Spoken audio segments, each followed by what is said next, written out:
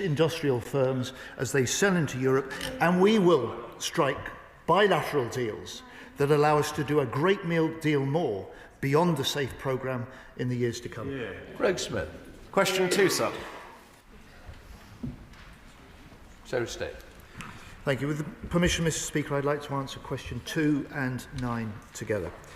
This summer, the UK joined all other 31 NATO nations to agree the new NATO benchmark of 5% spending on national security by 2035. This followed this government's announcement of the largest sustained increase in defence spending since the end of the Cold War. Greg Smith. Thank you, Mr. Speaker. I'm grateful to the Secretary of State for that answer.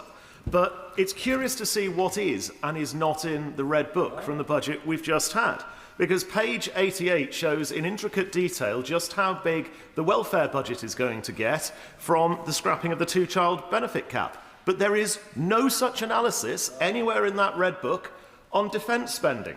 So can the Secretary of State set out clearly at that dispatch box when the UK will hit the domestic 3% target and when we will ultimately get to that 5% target? In what financial year? Thursday. Mr. Speaker, we've made the commitment to the 5% target by 2035, like all 31 other allies.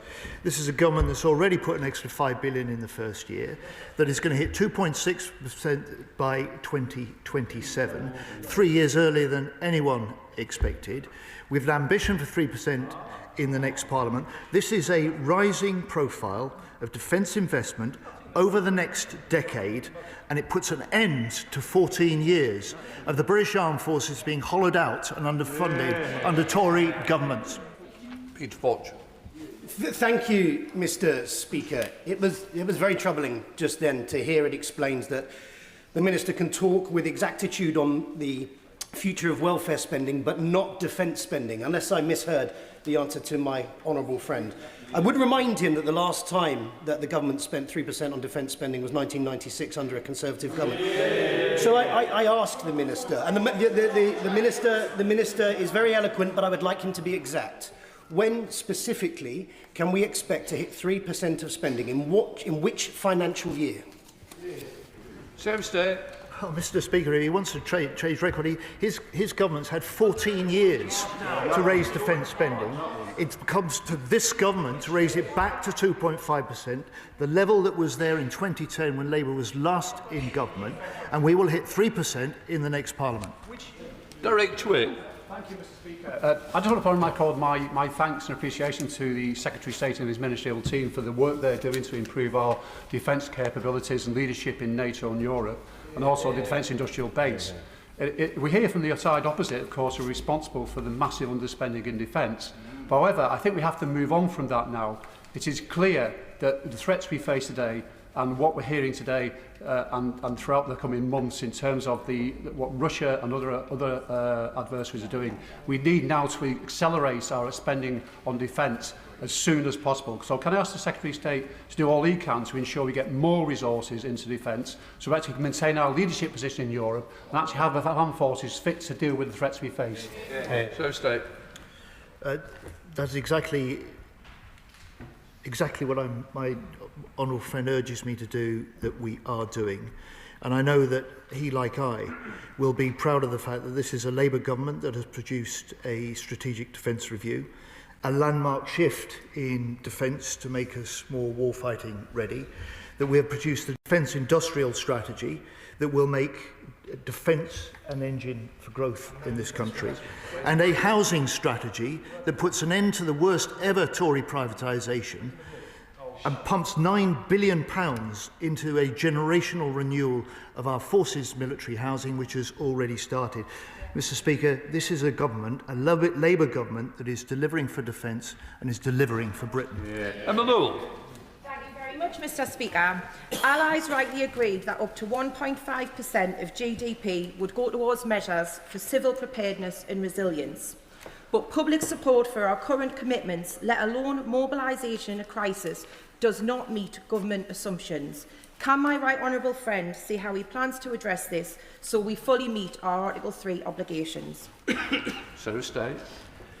Well, Mr. Speaker, and my honourable friend who served not just now on the Defence Select Committee but in the previous Parliament, will remember that in the last year of the last government, the total spending on defence was just under £54 billion.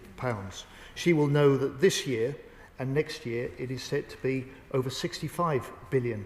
She will see the increasing defence spending. She will recognise the importance of making that commitment, and she will recognise the value of the Strategic Defence Review in setting the vision for how our forces need to be transformed in order to be more ready to warfight and better able to deter. Thomas. Question number 4, please, Mr. Speaker.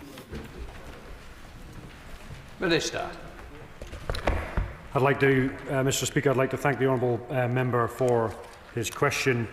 The Government is working exceptionally hard to ensure we speed up our procurement of uncrewed systems, and that's taking us to, in 2024 alone, buying up to 5,400 drones, moving up to 8,000 in 2026. And really importantly is the development of our Drone Uncrewed Centre of Excellence, which will be launched later on this year to provide better coordination and cooperation across defence, industries and academia in the delivery of uncrewed systems.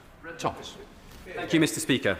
Britain's future security depends on developing, testing and, crucially, adopting uncrewed systems quickly and safely. But the regulation is immensely complex, expands many departments, the MOD, DFT, DCIT. The regulators include the MCA, CAA, MAA, Ofcom, Environment Agency. The list goes on and it's endless. But for military, police, agencies and for our innovators, the barriers are stifling. And he will know that I've worked with stakeholders to develop proposals for reform which he's seen. I know the MOD, as well as the Department for Transport and even the Treasury, are considering them. But to make real progress, we need coherence in this area. Will he help me now convene a meeting of all the key regulators, cross-department, to drive this forward? Minister. Again, the honourable member, his passion and support on this subject is not lost on me. The reality is the majority of casualties in the front line in Ukraine are caused by uncrewed systems. We have a navy without any ships that has destroyed a navy, and we have an air force with minimal amount of fighter jets delivering strikes deep within Russia. With the dedication of the UK Uncrewed Systems Centre opening later on this year, we're establishing a centralised body of expertise to cut across the regulation and align regulatory freedoms with defence, ensuring we can reduce that friction and improve assurance. I would love to meet with you, with the honourable member and the collective organisations to move this forward at pace. Enough is enough when it comes to regulation. We need to get on with it, and we're going to double down over the next 12 months. Rebecca Smith. Thank you, Mr. Speaker. Turnchapel Wharf and the Catwater in my constituency host many innovative marine autonomous defence innovators. Yet the Maritime and Coast Guard Agency Workboat Code Edition 3 is hampering the testing, development and utilisation of autonomous vessels. They cannot get the licences to even be out on the water. So what conversations has the Minister had with his counterparts in the Department for Transport to stress the urgency of sorting this issue so that the promised defence investment for Plymouth actually gets out to sea? Minister. It's not lost to me that the testing and trialling of systems, both in the maritime and the airspace, is full of regulatory issues and hurdles. We've had a couple of meetings with the Department of Transport. We've got a firm grasp of the problem now. Now we need to move it forward and unlock legislation to ensure it's easier and far faster for those companies to develop cutting world technology and get it into the open market, but also procure it for defence. Amanda Martin. Question number 5, Mr. Speaker. With permission, Mr. Speaker, I should like to answer questions 5 and 23 together. Engaging and supporting the women who have served in our armed forces is an important part of our new veterans strategy and is a priority that is deeply personal to me as a veteran myself. As well as our commitments across the strategy, we will be specifically taking forward plans to establish a new Women Veterans Forum and an oral history project to improve public understanding and recognition of the experiences and contributions of women veterans in keeping the nation safe. Amanda Martin. Thank you, Mr. Speaker, and I'd like to thank the honourable member for her service and for her support in this area. In the last 2 years, Mr. Speaker, changes have been made to the Royal Fleet Auxiliary maternity policy that prevents new parents from taking back-to-back shore assignments, crucial to balancing seafaring and young families. These changes are especially detrimental to families where both parents are in the RFA, and raise serious concerns about compliance with the employment law. Given we have a retention crisis in the RFA, does she think the maternity policy provides adequate flexibility for families? And will the Minister meet with me and those affected to discuss this important issue? Minister. We are, of course, committed to supporting families across defence, and we recognise the extraordinary service that RFA sailors give to this country. As I have previously written to my honourable friend, the maternity and parental support package provided by the RFA does include enhanced leave entitlements and tailored assistance through mechanisms such as occupational health. While consecutive shore postings have never been a defence policy, the RFA does support employees to use flexibilities within that offer, and I would be happy to meet with the member to discuss further. John Morris. Thank you, Mr. Speaker. And can I first thank everyone at Albemarle Barracks for hosting me recently and showing me the facility. The Royal British Legion Women's Network offers valuable support for the Armed Forces community, and it's vital that all members of that community and all relatives of that community can access it. Now, in rural areas such as in my constituency, where access to that support is often harder to reach, it's more important that government does all it can to support veterans who may be further from the centre. Can I ask, therefore, what the government is doing to ensure that veterans in rural areas, including female veterans, are able to receive the support they need? And can I invite the Minister to join me to visit Prado Veterans Breakfast Club at some point in 2026? Minister. I thank the honourable member for his question, and he raises a very important point. As he will be aware, we are rolling out the VALOR programme, which does include a network of regional centres. As part of that, there will also be an online presence as well to help make sure we can expand the reach where possible. And of course, I will be delighted to come and visit. Sarah Dyke. Recent media reports highlight the full extent of abuse women have suffered in the armed forces, highlighting why the recommendations from the Atherton report are urgently implemented in full. So what steps is the Minister taking to remove the barriers to create an environment within our armed forces where women feel protected, valued and given the opportunity to excel and flourish? Minister. I thank the honourable member for raising an incredibly important point. As she will know, I'm very personally dedicated to improving the experiences of women in our armed forces, and she rightly highlights the Atherton report. There are several things that we are taking forward to tackle this programme, such as improving how we take care of victims and how we introduce more accountability. And I would also highlight our support to the cross-governmental violence against women and girls as well. Stuart. Thank you, Mr. Speaker. My constituent Katie has served in the RAF for 25 years. In preparation for her return to civilian life, she secured an MOD rentals tenancy to provide housing stability before she receives her pension next year and she can buy a house of her own. At short notice, that tenancy was withdrawn, leaving her and her family facing potential homelessness in clear violation of the Armed Forces Covenant. And despite repeated appeals and over 28 days of silence from the Ministry of Defence, no resolution has yet been offered. Will the Minister please review this case urgently and the letter I sent to Ministers on the 5th of December to ensure that female veterans like Katie are properly supported during their transition back to civilian life? Minister. I thank the honourable member for raising this case. If we will provide me with the details after, I will of course take a close look. Liz Jarvis. 7, Mr. Speaker. Who's ready for it? Anybody? Sorry. With permission, Mr. Speaker, I should like to answer questions 7 and 13 together. A new transformational veteran strategy, the first in 7 years, which recognises veterans as a national asset. £50 million VALOR funding to make it easier for veterans to access the care and support they deserve. £12 million for the Reducing Veterans Homelessness programmes, as well as Ops Fortitude, Courage, Restore, Ascend and Nova continuing their fantastic work. We will continue to deliver on what matters most for veterans. Ms Jarvis. Thank you, Mr. Speaker. We're incredibly proud of our veterans in Eastleigh, and Veterans Dementia Support UK, based in my constituency, do fantastic work assisting veterans. They want to expand their work by opening more support groups, but ex-service personnel who want to volunteer are struggling to get their DBS checks in a timely fashion. Will the Minister work with colleagues to ensure that veterans charities can continue to do their vital work by reducing the wait times for DBS checks to be processed? Minister. The honourable member makes a valid point, and I will of course look in to see what I can do. Thank you. Jess Brentford. Thank you, Mr. Speaker. My constituent Liz was thrown out of the military for being gay and has since received redress for this injustice via the LGBT financial recognition scheme. Liz told me that she has never attended any veteran support groups because her discharge from the military left her feeling unworthy of the title of veteran. So what steps is the department taking to encourage those veterans to engage with support schemes like the brilliant female veteran scheme running at Tuppenny Barn in Southbourne in my constituency to rebuild trust after the grave injustice that they experienced? Minister.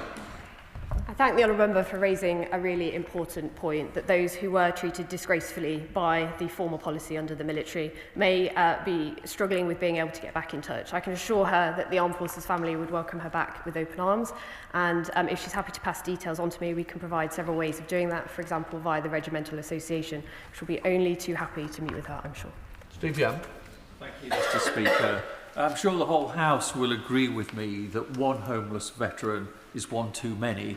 So can the Minister outline how the landmark new veteran strategy will boost support to prevent any veteran falling into homelessness? Minister. I thank my honourable friend for raising such an incredibly important point. As he says, one veteran on the streets is one too many. The new Veterans Strategy reiterated our commitment, and we were pleased to announce an additional £12 million to vital homelessness services such as the Reducing Veteran Homelessness Programme. And I, of course, would remind everybody of Op Fortitude, which is the phone number that will help veterans access housing support when they need it. Kim Johnson. Thank you, Mr. Speaker. Last week I met with Paul, Dougie and Ash at Tom Harrison House in my Liverpool Riverside constituency. It's the only facility in the country that offers support to veterans who have addictions. And I'd like to ask the Minister if she'll meet with me and the workers from the organisation to talk about statutory funding so that we can offer that support more widely so that more ex-veterans get the support that they need. Minister. I thank my honourable friend for highlighting the incredibly important work that Tom Harrison House does, and I've heard many times of the unique nature of what they are able to provide. Of course, what we must be able to do is support how veterans can access that particular service and what we can do to further it. I'd be more than happy to come and visit. Shadow Minister Mark Francois. Thank you, Mr. Speaker. Regarding Northern Ireland veterans who previously served on Operation Banner, the government's NI Troubles Bill has now been powerfully described by 8 retired 4-star generals and 1 Air Chief Marshal as, in their words, a direct threat to national security. Can the Minister confirm in the House today that not all of their so-called 6 protections for our veterans are even actually in the bill, and that, moreover, at least half of them also apply to alleged paramilitaries as well? As the right honourable member well knows, we have been very clear about which protections will be in the bill. And I would just like to remind him that it is his legislation introduced while he was in government that gave blanket immunity to terrorists, and he has very proudly supported that. Oh, Francois. That's not true. We had hoped to hear from the wannabe future Prime Minister on this one, but as we haven't, nevertheless, if what the Minister claims is true, he's not denying it. How does she explain the recent comment by General Sir Peter Wall, a former head of the British Army, that the protections are, these are his words, a meaningless insult and only become relevant once reinvestigation is underway? Exactly. Respectfully, who knows more about defending our veterans? A brand new minister or a former chief of the General Staff who actually commanded them? Minister. Shameful. We will, of course, implement these new protections, and we have been in close dialogue with many, many different representatives. Again, to turn the question back onto him, his legislation failed utterly. It gave blanket immunity to terrorists, and I will not hear lectures from that side of the House who weren't able to provide a solution in 14 years. Sarah Hall. Question number 8, Mr. Speaker. Minister. Mr. Speaker, with your permission, I'd like to answer question 8, 18, 21 and 22 together. This government is putting NATO first, and we're stepping up on European security. In the past month alone, I've met with US, German and Estonian counterparts to discuss deepening our cooperation and protecting NATO's eastern flank. But it doesn't just stop there. This is about joint exercising, this is about joint industrial cooperation, And just in the last 12 to 18 months, we've done an amazing frigate deal with our Norwegian partners. We've done a deal for Typhoon with Turkey, and we're building our industrial and exercising cooperation across the whole of the NATO flank. Sarah Hall. Thank you, Mr. Speaker. Yesterday I visited the Ukrainian Family Hub in Warrington for their Christmas celebrations. Many families who fled Putin's war of aggression have made Warrington their home, but they are deeply worried about what the future holds, what peace might look like, and whether they will ever be able to return safely to Ukraine. Can the Minister reassure them that the UK and our NATO allies remain steadfast in supporting Ukraine, both in defending its sovereignty and in shaping a just and lasting peace? Minister. I'd like to thank my honourable friend for raising this important issue within the House. The pain of losing your home is not lost on me, and being apart from your friends and family over the Christmas period has a huge impact. Nearly 7 million Ukrainians have been displaced since 2022, all because of Putin's barbaric and illegal invasion. I want to be absolutely clear. Mr. Speaker, we will stand with Ukraine for as long as it takes and are committed to working towards a just and lasting peace. That's why we're spending a record $4.5 billion on military support to Ukraine this year, and why our total committed military, humanitarian and economic spend now amounts to $21.8 billion. Ben Goldsby. Thank you very much, Mr. Speaker. Norfolk has a proud and enduring history in the defence of our islands and our allies, from Nelson's legacy to the RAF bases that welcome NATO personnel to this very day. What assessment has the Minister made of how Norfolk's defence assets can further support our shared security with our NATO partners? Minister. I thank my honourable friend for this opportunity to acknowledge the vital military history work of Norfolk. We're defending the UK from Zeppelin raids in World War I to serving as a frontline bomber command in World War II. RAF Marsham has long been a cornerstone of our UK's air power. We're investing in RAF Marsham procuring at least or multiple F-35 jets, which will fly from the base. These will strengthen NATO's nuclear deterrent posture and have huge pass over to your constituency also, the honourable member's constituency. Deterrence depends not only on military strength, but on our economic resilience too, from energy security to protecting our critical infrastructure and vital industries. Can the Minister provide some more information on what conversations he's been having with our partners in Europe, our NATO allies in Europe, to align our economic security measures with our broader defence strategy on our continent? Minister. I thank the honourable friend for his question. The reality is armies, navies and air forces respond to crisis. Economies, industries and societies win wars. We're stepping up on these key areas, but not alone. As a great general once said, there's only one thing worse than working with allies, and that's working without them. We are doing this together. We're working within NATO to integrate economic security, such as supply chain resilience, for critical sectors into collective defence planning. As part of the G7, we are strengthening investment, screening, export controls and the protection of critical national infrastructure.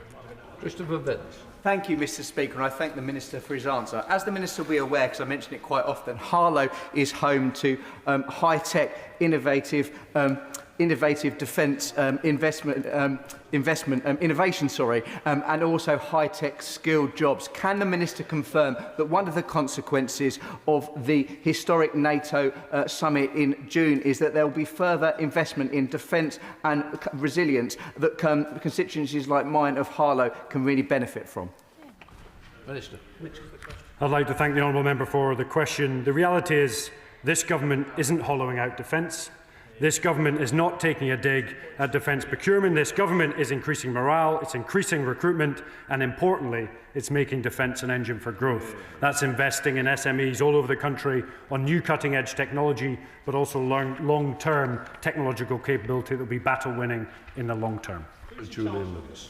Has the Minister, having sat through the debate on Ukraine on 4th of December, taken on board the important message for our NATO colleagues that if there is a forced division of Ukraine, just as there was of occupied Germany at the end of the war, it will be essential that unoccupied Western Ukraine is fully manned with deterrent Allied troops, because nothing could be more destabilizing than a vacuum in Western Ukraine with a heavily militarized, occupied Eastern Ukraine under the control of the killer in the Kremlin.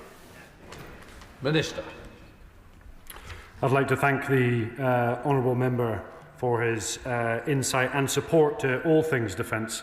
The reality is we must ensure Ukraine is at the very centre of any negotiation, and this government has been leading not only just on the coalition of the willing but also across the Ukrainian Defence Contact Group, and just recently we've raised 50 billion in support of Ukraine. The reality is if the Ukrainians negotiate a peace, the UK will be fully supporting that peace through multiple different vectors. Richard Ford. Thank you, Mr. Speaker. There is a mismatch between the rhetoric that we are hearing and the funding for defence in this Parliament. The NATO Secretary General talks about preparing for war on the scale our grandparents endured, while the US National Security Strategy states that it is a core interest of the United States to re-establish strategic stability with Russia. In that context, will the government urge a lowering of the temperature of statements by the likes of the Chief of Defence Staff and the First Sea Lord, or will the government increase defence spending closer to 3.5% of GDP in this Parliament? Minister. Let's be really clear. For 14 years, we have not seen defence spending going up. As the individuals sit on the other side of that polished bench and criticise the individual speaking here today, I'm the one that had to put up, collectively, with poor recruitment targets, terrible morale, poor equipment and capability. Yet, this government on this side of the House, for the first time in a generation, is increasing defence spending for a long time. That everybody in uniform will be able to look forward for the next 10 years and see that defence spending is going up. Well done. Mr. Speaker, last week the Minister for Defence Readiness told me that there are no other platforms within the Army's armoured fleet which can fulfil the armoured reconnaissance role. Ajax has been specifically designed for this purpose. Our commitment to NATO includes 2 divisions. The first includes 3 manoeuvre brigades with armoured and mechanised capabilities. With Ajax undeployable, we have no formation reconnaissance capability and therefore no deployable armoured brigade, thus not currently meeting our NATO obligation. Could the Minister clarify whether we still meet his NATO test without Ajax, whether we meet our NATO obligations more broadly, and if he thinks we do, how? Minister. As the honourable member will recognise, there's a review underway into Ajax. But as we may point out, Ajax has been overspent. The key user requirements have changed and oscillated from left to right for the last 10 years. And now we've taken this on and recognised that we've got to secure the capability to provide our armed forces with the very best. The reality is Ukraine is teaching us war is being fought very differently. It's not just about armour, it's about a mix of uncrewed systems, as the individual will well know, and armoured systems, not one over the other. Susan Murray. Thank you, Mr. Speaker. We recently saw an individual recruited by the Russian government carry out an arson attack on British soil. This following on from the Yantar's aggressive action against our RAF in the North Sea. Does the Minister agree with me that to defend against the growing Russian threat, we need to coordinate with our European allies, not just in aiding Ukraine, but on domestic security measures as well, be it on land, on sea or in our digital spaces? Minister. The honourable member brings out an exceptionally valid point. Just last Thursday, we launched the Military Intelligence Services, which is primarily about coordinating all of our intelligence capabilities to ensure we can identify, deter and defeat threats should they be posed towards the UK, our critical national infrastructure or any of our sensitive sites. It's worth noting that the engagement between the Military Intelligence Services, our Defence Intelligence and of course all of our other agencies is absolutely hand in glove with our like-minded European allies fighting for democracy and freedom all over the world. John Glenn. Speaker number 10. Minister. Thank you, Mr. Speaker. With permission, I'd like to answer questions 10 and 19 together. The forthcoming Defence Investment Plan has been informed by a range of inputs and perspectives, including those of service chiefs. These contributions have been critical in delivering on this strategic defence review and enabling the transformation in defence that's necessary as we move towards warfighting readiness. John Bird.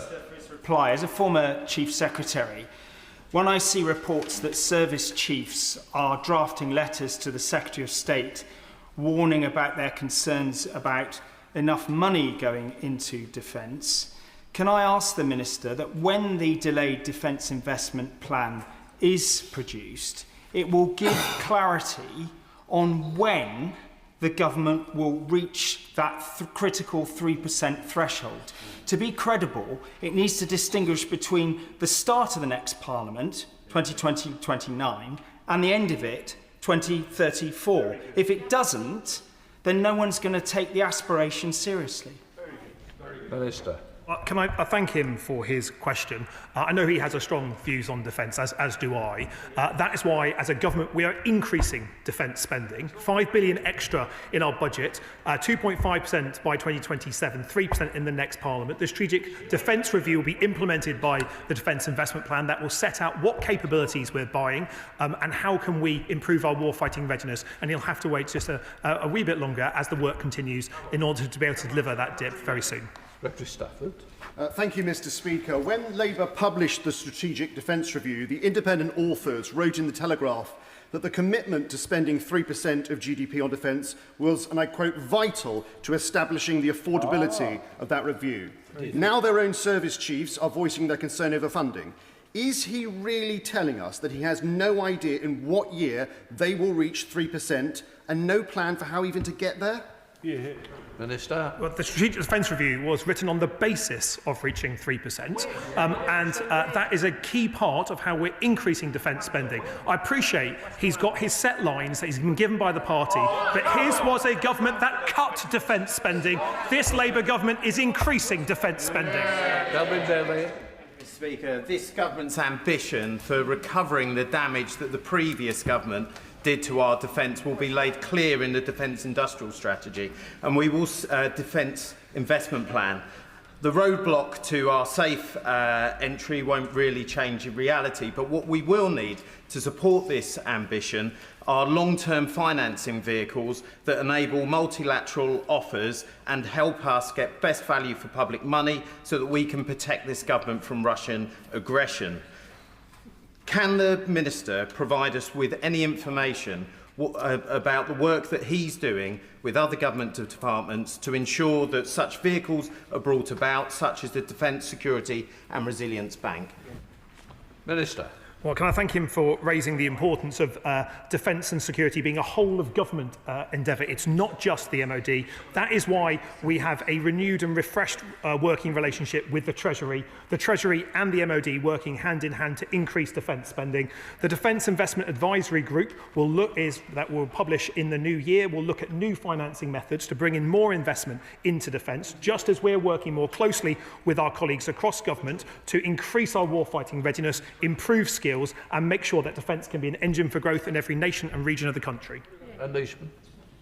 In the budget, defence received a capital expenditure of £25.9 billion. In comparison, health and social care got £14 billion and housing got £9.6 billion. Mr. Speaker, in the interest of democracy, I'm going to put forward a different viewpoint than we've heard so far, because it's a fact that UK citizens are dying because of inequality and poverty, not the threat of another nation launching a nuclear attack against us.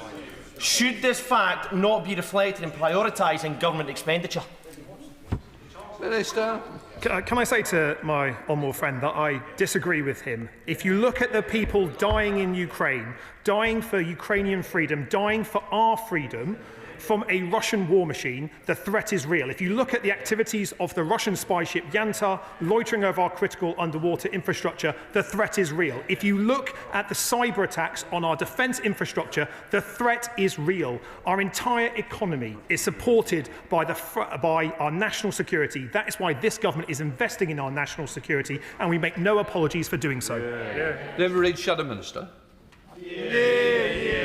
Thank you, Mr. Speaker. The Secretary General of NATO, our service chiefs and intelligence leaders have warned repeatedly about the growing risks of conflict with Russia.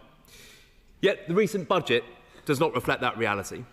In fact, the MOD are cutting £2.6 billion in year, and we've just discovered this week that they are cutting overseas training just to try and balance their books. So, Mr. Speaker, when the Minister speaks to service chiefs about the Defence Investment Plan, is he asking them to plan for credible deterrence, or simply to accept that there is no cash behind the government's rhetoric. Minister. What a load of nonsense. We're increasing defence spending. £5 billion extra in our budget this year. We're moving to 2.5% of GDP being spent on defence 3 years before anyone thought it was possible. The Defence Investment Plan will set out what we're investing in, and it will set out how we're moving towards warfighting readiness, implementing the Strategic Defence Review. If his government had put this investment in, we would not be sorting out the mess that we are today. But they didn't, and so we are. Top in Sir Julian Smith. Mr Speaker, during 2025, this Labour government has been delivering for defence and delivering for Britain.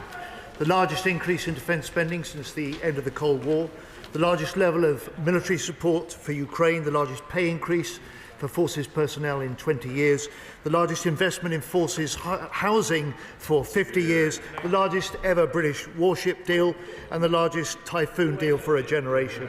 The Strategic Defence Review to move us to warfighting readiness, the Defence Industrial Strategy to drive defence as an engine for growth across the UK, new defence agreements with the EU, with Norway, with France, new investment in technology with Atlantic Bastion, Cyber EM Command and drones, and over 1,000 major new contracts signed.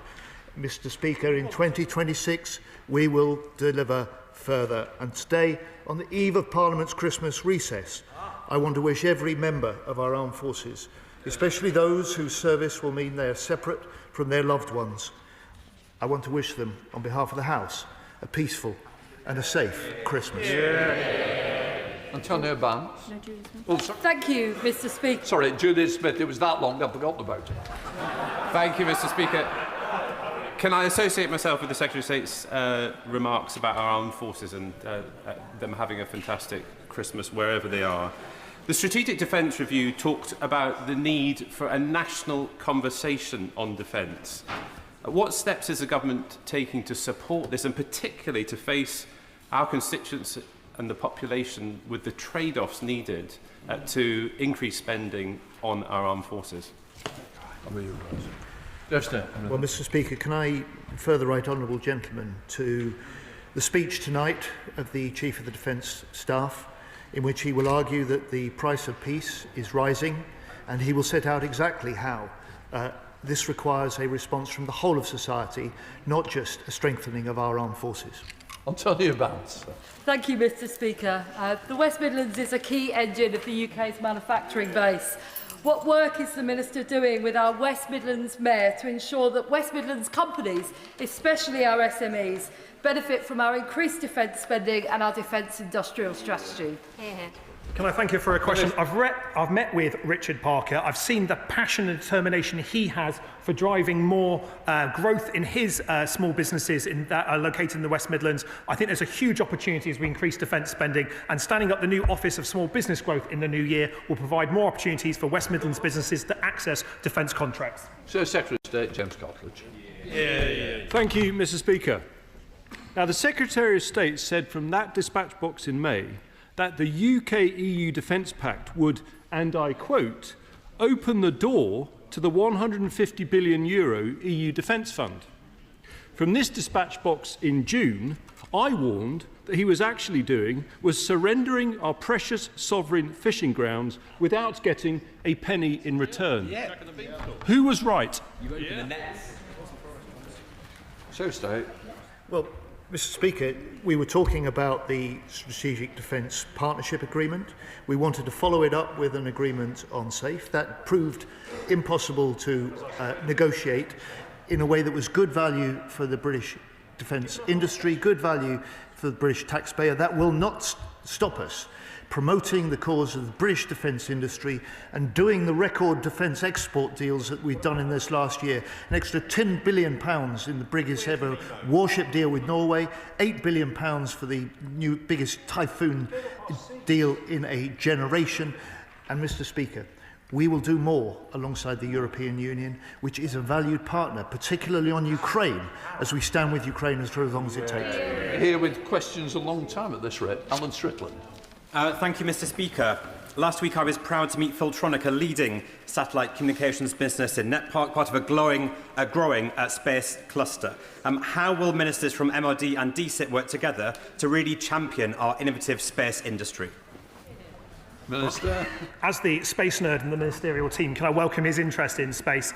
Working with Minister Lloyd in the Department for Science, Industry and Technology, we've got a real opportunity to renew a space strategy because the space strategy we inherited was out of date, ineffective and wasn't supporting our industry. We're seeking to support our industry to go further. I'm happy meeting him and other colleagues to discuss space further. James McCleary, Liberal Democrat spokesperson. Mr. Speaker, in light of the United States' new national security strategy, which fundamentally alters US global defence positioning, does the Secretary of State accept that relying on US-owned nuclear weapons for the recently announced new F-35A jets compromises British operational security, given that the UK would require explicit US authorisation to use them, and given the Public Accounts Committee concerned that the Ministry of Defence does not know the full cost of the F-35A programme, effectively a blank cheque? How can this represent value for money if the United States could deny UK use of this capability in a crisis? And will the government publish its assessment of this risk? So stay. No, I fundamentally disagree with the honourable gentleman.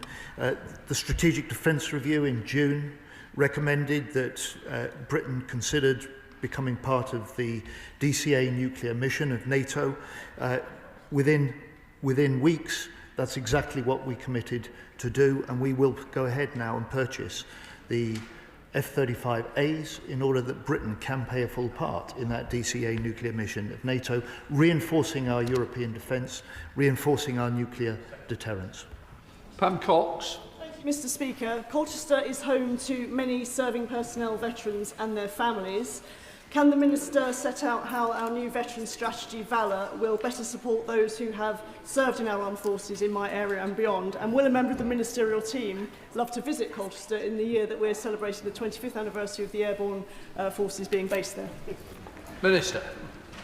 I thank my honourable friend for her question. As she rightly notes, the veteran strategy is a huge step forward in how we will support our veterans. The £50 million Valour commitment will rapidly improve how we are able to meet our veterans' needs, and I will of course visit her constituency, although probably not on the same day as Liverpool. Mark Plitchard. The Defence Secretary says this country should get onto a war footing, but the UK currently has no comprehensive anti-hypersonic missile or anti-ballistic missile defence system in place. And given the threats from Russia and elsewhere and their capabilities, it does mean the UK right now, whether we vote Labour or Conservative, all of our constituents are defenceless, and this country, quite frankly, is a sitting duck. Well, the right honourable gentleman will recognise that in the Strategic Defence Review it pointed out that we must do more to take seriously our homeland defence, and we are. It pointed out that we needed to do more in our integrated air and missile defence for the UK, and we are, and we will. Irene Campbell. Thank you, Mr. Speaker. Until the 1980s, my constituency of North Ayrshire and Arran was home to one of the world's largest explosives factories in Ardere, Stevenston, in its heyday providing employment for around 15,000 people. I welcome that Ayrshire has been identified as one of the 13 potential sites across the UK for new munitions and energetics factories, and we would very much welcome another opportunity to support defence, either by expanding the munitions site at Beith or welcoming a new facility. Can the Secretary of State confirm when the outcome of the successful sites will be announced? Minister. I thank one more friend for her interest in this. We are moving towards an always-on munitions strategy, and we've allocated £1.5 billion to create 6 new energetics munitions factories. The first of those will be starting construction next year. Very happy meeting her to discuss the potential options in Scotland further. Thanks, Matt. Thank you, Mr. Speaker. Given Germany have lifted their partial arms embargo to Israel, why does the UK government persist with restrictions on defence export licences to our ally? Because we have in place the restrictions on export licences for any components that could be used for the risk of breaching international humanitarian law in Gaza. James Frith. Mr. Speaker, I welcome the government's commitment to supporting servicemen and women to travel home for Christmas, including those from Bury North. Given Bury's long and proud military tradition and our ambition to host a Valour Centre, could the Minister set out what practical steps the Government is taking this Christmas to support Armed Forces personnel and their families, and how that commitment will translate into stronger long-term local support for veterans? And will they join me in wishing our brave men and women a very happy Christmas? Minister. I thank my honourable friend for his question, and I would like to thank him as well for the tireless campaigning he does on behalf of our armed forces. And I'm very proud to be part of a ministerial team that is ensuring that over 35,000 junior personnel who don't currently qualify for travel support will get their trip home over the Christmas period paid for. This is part of the government delivering on our commitment to our armed forces and renewing the contract with those who serve. Bradley Thomas. Thank you, Mr. Speaker. Today, the head of MI6 will say that the front line is everywhere. Doesn't this mean that the entirety of the government and the military needs to be far more proactive in dealing with threats that we face now and to accelerate defence spending in excess of 3% of GDP before the end of the decade? Minister. And that's exactly why we launched the Military Intelligence Service on Thursday, to map and track those threats, deter them, and if necessarily, defeat them. Jonathan Hinder. Thank you, Mr. Speaker. The government's deal to build 20 new Typhoons for NATO member Turkey is welcome news for jobs in Lancashire, including for my constituents in Pendle and Clitheroe working at the BAE Samlesbury site. But in this geopolitical environment, I'm sure the Minister will agree with me that we need sovereign capability more than ever. So can he give us some more good news, back British workers and put a domestic order in for Typhoons? Minister.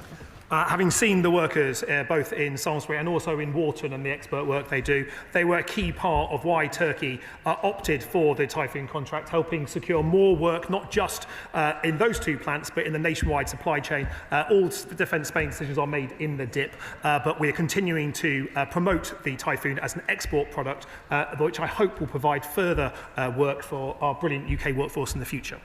Sir Desmond Swain. As we've come away empty-handed from the European Security Action Instrument, can we have the fish back?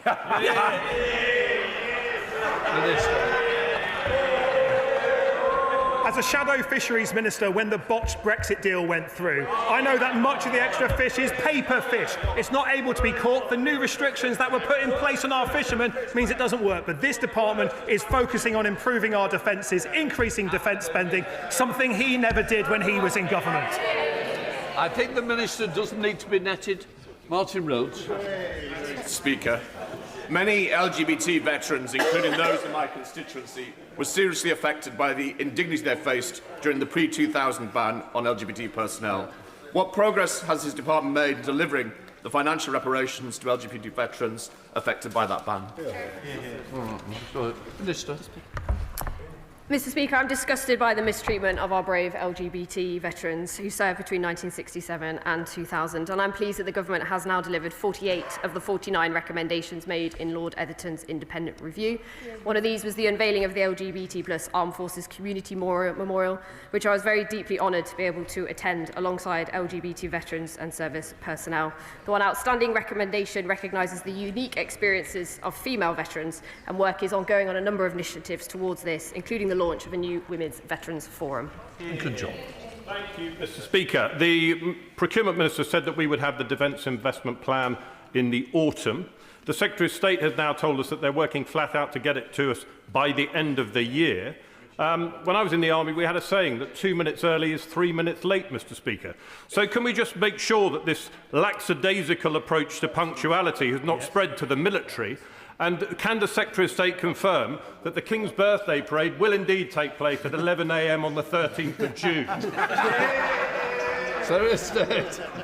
Mr. Speaker, can indeed, and a happy Christmas to the honourable gentleman and the whole House. Thank you, Mr. Speaker. The recent Typhoon deal is welcome news in my constituency of Blackpool South, an area in the country that has the most deprivation that we see, but also the demand for jobs and apprentices. But can the Minister outline what more will be done? Could there be a domestic order, and what other deals we're looking at internationally to create more jobs and apprentices that we need on the Foul Coast? Well, can I thank him for his constant championing of the workforce at BAE Systems and the supply chain? Absolutely vital. I've seen the new apprentices, the energy enthusiasm. We're working with colleagues across government to look at what further export orders are available and can be secured so we can expand the sales internationally of the Typhoon fighter aircraft, securing not only our security, jobs in the UK, but our nationwide, our NATO ally security as well. Dave Dugan. Is harmed by a default American first posture, ironically, especially apparent in the so-called independent nuclear deterrent, which relies on US tech for fusing, firing, arming, neutron initiators, the gas transfer system and the Mark IV aero shell. Add to this the purchase of further F-35s for US manufactured gravity-delivered nuclear weapons, and it seems very difficult to understand why, although President Trump will put America first, this Labour government also seems keen to do the same, while spurning the innovation opportunity of the £130 billion SAFE programme in the EU. Minister.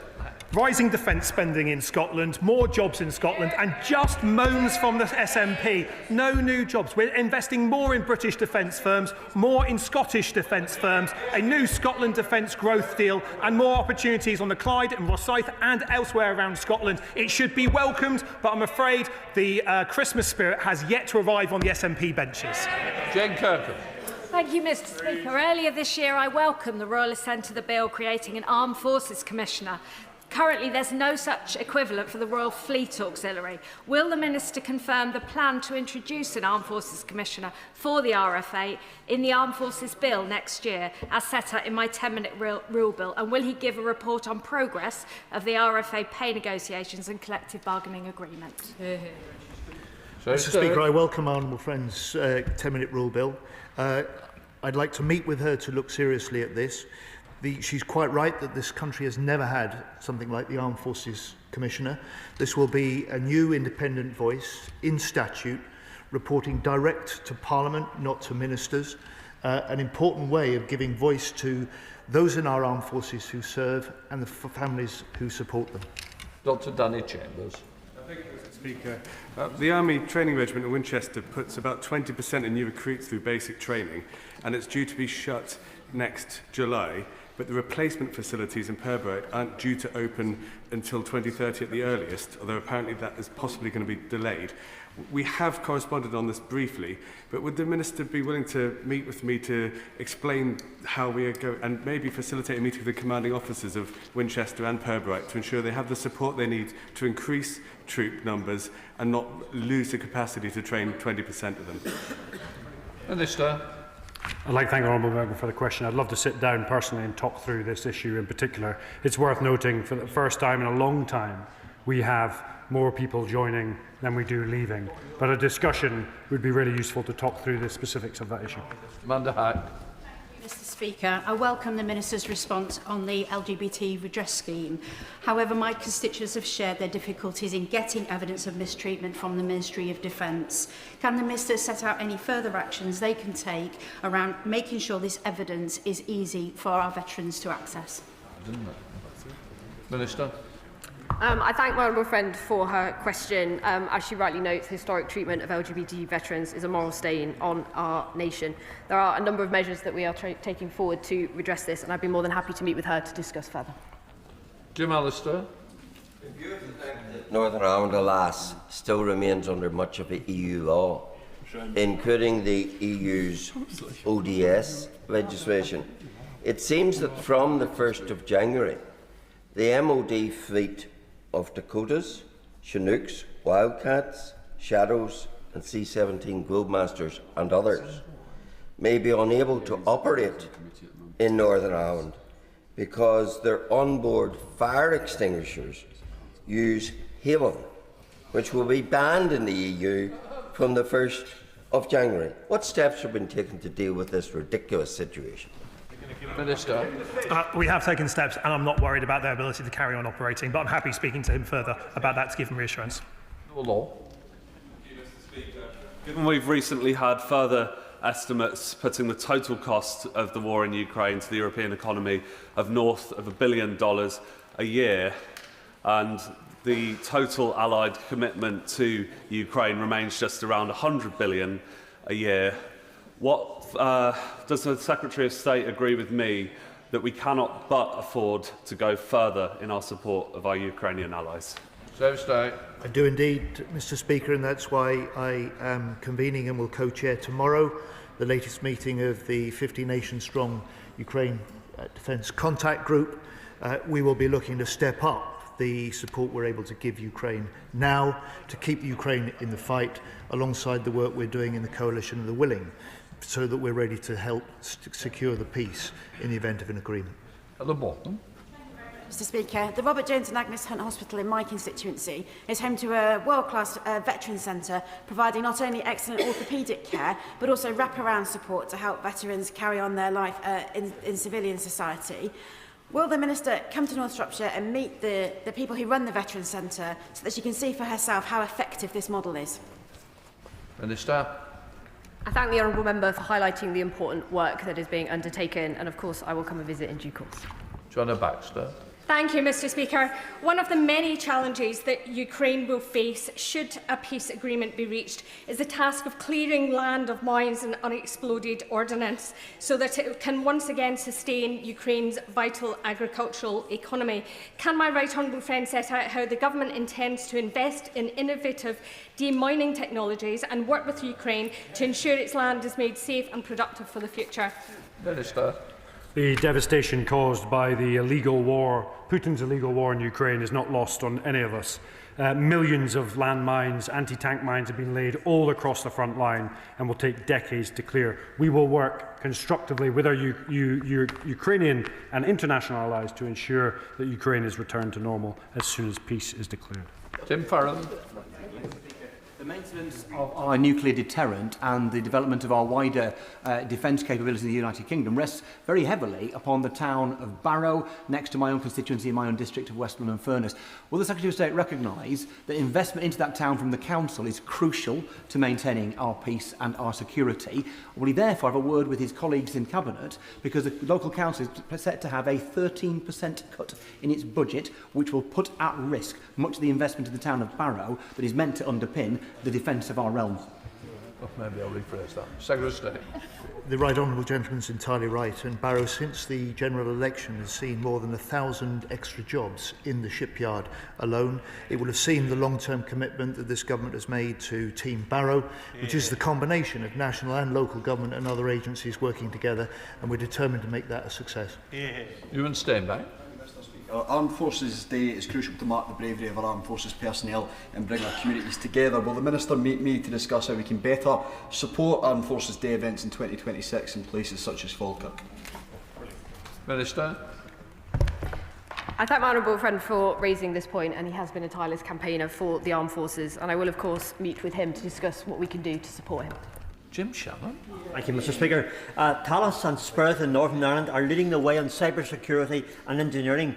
What steps have been taken to fund a potential typhoon supply chain programme where Northern Ireland can play their part in contributing to aircraft production across the United Kingdom? Thank you. Minister. Thank you for that question. We're working with the Northern Ireland Executive on the Northern Ireland Growth Deal, one of the 5 growth deals that will share £250 million to look at skills and how we can attract more inward investment. I'll be very happy when that concludes to give a briefing to him and other Northern Ireland colleagues on the progress that we're making. Sir Julian Lewis. I welcome the government's commitment ultimately to spend 5% on defence, as we used to do in the Cold War years of the 1980s, but not the target date of 2035. Does the government really believe that there is no threat of attack from Russia on a NATO country for the next 10 years? Of course, there are rising threats, which is why we've got a rising defence budget over the next 10 years. And that 2035 commitment is one that we have made, shared with all other 31 NATO nations together. Because the SDR states that it needs a 30% increase in cadet forces from 140,000 to 180,000. However, I am informed that there's a severe shortage of adult instructors. What is the Minister going to do to address that problem? Minister. The honourable member raises an important point. The cadets are a fantastic opportunity for our young people where they learn valuable skills, values and experience. Underpinning that is the work of our amazing adult volunteers. We're working very hard to see what we can do to improve how we support adult volunteers and of course recruit more so we can continue to grow our cadets, as we said, by 30% by 2030. Right, we'll let the front bench change over.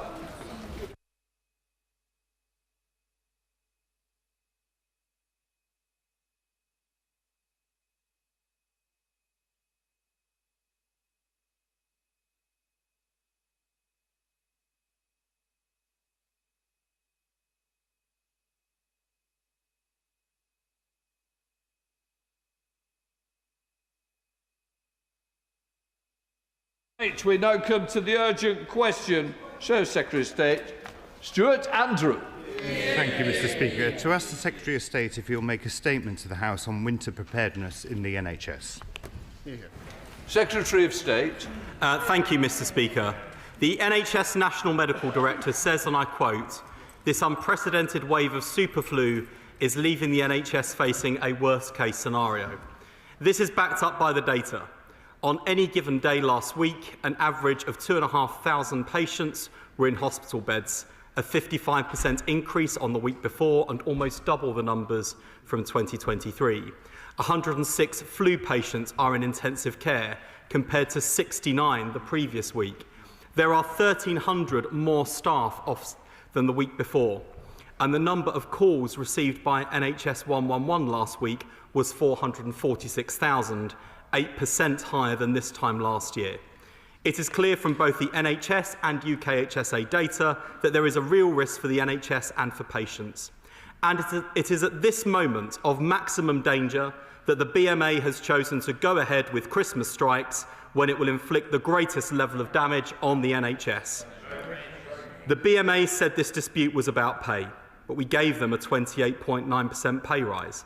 Then they said it was also about jobs, so I offered a deal to halve the competition for jobs to less than 2 applicants per post. It is now clear what these strikes are really about. The BMA's fantasy demand for another 26% pay rise on top of the 28.9% they have already received. I also offered to extend the BMA's strike mandate so they could postpone this action and go ahead once flu has subsided. The fact they also rejected that offer shows a shocking disregard for patient safety. Since this strike represents a different magnitude of risk to previous industrial action, I am appealing to ordinary resident doctors to ignore the BMA strike and go to work this week. Abandoning patients in their hour of greatest need goes against everything a career in medicine is meant to be about.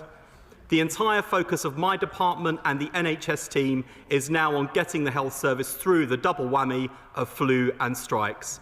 We've already vaccinated 17 million people, 170,000 more than last year, and 60,000 more NHS staff.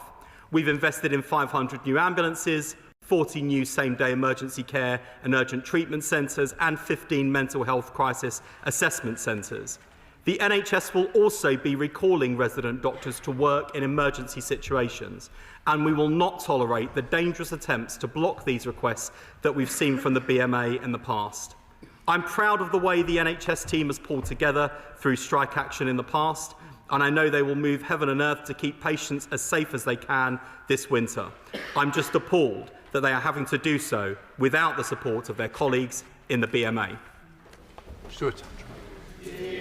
Thank you, Mr. Speaker. This winter, a serious flu wave and rising RSV infections are pushing the NHS to its limits. Flu admissions, as we heard, are up 55% in a week. RSV cases are rising, especially in older people. But the government failed to prepare, as we pointed out earlier in the year. In July, the Health Secretary accepted JCVI advice to expand the RSV vaccine to over 80s. That expansion seems to have been quietly dropped. Flu vaccine uptake remains dangerously low, with fewer than 30% of some key groups vaccinated. Most worryingly, this does include NHS staff, who are going off sick because of flu, adding to staffing pressures. Delayed discharges are worsening. 19,000 beds, more bed days have been lost this year. Still, there is no winter discharge plan, no new funding and no clarity. And today, yes, resident doctors confirmed further strike action next week that will add pressure to a system already under significant strain. And that is why we would ban strike action. But at the same time, this government is literally making it easier for unions through their employment rights bill. When the NHS is under this level of pressure, families deserve the reassurance that care will be there when they need it. So I ask the Secretary of State, will he now publish the government's plan for managing winter pressures, including delayed discharges and emergency care? And given he is worried about a double whammy of rising flu cases and a strike, what extra resources is he providing? And if he isn't, where is the money coming from? What action will he take to ensure RSV vaccine access for older people? And what will he do to raise flu vaccine uptake in vulnerable groups and in particular in NHS staff? Mr. Speaker, families are frightened. Some are already grieving. This crisis was not inevitable, but the government's failure to prepare has made it much worse. Secretary of State. Thank you, Mr. Speaker. I will ignore the political nonsense about banning strikes and clamping down on trade unions.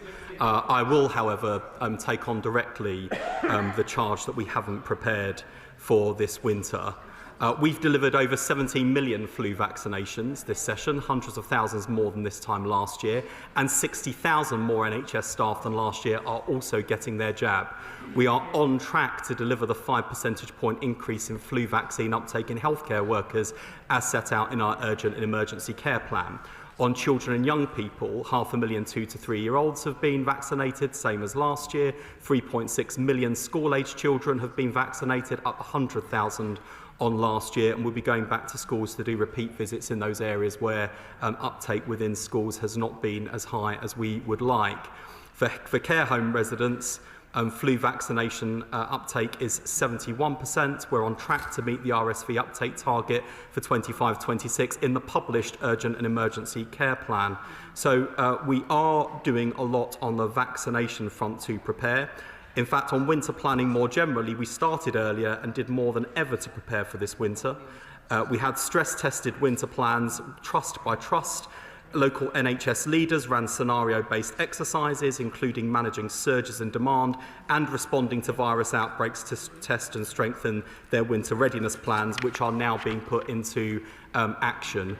We've strengthened access by boosting GP access to keep people well and out of hospital. Through advertising campaigns, new online access routes and more GP practices open for longer hours over the Christmas period, we're making sure more people can be seen close to home, which matters because when people can get help early from their GP, they're less likely to end up in A&E. And of course, we're going further to improve our urgent and emergency care performance this winter. That's set out in our urgent and emergency care plan. We're investing almost £450 million into UEC this winter, meaning 500 new ambulances on the roads, expanding same-day and urgent treatment centres, providing targeted support to the most challenged trusts, creating capacity and keeping flow moving by sharing weekly data with trusts, encouraging the use of alternative community services, streamlining in-hospital discharge processes to get patients discharged more quickly from hospital when safe to do so, including joining up the NHS and social care, where relationships between health and social care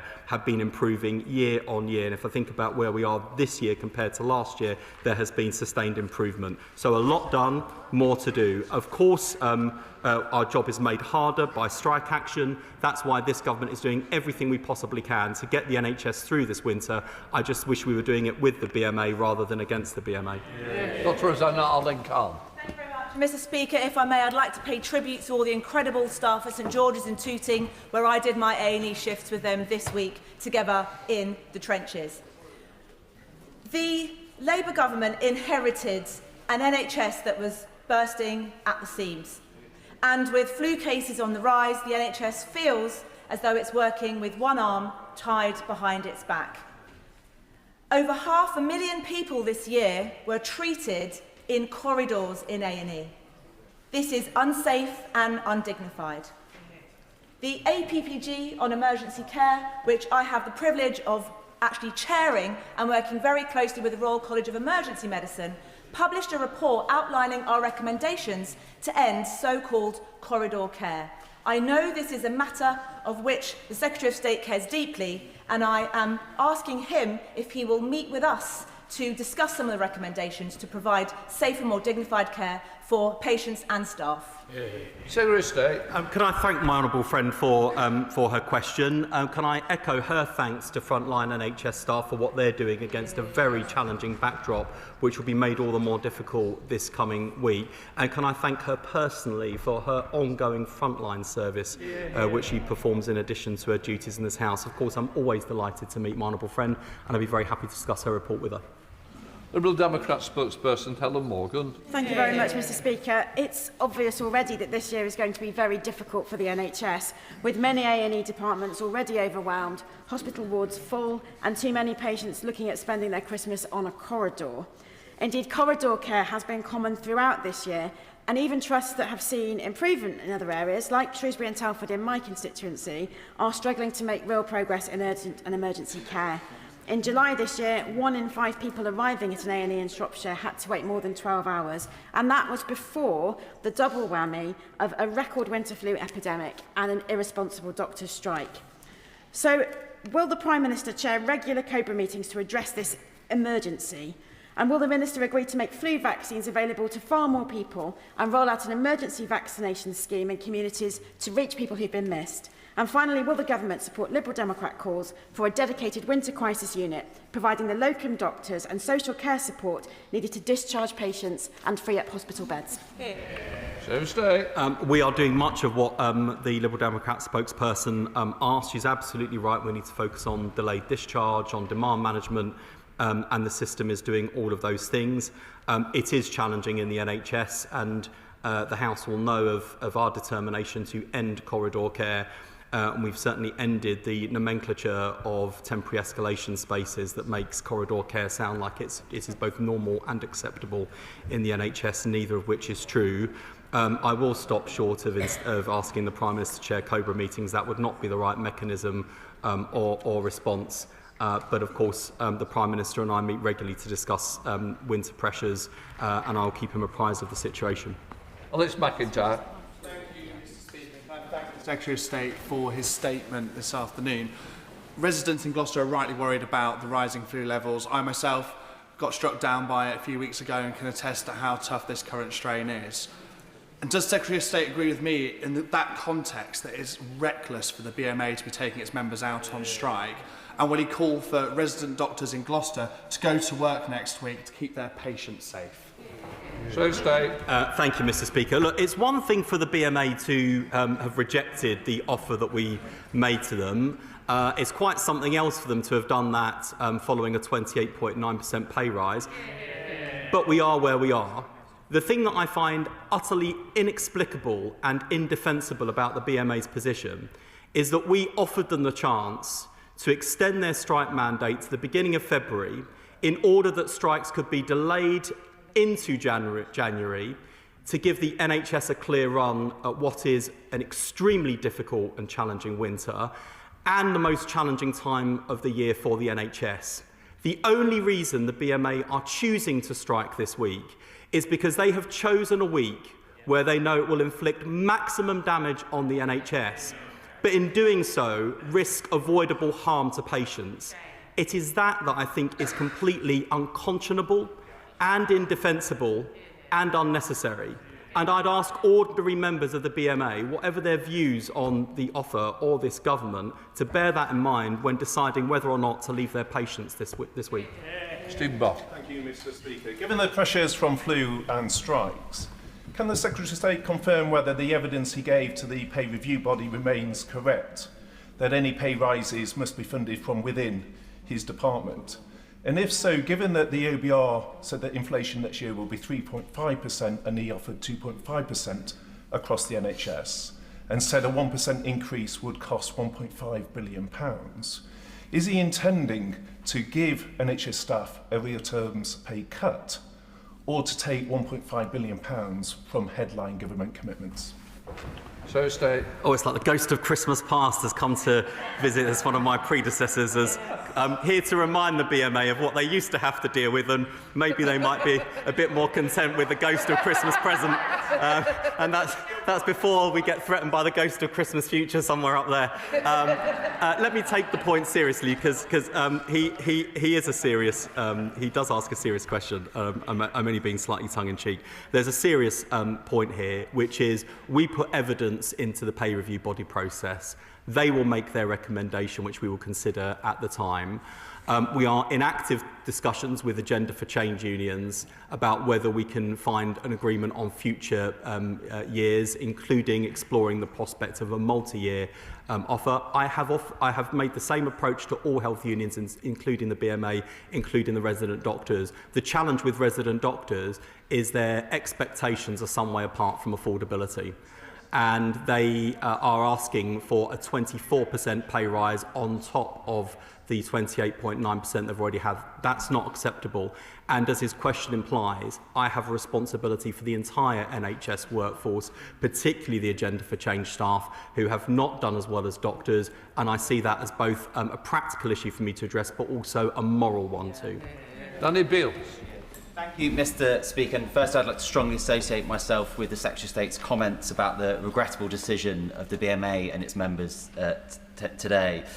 Turning to the pressures of flu and RSV, in light of the pressures that we currently face, does the Secretary of State think it's time to ask the JCVI to look again at its recommendations around the ages that these two vaccines are available, and specifically on RSV in infants?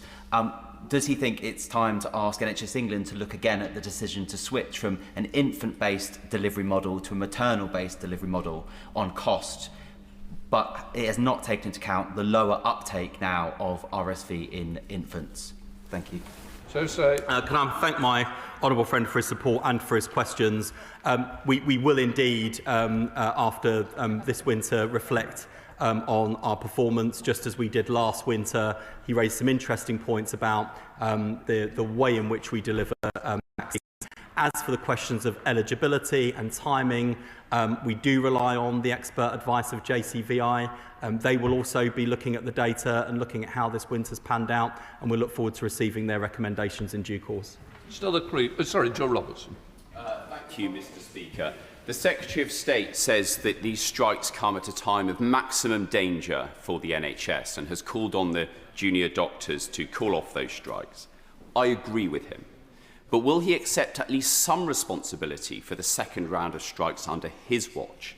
Because last year he conceded to a bumper pay deal to the same junior doctors with no strings attached. It's hardly surprising they judge him a soft touch on pay and have come back for more this year. So stay. Mr. Speaker, I think the BMA are finding, regardless of their result today, that I'm not a soft touch. We will not be conceding to a completely unreasonable and unaffordable demands. The reason why we made that pay award within weeks of coming into government is we didn't think that their treatment at the hands of our predecessors had been fair.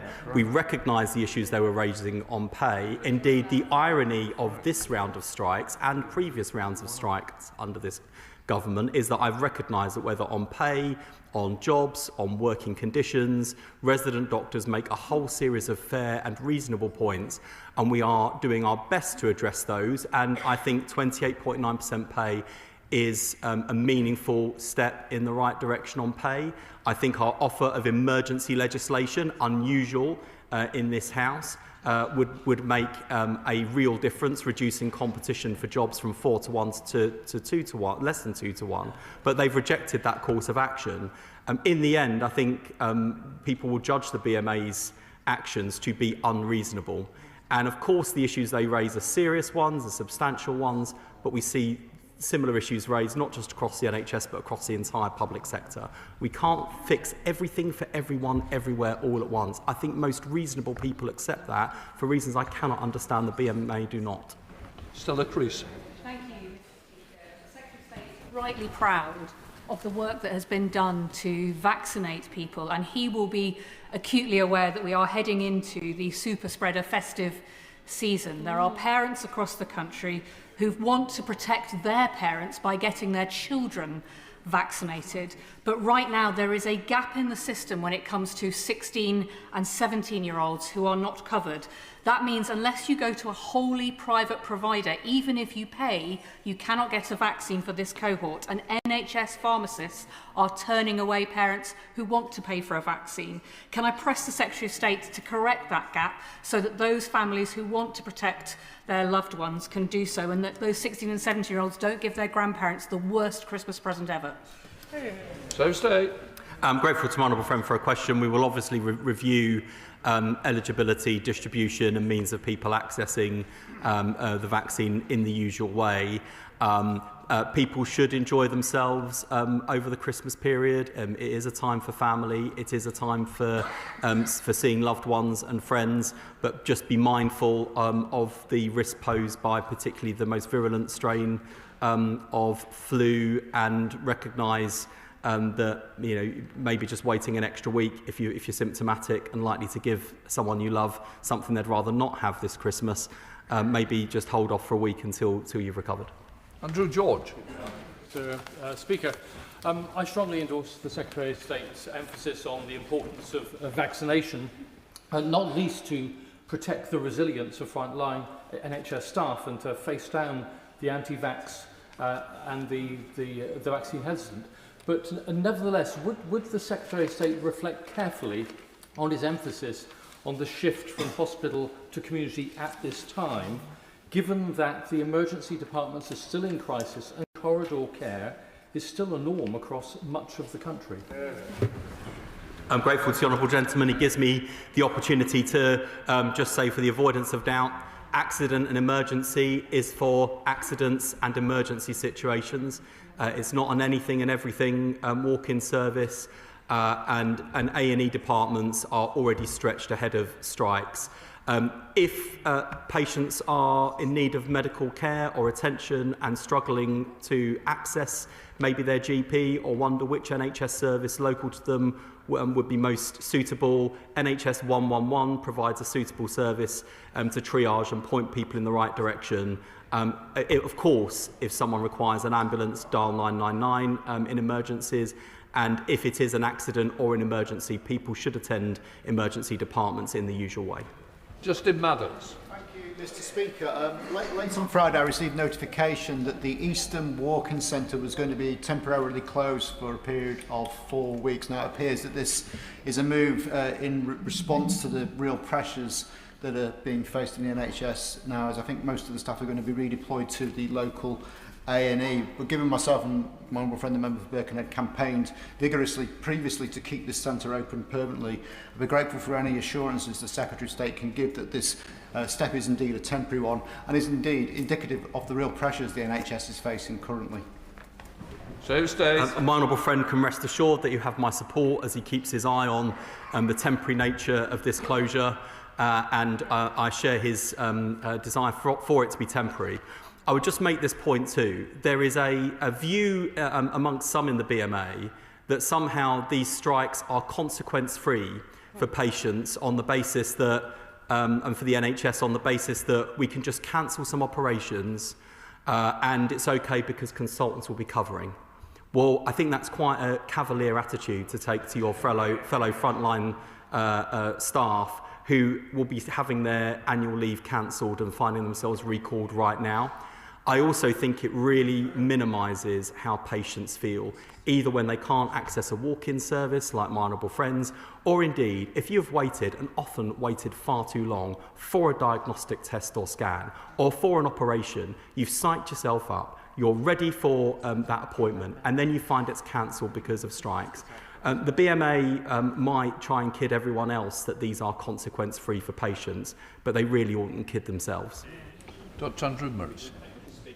Will the Health Secretary ensure we have clarity on advice regarding the use of face masks, particularly where they are mandated? He will be aware that there is conflicting advice being issued by various agencies, which confuses people and reduces their confidence. And will he ensure that advice is absolutely rigorously evidence-based? The honourable gentleman is absolutely right to call for an evidence-based approach, and that's why the government is not mandating mask use. across the NHS or social care. What we do is support leaders in providers to make their own judgments based on the situations in their trust as to whether or not wearing of masks by patients and visitors is necessary given the pressures that they are under. Even in those cases, there is an understanding that people may not wish to comply, but I hope that people, if asked to, would. Thank you, Mr. Speaker. Does my honourable friend share my concern that in this run-up to Christmas, we've now got a situation where NHS staff will be having to change their own Christmas plans in order to be able to cover emergency shifts as a result of this ridiculous strike, and patients will have emergency operations and indeed scheduled operations cancelled. My honourable friend is absolutely right to raise the issue of disruption. And look, the thing I'm really worried about as we look towards the end of this week, we've got very carefully laid plans to manage industrial action this week. But it's also the long tail that takes us into next week, the following week and into the new year, for a few reasons. One is, in our experience, there is always a need to recover the service following that kind of disruption. And sometimes the worst disruption, ironically, is seen in the weeks that follow, not just during strike days. And secondly, this is normally the busiest time of the year. And we normally get through the busiest time of the year because we have experienced consultants who are willing to put in extra shifts over the Christmas and New Year period, recognising those pressures. Those same people are now going to be absolutely knackered because of the toil of covering for their resident doctor colleagues over the 5-year period. I really do think that in choosing the timing of these strikes, the BMA have been highly inconsiderate of their colleagues, and I don't think they've even thought about patients. Yes, Brown for the... Thank you, Mr. Speaker. My constituent Fred is eligible for a flu vaccination, but has had his appointment cancelled 3 times due to a lack of vaccines in the local area.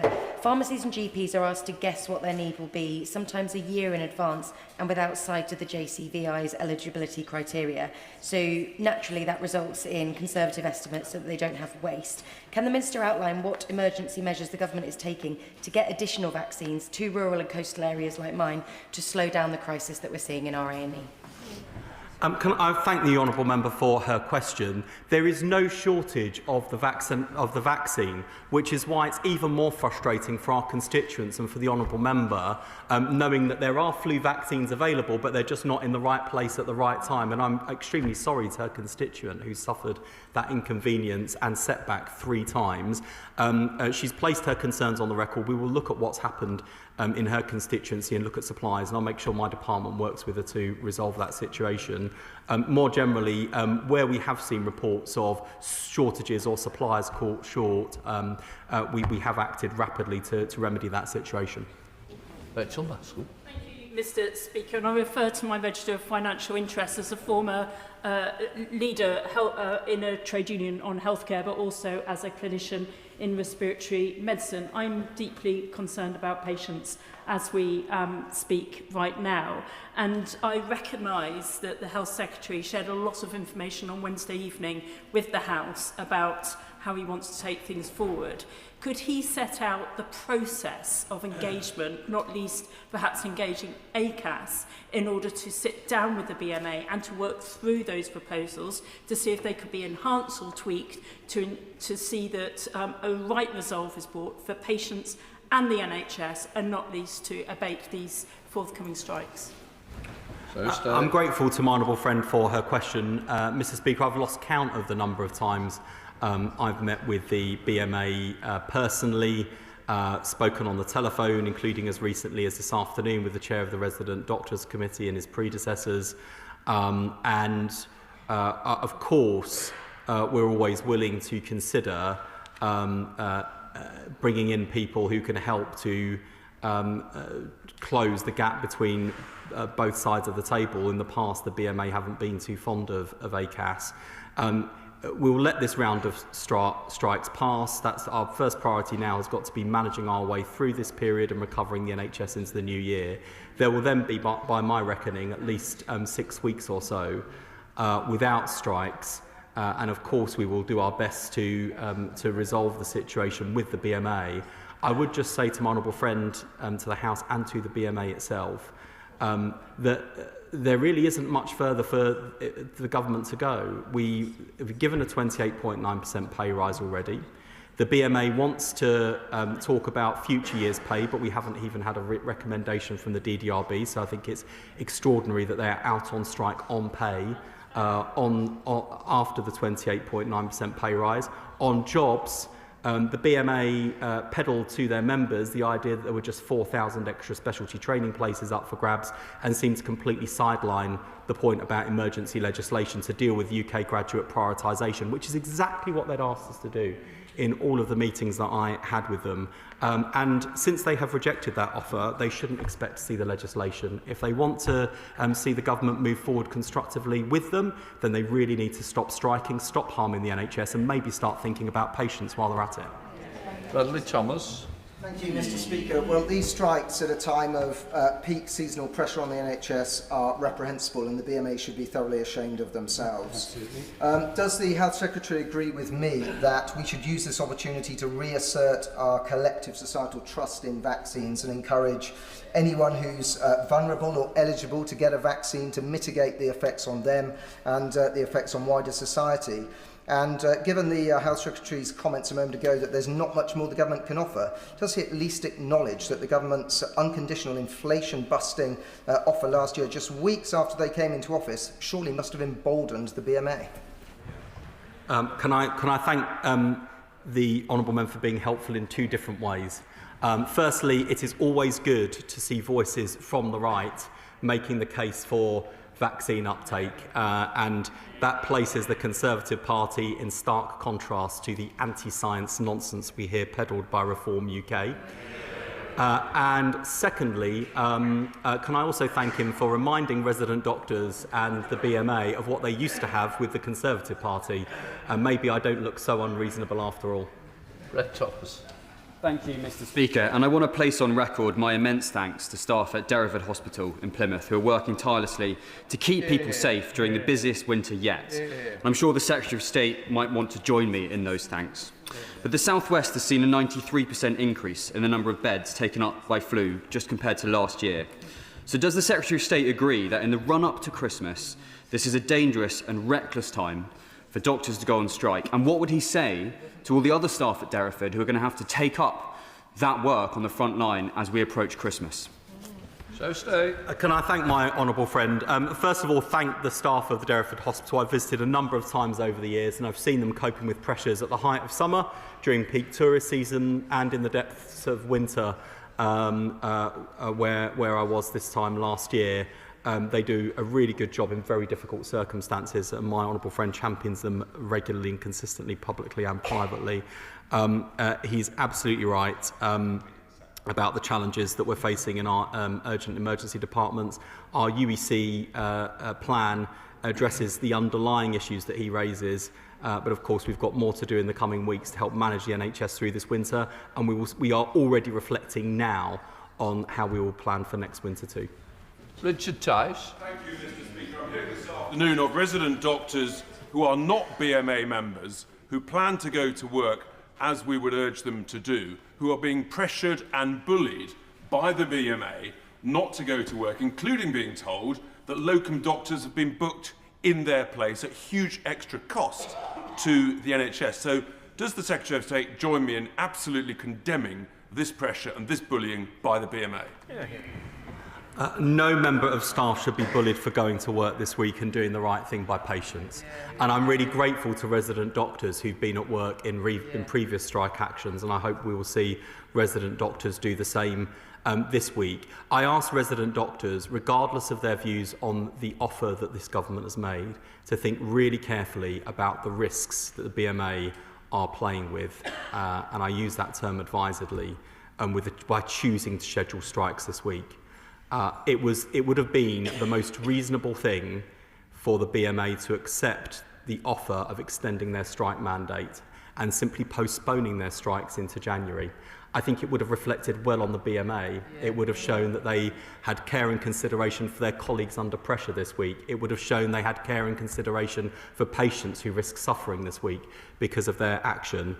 It is for the BMA to answer now why they rejected that perfectly reasonable offer and why it is they have chosen the most dangerous time to be out on strike.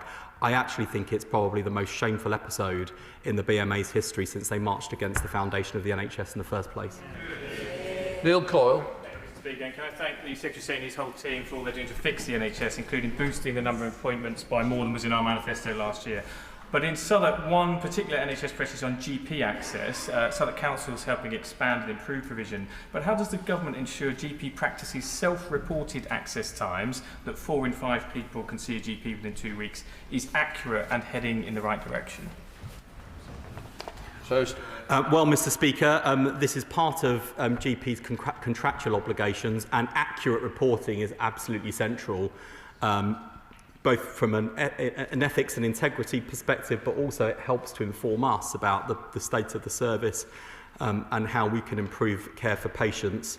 I'm very happy to look at the situation in my honourable friend's constituency with the ICB to make sure that data and information is being collected and provided accurately for him and for public consumption. Sir Julian Lewis. I hope the Secretary of State will give a little more consideration to the rather important point I thought raised by his honourable friend from Walthamstow about 16 and 17-year-olds not being able to be vaccinated.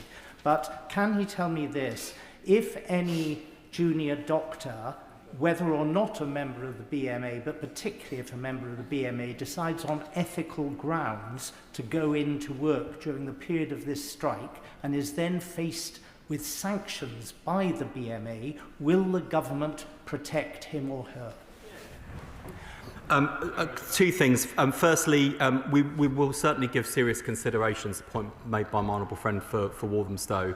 The JCVI will do that in the usual way, and we follow their advice.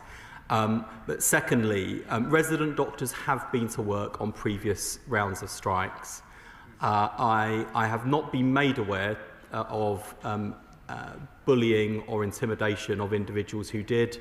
Of course, if that is happening, it shouldn't be. Of course, if that is happening, my priority will be to protect doctors who are doing the right thing. My expectation is that no one will be intimidated for going to work and applying a moral and ethical judgment that it's the right thing to do by patients, by their fellow colleagues and by the NHS this Christmas. Sarah Coombs. Speaker. This government was elected to pick the NHS staff back off its knees, and that's exactly what we are doing by putting tens of billions extra into the NHS, including a 28.9% pay rise for doctors, which is delivering a 20% reduction in the NHS waiting list in my area. Despite this progress, we are seeing families worried by the spectre of these strikes and a super surge in flu. I know the Secretary of State is working flat out to support the NHS, but what can families in Sandwell do to support the NHS, including taking up a vaccine at this time? I'm grateful to my honourable friend. People can check their eligibility for the vaccine online or via the NHS app. They can and should seek to protect themselves. And then when it comes to accessing services, if people need healthcare, they should seek to access healthcare. I don't want people to be deterred unnecessarily by strike action, but it is important that people get the right care in the right place. So unless it's an accident or an emergency, the best thing to do is to call 111 and patients will be directed to the most appropriate service. My honourable friend is right about the progress we're making to the NHS since we came to office. That's one of the many reasons I'm so disappointed by the BMA's action, because this is lose-lose. It's bad for the NHS and therefore for patients. It also leaves doctors working in poorer conditions for longer than I would want, than they would want, and the country would want. Yeah, Carl. Mr. Speaker, we're told that the NHS is adequately funded. However, in Birmingham and in my constituency of Birmingham Perry-Barr, the ambulance does not respond. The ambulance services, when 999 is contacted, they are informed that they ought to catch a taxi to get to the hospital because they have no ambulances, because it's not just corridor care. Ambulances are being used as facilities to care for vulnerable people. So what can this government do to ensure that ambulances will be ready and available to pick up those that need that service? This Labour government is investing more in the NHS, £26 billion rising to £29 billion over the course of the spending review period. Urgent and emergency care is improving. Ambulance response times are improving year on year. I recognise there are particular challenges with the West Midlands Ambulance Service. We are going as hard and as fast as we can to repair the damage done by 14 years of Conservative government. We are only able to do that because people chose to vote Labour at the last general election. Thank you, Mr. Speaker. I was at a Hanukkah event in Nottingham last night speaking with a medical undergraduate who welcomes the government's commitment to halving competition and the offer that was put to the BMA. We know there are lots of medical professionals, be they hospital doctors or GPs or allied health professionals, struggling to find work. So can the Secretary of State outline how this offer would have helped and the other work that this government is doing to help those individuals mentioned? I'm grateful to my honourable friend, and this is the futility of the BMA's position. The steps we were proposing to take, both through increasing the number of specialty places and also by bringing forward emergency legislation to deal with UK prioritisation, would have reduced the competition ratio from around 4 to 1, where it is today, to less than 2 to 1. That would have kicked in during the current round. We would have been able to bring forward emergency legislation, a new application round in the spring, and the BMA have rejected that approach, so we will not proceed on that basis. It is for the BMA to explain really what their dispute is all about. We were told that it was all about jobs. What it seems to be about in substance is they want a 26% pay rise in addition to a 28.9% pay rise. I think what the BMA is missing is a degree of perspective about this, not just the state of the public finances, but the pressures on other parts of the NHS and other parts of the public sector. This is a government that is committed to consistently, year on year, improving pay, terms and conditions for staff, but also, crucially, improving the conditions that patients are seen and treated in. We cannot fix it all at once. In fact, when this government or previous governments have floated raising extra money, sometimes among the first to complain about the prospect of higher taxes are BMA committees, whether on pensions or on other issues. It seems their view is that everyone else should pay higher taxes for their higher salaries and no one else matters. Well, for me, those Agenda for Change staff who've been left behind are my first priority. Chris Curtis. Sorry, Thank you, Mr. Speaker. Everybody knows that South Shropshire is the most beautiful rural constituency. But this rurality brings remoteness that brings challenges with an ageing population as well. And with additional strikes, there is concern in South Shropshire that adequate healthcare will be provided for this winter. Can the Secretary of State set out how this will be done and that South Shropshire residents won't go without? The honourable gentleman is absolutely right to raise the interests not just of our cities and towns, but of rural communities as well. I was proud of the emphasis we placed on rural services and coastal communities in our 10-year plan for health. We take that into account with our urgent and emergency care plan. I've been encouraged by the way in which some of our ambulance services that are dealing with some of the most remote and rural constituencies are responding this year compared to last year, but there's still much more for us to do. Particularly across the Midlands. We want to see consistent year-on-year improvement so that whoever you are, wherever you live, the NHS is always there for you when you need it. Thank you, Mr. Speaker, and I thank the Secretary of State for his statement and hard work in trying to bring an end to these unacceptable strikes. But I often feel when strikes like this happen, it does draw attention away, particularly at this time of year, from the hard work that staff right across our National Health Service are constantly putting in during these difficult times. That's why later this week I'll be visiting Milton Keynes Hospital to thank them for what they're doing over Christmas, particularly given how important they've been to the work they put into supporting my family through what's been a very difficult year. So will the Secretary of State please join me in thanking staff, particularly at Milton Keynes Hospital, for working hard during a difficult time when we're tucking into our Christmas dinners next week. So stay. Through my honourable friend, can I thank the staff at Milton Keynes Hospital? I've had the privilege of visiting previously for all of their hard work, and thank all NHS staff for what they're doing throughout this week and throughout what is a very challenging winter period. We know that staff are working under pressure. We know that their pay terms and conditions need to improve. We know that, most importantly, conditions for patients need to improve. We're far better able to do that if we work together and if the BMA is more reasonable in not just the scale of the asks, but the pace in which they are demanding change, recognising our responsibility to all staff, not just to doctors, and crucially to patients. Vicky Slade. Mr Speaker, there are over 34,000 residents in Dorset over the age of 80 who are therefore excluded from the RSV virus, told that it was too dangerous for them to take, now extremely worried because cases are going up. So will the Secretary of State sit back round with the JCVI and review the decision to exclude them so that residents like Joan in Wimborne, who has to care for her even older and more disabled husband, can get the reassurance this winter that she can protect herself and him? I'm grateful to the Honourable Woman for her question. I would just say I'm not a clinician or a scientist. JCVI is full of them, and we follow their expert advice. They will, in the normal way, review how this winter has gone and look ahead to future pressures, but it is really important that we are guided by the evidence, whatever the political pressure. Thank you, Mr Speaker. I am so angry, and I'm sorry to almost say this, but I feel that by their actions today, the BMA are killing our NHS and quite possibly my constituents and patients over the Christmas period. They've become almost the midwives for privatisation under reform. The Secretary of State has been so robust in his role as patient advocate and chief, and more power to him in that. But will he go a step further and join me in appealing to resident doctors in my constituency and elsewhere to say, go back into work and look after my constituents? Well, Mr Speaker, I certainly hope that resident doctors, when making a decision whether to go to work this week, bear in mind the pressures the NHS is under, the consequences for their colleagues, not just this week, but in the coming weeks, of their actions, and crucially, the impact this risks having on patients, which is the most important consideration. I'd ask resident doctors to bear in mind that we offered the BMA the chance to postpone their strike action into January. I think that is a reasonable offer. The BMA's rejection of it shows how thoroughly unreasonable they are. But I do follow what resident doctors say, and I do worry that too many of them seem to think these strikes are consequence-free for everyone but the government.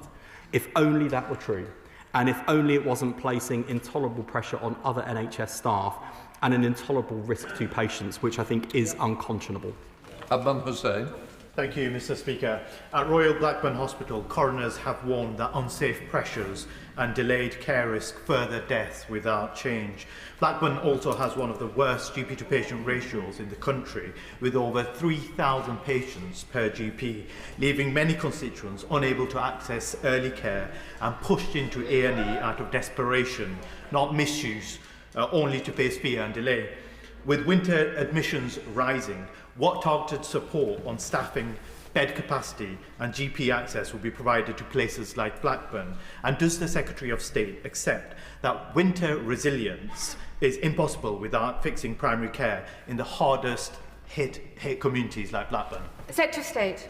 Of course, Madam Deputy Speaker, it is thanks to the decisions taken by this Labour government that we've increased funding for general practice by £1.1 billion, that we deployed not just 1,000 more GPs to the front line in our first year as promised, but 2,500.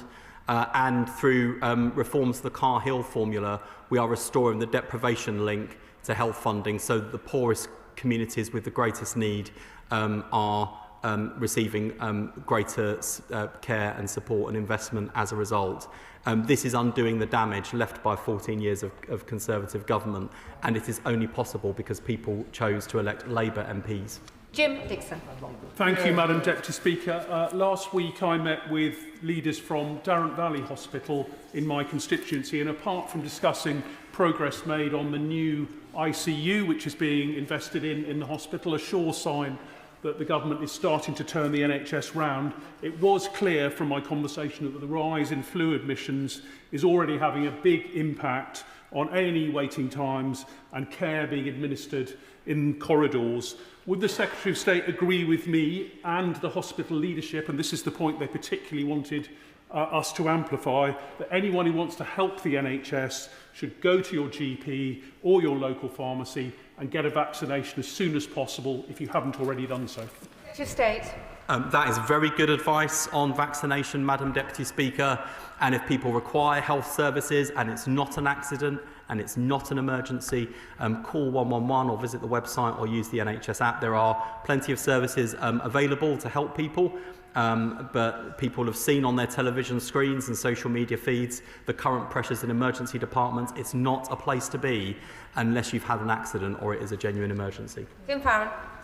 Madam Deputy Speaker, across Cumbria and Morecambe Bay, the teams working in A&E, in our hospital wards and our ambulance crews are doing a stunning job dealing with the winter pressures in a community where in my constituency the average age is 10 years above the national average. But their job is made all the more difficult by the fact that in our local hospitals we're dealing with about 25% plus of the beds occupied by people who do not meet category criteria to reside.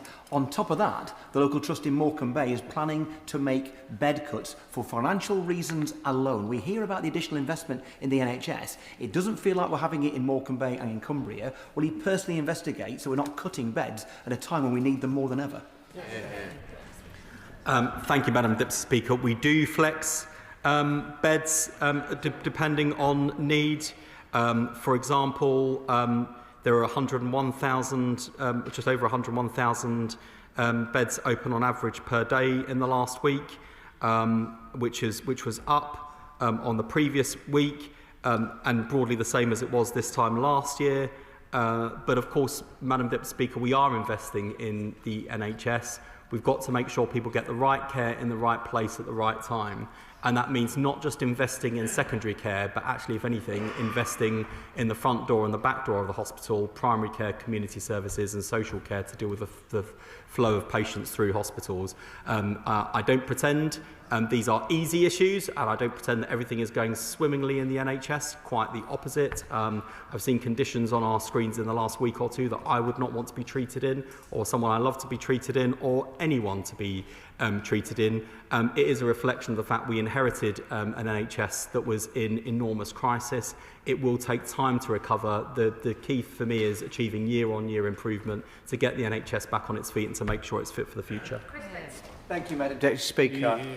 Can I put on record my thanks to the staff at Princess Alexandra Hospital in Harlow for the work they do supporting residents in my constituency, not just at Christmas, but all year round. Clearly, the decision taken by the BMA with regards to taking strike action over Christmas is hugely disappointing. I remember as a former teacher, if we did take industrial action, we always tried to avoid taking it over exam season for similar reasons. I wondered if the Secretary of State could reiterate his point about the deal that he put forward to the BMA, and particularly about closing the number of applicants for one job, which I think is hugely important and something that actually should be really welcomed by resident doctors or potential resident doctors.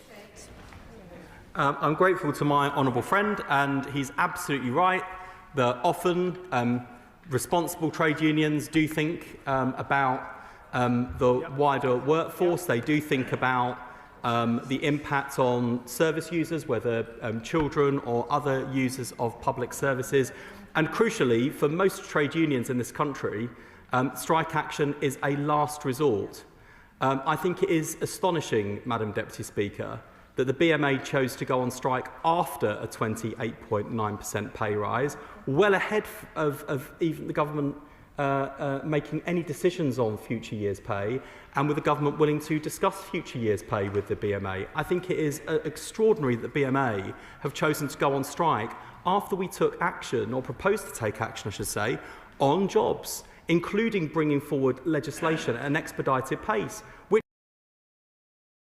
legal advice was watertight. It involved making sure that operationally we could deliver a new application round. It involved working to keep extra training places. It involved working with my counterparts in Scotland, Wales and Northern Ireland. So even after all of that effort was strained to bring forward something more quickly for this application round, the BMA rejected it. It is unreasonable. And to have rejected the offer of postponing strikes to the new year on grounds of patient safety and doing the decent thing by their colleagues, I think that was unconscionable. Alison Bennett. Thank you, Madam Deputy Speaker.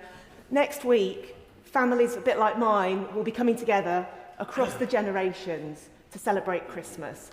And in those families, there'll be a mixture of people who've been vaccinated, who haven't, and that might be by choice or by default. I know that teenagers and young adults are struggling to access vaccinations. They can't walk into a pharmacy like an adult can. Is the Secretary of State content that everything's being done to make sure that those families who want to get their young people vaccinated will be vaccinated in time for Christmas? Secretary of State. Yes, Madam Deputy Speaker, and I just also say, you know, the JCVI make evidence-based recommendations and we follow their evidence. And also, with the best will in the world, of course we give out practical common sense advice, but we also shouldn't infantilise our constituents. I think they're perfectly capable of working out who can get together this Christmas. They really don't need government ministers to start trying to issue directions about who can get round the table for Christmas dinner, who can get together in the days after. And I do sometimes think, in terms of the exchanges we have in this House, there is sometimes a degree of patronising the British people. I don't think they really don't need us. They really don't need our advice on the seating plan at Christmas dinner. What they do need are NHS services there when they need them, and that's what the government's focused on. Swan. Thank you very much, Madam Deputy Speaker. And can I commend the Secretary of State on the actions that he has taken to try to prevent industrial action? Nye Bevan had his own challenges with the BMA as well. But the COVID inquiry actually made a number of recommendations in regards to coordination and preparedness across all 4 nations. Can I ask the Secretary of State, in regards to this wave of flu, RSV and indeed access to vaccination, what interaction he's had with the other devolved nations? Secretary of State. Thank you, Madam Deputy Speaker. I speak regularly with my counterparts, and I know that ministers sat either side of me in the chamber this afternoon have been engaging with our counterparts in recent weeks on these issues. We have a good relationship with devolved administrations, regardless of party or where they sit across the United Kingdom. That is a good thing. And as for the history of Labour government's interactions with the NHS, that is not lost on me. The BMA marched against the NHS. It may be the case that the BMA doesn't really feel it needs the NHS. They'll be all right regardless. But let me tell you, Madam Deputy Speaker, my constituents cannot afford private healthcare, let alone earn money working in it. So we will do everything we can to save this NHS, to get it back on its feet and to make sure it's fit for the future. It's the only NHS our country has ever had, and compared to all of the alternatives, I wouldn't give up on a publicly funded public service owned by us, there for all of us, for anything. Joshua Reynolds.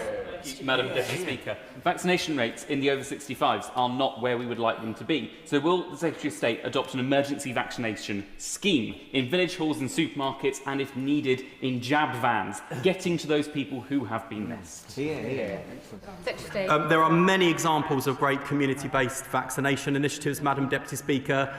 Many of them are also supported by faith-based organisations, which, given some of the vaccine hesitancy in some of those groups, is really important. I don't believe that people are hard to reach. I do believe that often public services don't try hard enough, and that's our approach. We'll reflect on our success this year and seek to build on it for future years.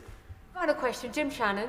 Madam Deputy Speaker, can I thank the Secretary of State very much for his answers. The BMA are losing public opinion, and quite clearly the Secretary of State is gaining public opinion. I wish him well in the role that he plays. Official figures across the water in Northern Ireland nearly doubled.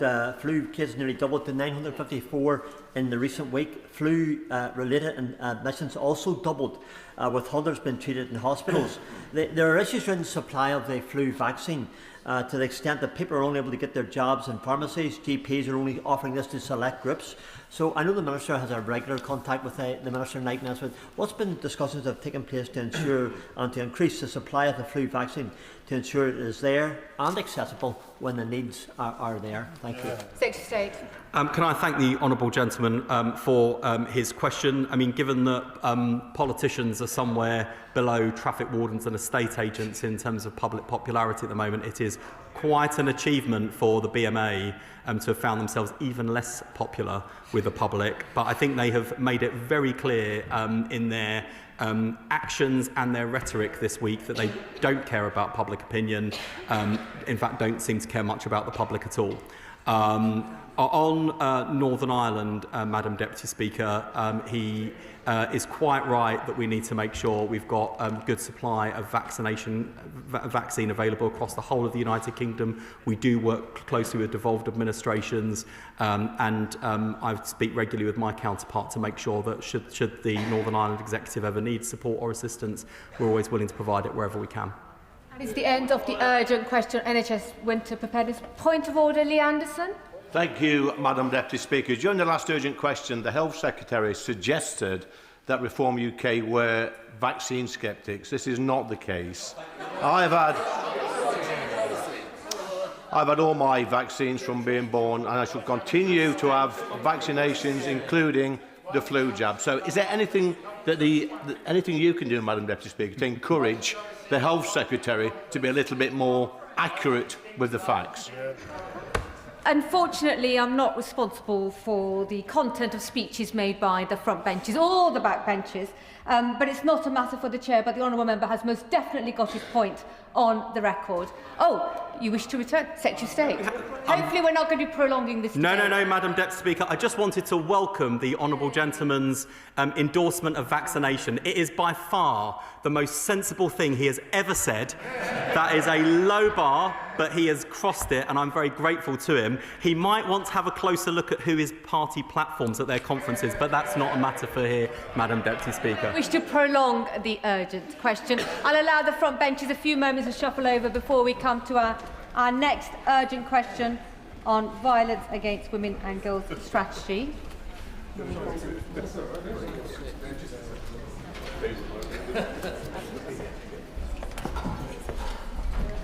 If we're ready, Marie Goldman. Madam Deputy Speaker, to ask the Secretary of State for the Home Department if she will make a statement on the violence against women and girls strategy. I call the Minister, Jess Phillips.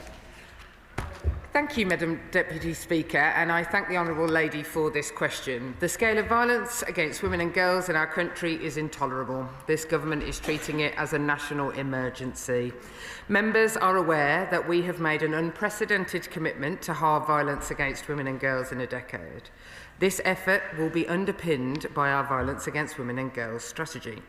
As I said in my oral statement on the Angelini inquiry earlier this month, I know there is a great deal of interest in the strategy. Having lived and breathed this piece of work for many months, the eagerness with which colleagues across the House are awaiting its publication is something I welcome, not least because in order to succeed in our mission, we will need everyone playing their part, including members of all political stripes.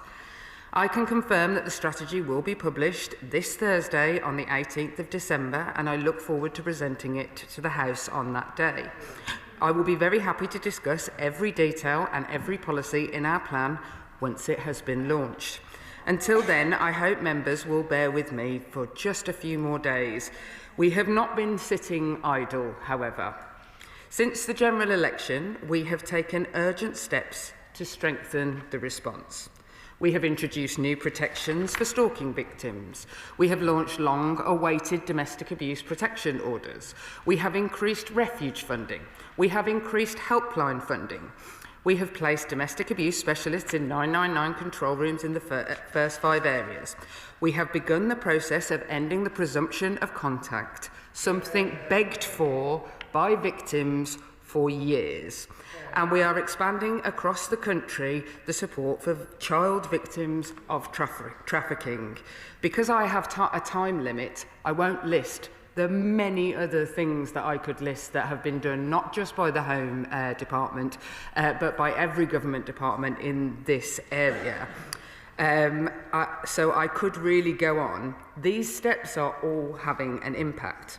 But to give every woman and girl the safety and security they deserve, a complete reset is needed. And through the strategy, we will go further than ever before in our efforts to deliver real and lasting change and provide every woman and girl across the country with the safety and security that they deserve. Marie Goldman. Thank you, Madam Deputy Speaker. Madam Deputy Speaker, I stand here before you today disappointed. Disappointed that women and girls continue to be unsafe in Britain in 2025. I'm disappointed that this strategy has been delayed 3 times this year when urgent action is clearly needed. And this government should not have to be dragged before the House for a UQ for a strategy that should have been published months ago. And I'm disappointed that now it's finally set to be published on Parliament's final sitting day of the year, stakeholders have said the consultation process was inadequate and the strategy feels like an afterthought. Meanwhile, the Home Secretary has been on the airwaves trailing it without parliamentary scrutiny. Madam Deputy Speaker, 1 in 4 women have experienced domestic abuse. A woman is killed by a man once every 3 days. Only 2.6% of rape offences result in a charge or summons. These are shocking figures, and they are certainly not an afterthought to me, nor to the millions of women and girls in Britain. The police have called this a national emergency, and they are right to. And yet consecutive governments have either sat on their hands or produced vague strategies that have failed time and time again, as a National Audit Office report showed this year. So I ask the Minister, how will this strategy succeed where others have failed? How will progress towards halving violence against women and girls be measured? What interim targets will be set? And what consequences will follow if those targets are missed? And finally, as long as violent, misogynistic content continues to reach children online, this crisis will persist. Social media companies are failing to enforce their own terms of service, and the Online Safety Act has yet to deliver. What will the Home Secretary do to change that?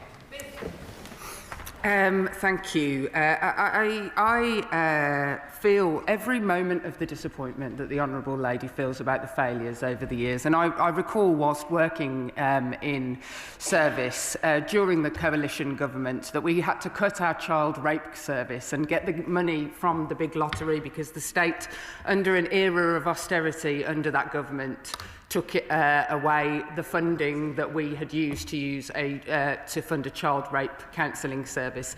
So there is many, many years to reset, and we have to change decades of the expectation, not decades actually, millennia of the expectation that this violence is just expected. Women are just meant to expect it. And I could come and I could make a document like all the documents that went before that didn't do that reset. And the delay is I'm going to do something rare for a government minister. It is my fault. It is entirely my fault. And that's because at every iteration, it wasn't ambitious enough. So I could have come and done it quicker, and then it wouldn't have been as good. So I apologise that she has to wait till Christmas. But I would be apologising for decades of failure. And so what I would say is that the metrics that we will be measured against, the plans for how we will be measured, will all be released on Thursday. And absolutely, that she will be able to hold me to account. I won't be dragged kicking and screaming. She is welcome to come into my office at any point and have a meeting with me. Absana Begum. Thank you, Madam Deputy Speaker. It is important to acknowledge that there have been delays, as the Minister has said, but it is also important that the next strategy is comprehensive and ensures that multi-departmental working and cross-departmental working is embedded in the strategy. Will the Minister, who was an active former member of the cross-party group on domestic violence and abuse, of which I am chair, meet with us jointly with the cross-party group on perpetrators of domestic abuse in the first week back from recess, so that we can discuss the strategy in detail and how it can be successfully implemented? I absolutely will do that. I commit to it here and make sure that that is being noted down, because actually the strategy isn't the end. It isn't all of the answers either. It is something that has to be changed, worked on, and it's going to take everybody. It is a fundamental shift, and so I will absolutely commit to doing that. And just to say, I have always worked alongside the Honourable Lady and welcome members of Parliament who reach out to me and want to work together on this are always welcome. Well, the Shadow Minister, Matt Vickers. Thank you, Madam Deputy Speaker, for giving the House the chance to discuss this important issue that affects the lives of millions of women and girls across the country. This issue is a stain on our society, and I'm sure that members across the House will support the ambition to halve violence against women and girls. It's for the same reason that I hope the Minister can recognise the work undertaken by the previous government through the Domestic Abuse Act, and related plan funded by hundreds of millions of pounds, alongside important changes to legislation in areas such as harassment. Whilst it's clear that much more still needs to be done, these were critical steps in the right direction. Worryingly, according to data from the Crime Survey for England and Wales, sexual offences, rape, stalking and harassment have all increased by between 5 and 9% under this Labour government. This occurred at the same time as the number of police officers has fallen under this government. It demonstrates that despite setting targets and the undoubted will of the Minister to reduce these life-altering crimes, there remains a significant gap between ambition and results. We look forward to seeing the full scope of the strategy, which I'm sure all members would have wished to see sooner.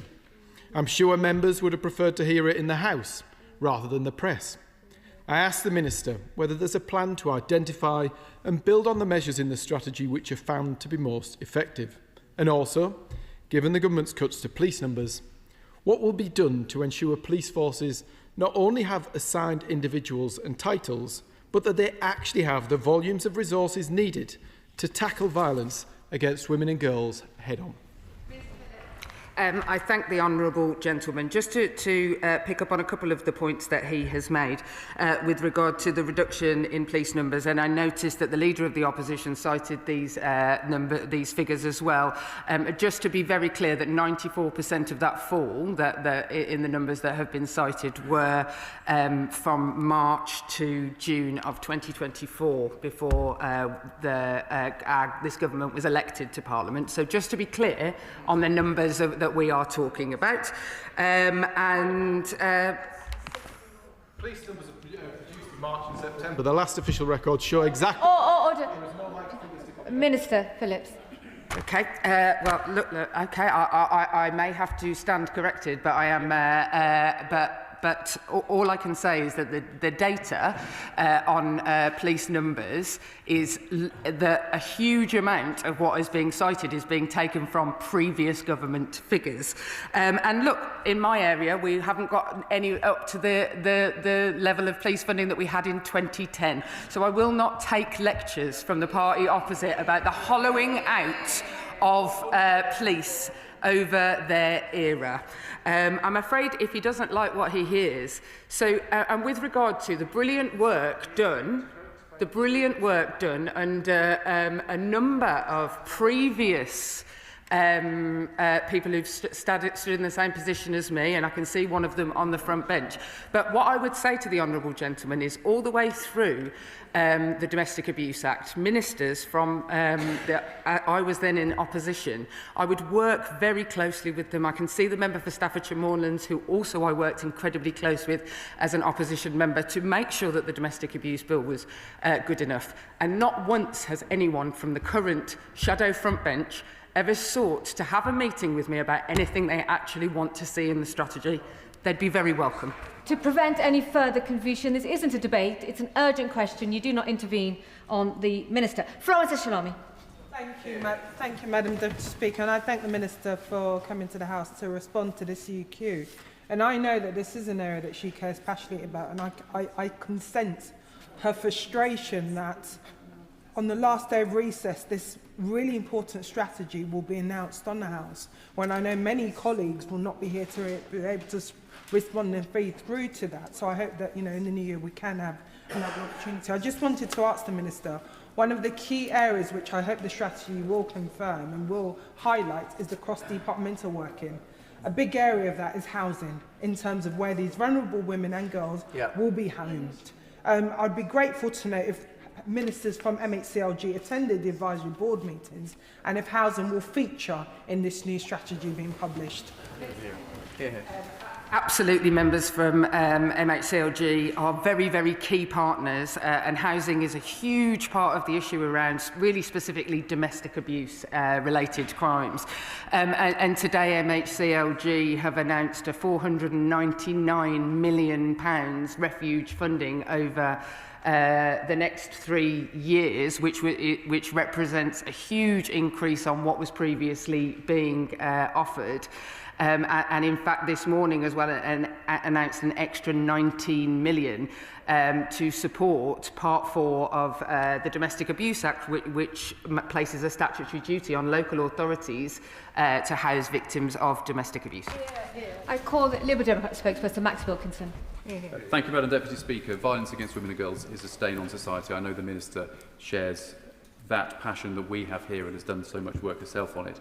I want to follow up on some of the points made by my honourable friend, Member for Chelmsford, which were perhaps not gone into in the level of detail that we might have hoped for, given the level of briefing to the press on the weekend.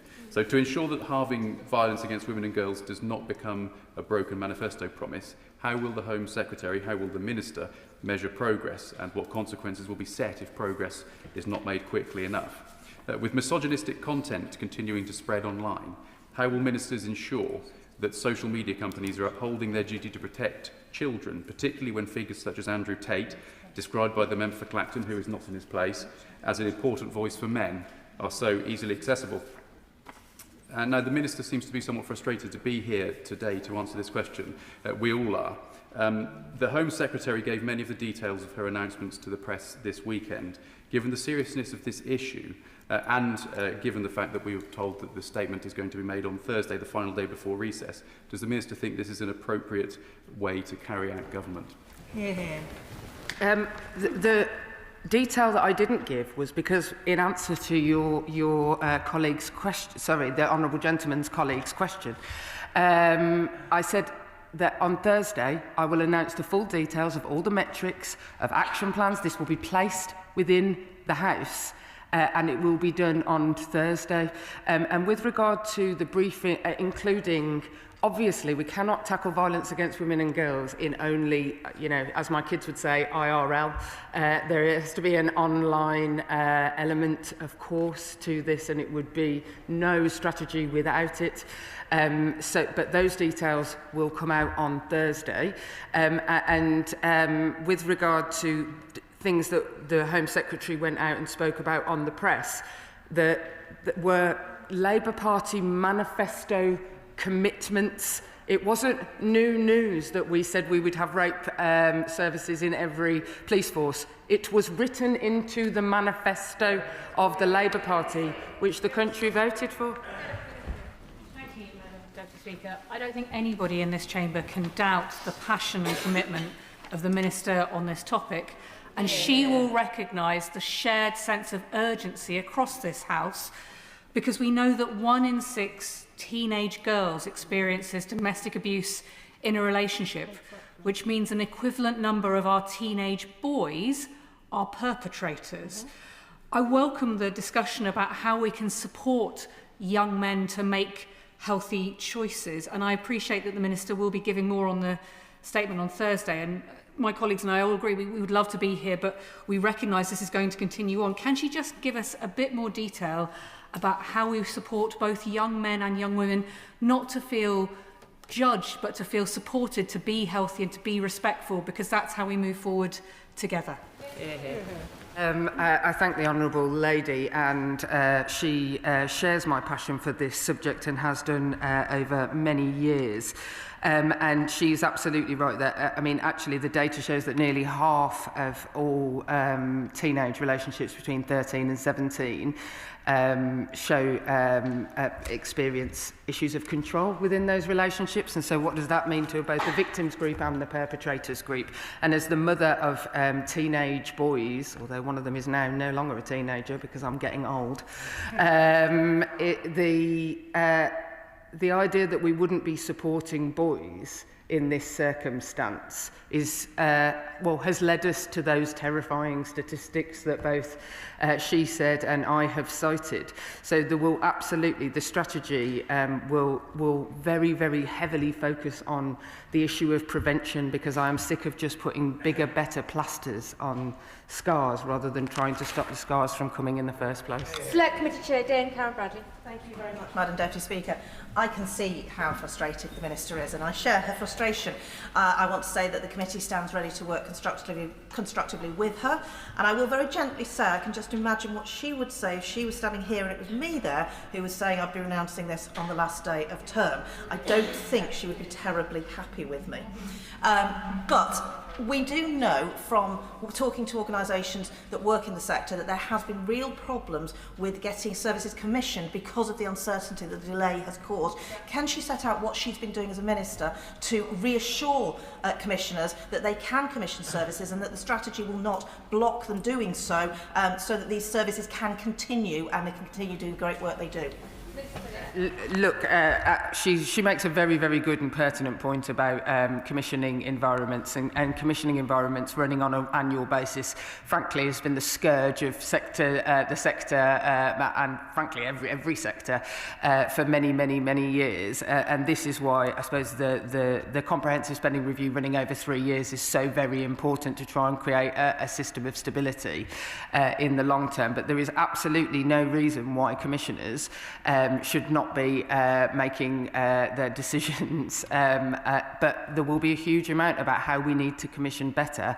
And what I would say in her offer of working together is that actually much of what I have tried to put in with regard to commissioning came from the work of her committee. Select Committee Member Chris Murray. Thank you, Madam Deputy Speaker.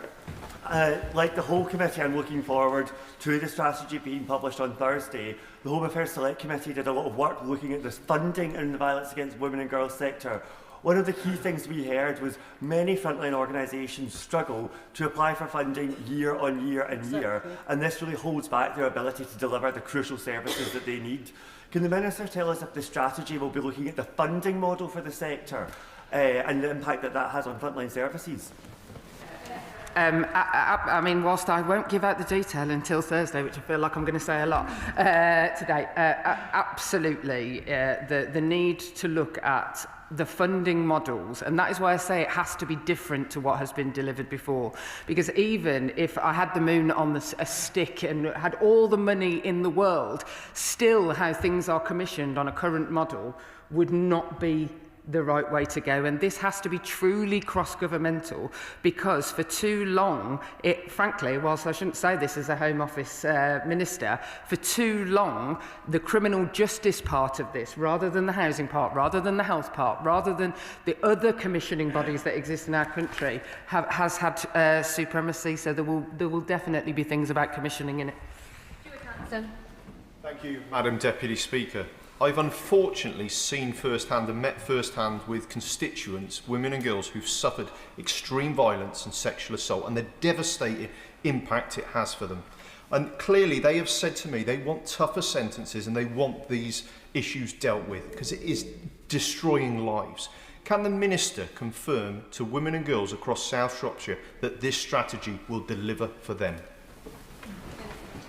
What I will absolutely promise to the women across his area and everybody's area in this chamber is that, look, the idea that a piece of paper written by any government is going to overnight make those women suddenly safe, that would be a lie, and I'm not willing to do it. It's going to take a huge effort and a lot of work over a good many years to undo what is a culturally unacceptable situation that his constituents have been faced with. But what I will say is that the strategy, the intention is that wherever a woman comes forward, whether it's to the police, whether it's to health services, whether it's to social services, wherever that person comes forward, and also wherever their perpetrator presents, that is dealt with by the state. For too long, victims have been left to just deal with it on their own. Julie Means. Madam Deputy Speaker, women and girls must have confidence both in the strategy but also that the perpetrators of the violence against them will be brought to book. But when I asked the CPS to review a decision not to prosecute a case of violent assault against one of my constituents, they pushed back their own deadline for a decision. Can the Minister please reassure me and my constituent that the strategy has the full support of all government departments, including the Attorney General, so that we build a justice system that has the confidence of women and girls?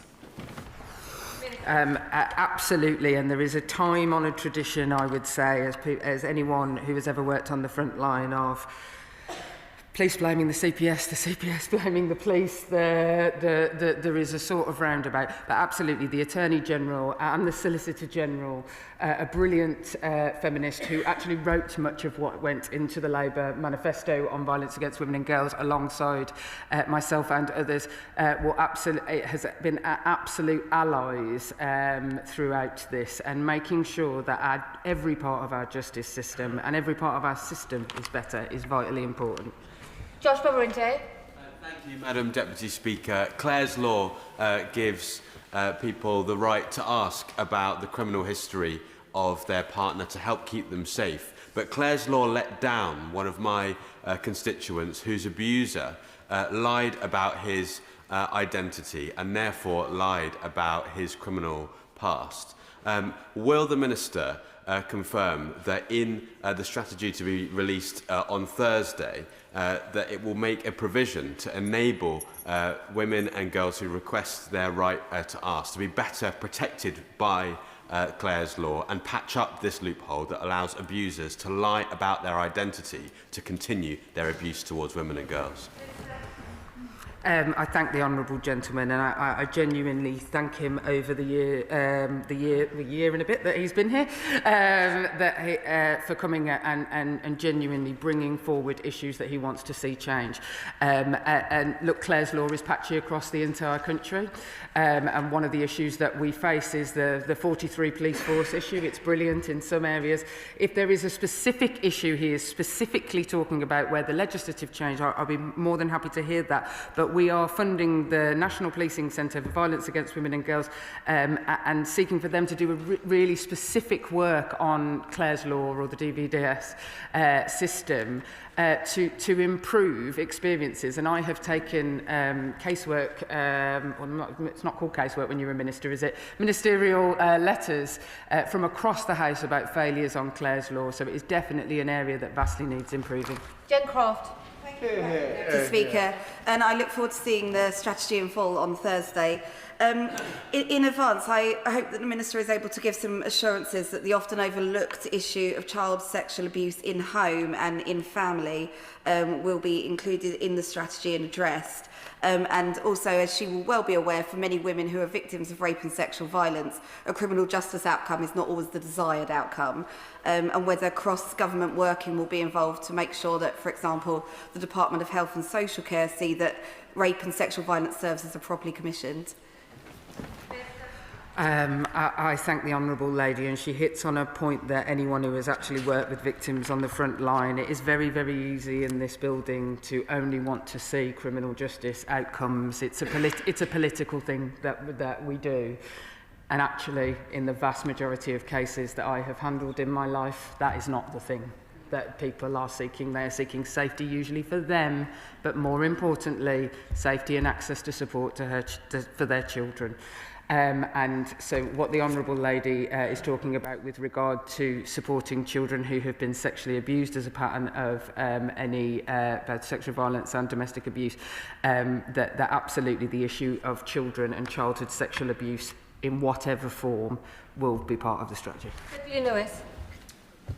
Is the strategy going to emphasise in any way the role of parents in trying to protect their sons from a torrent of online violent abuse of women, which inevitably is going to distort their attitude to relationships? Schools can do some things, but some things surely have to be done within the family. I absolutely agree that some things that schools need to play a vital part in this, as does tech companies that have been identified. But absolutely, the need for parents who are often pulling their hair out at knowing what the right thing to do, or even, and actually the issue of parents becoming abuse victims of children with some of these attitudes is a long underserved group within violence against women and girls. And if you look at the data of femicide, for example, the number of matricides in that speaks to a broader problem. So absolutely trying to ensure that parents are part of this solution will be part of the strategy. Thank you, Madam Deputy Speaker. Tackling violence against women and girls demands victims be at the heart of decisions and robust action, and I look forward to the publication of the strategy. Does the Minister agree that locally commissioned domestic abuse services should have a statutory representation on multi-agency risk assessment conference boards backed by dedicated funding to strengthen support, improve safeguarding and deliver better criminal justice outcomes? As somebody who's sat on a number of MARACs or multi-agency risk assessment conferences over the years, that looking at exactly what I will not do is just do what lots of people have done before and say, and you know, it's very easy to stand up and say a multi-agency response is the response to that, and it just becomes words. Like that actually has to mean something, and the strategy is not just for one partner to do that; it's for all of them. Susan Murray. Thank you, Madam Deputy Speaker. What specific interventions does the strategy propose to reduce repeat offending and stop abusers having unfettered access to their children, particularly those who are already known to the police and the other agencies, when this puts the mother at risk? She will have to wait to see what the strategy says, but what I can say is, because we weren't waiting for the strategies, the government has announced a £53 million investment in perpetrator schemes to offender manager and deal with the most violent perpetrators, those most responsible for, as she says, the repeats, and has already said that it will end the presumption of contact and the unfettered access from those things. So it didn't need to wait for the piece of paper. We're cracking on. Anne Carling. Madam Deputy Speaker, I welcome that this strategy will have a focus around tackling the root causes of misogyny and radicalisation in young men. Those roots are often laid in early childhood. So what consideration has the Minister given to how social and emotional learning programmes in early years settings could be part of the prevention strategy? And would she be willing to meet with Think Equal, who are an organisation that delivers that and have started a trial in Greater Manchester and have funding to expand nationally? They just need government backing. I thank the honourable gentleman, and absolutely I'm more than happy to speak to any agencies who have new good suggestions in this particular space. But of course the strategy will include children from birth, in fact, obviously, in fact before, because of the dangers also of women when they are pregnant. Smith. Speaker, the Minister knows of the Plymouth Violence Against Women and Girls Commission, which highlighted the role of pornography in VAUG, and it is my view that schools should be a place where pupils can concentrate on learning, not have access to social media, including abusive forms of online pornography which have been banned online. Australia has tackled this issue outside the classroom, as we know, by banning social media for teenagers under 16. So does the Minister agree with me that banning smartphones during the school day would not only improve pupils' concentration but also be a practical way to stop boys in particular from accessing content which encourages them to perpetuate sexual abuse? With regard to the accessing of the pornographic content that she is talking about, I was pleased this week to hear that Pornhub access to their site has gone down by 77% since age verification checks came in. And so the steps in the right direction with this regard. But look, the Online Safety Act, which many of us who undertook much of it, it took 10 years to get to that point where we can say those good data, but there is no doubt that we need to look across the world at what is being done and make sure that we make the UK the safest place to be a child. Alice MacDonald. Thank you very much, Madam Deputy Speaker. Male violence against women and girls touches every corner of our country and every constituency. In my own area, Broadland District Council has done great work, including getting gold accreditation on housing and developing a women's safety strategy. I welcome some of the funding already announced for local authorities, but can the Minister assure us that local authorities who are on the front lines with grassroots organisations will get the support that they need? I thank the honourable lady, and today MHCLG have announced the domestic violence funding envelope that will go out to local authorities, and that is it is a £109 million increase, more than in the previous years under the last government when that funding was set up. Lee Anderson.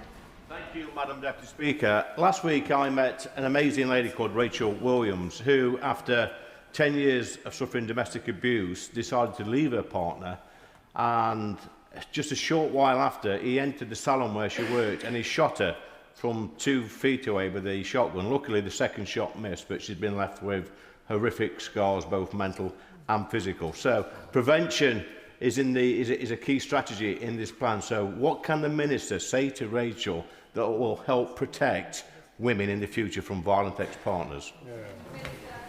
I thank the honourable gentleman, and I've known Rachel for, I'm going to say, over a decade, and actually Rachel was one of the key campaigners on the presumption of contact. I think that was probably the first thing I ever met her on, because of the harm that was done to her children, and it's not for me to talk without her permission about that, but we campaigned on that, and so it has been really, really good that we have been able as a government to deliver that. But what I would say is that with regard to prevention, making sure that we are stopping people becoming perpetrators is now got to be as key as supporting victims.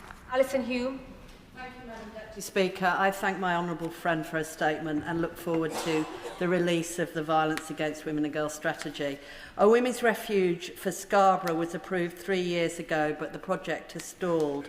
Can the Minister confirm whether the extra £19 million investment announced today can be used to finally deliver a refuge for victims of domestic violence in Scarborough and Whitby? Far be it from me to make the policy and commissioning decisions of the Council in the Honourable Lady's area, although I would quite like to just say yes to her. But absolutely, there is extra money coming as part of the refuge provision that will be able to be expanded from this government, and so I'm sure she will take those recommendations away to her local council and push for what sounds like a very much needed refuge in Scarborough. Luke Taylor.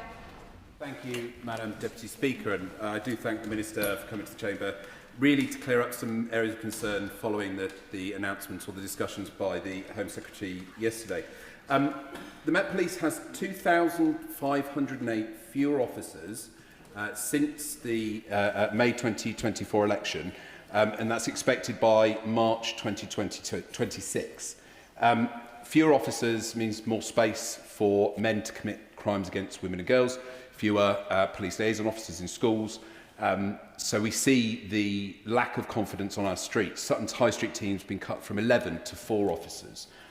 Part of the response to that is the great work by Reclaim Sutton Streets, a group set up to stand up for women's rights in Sutton.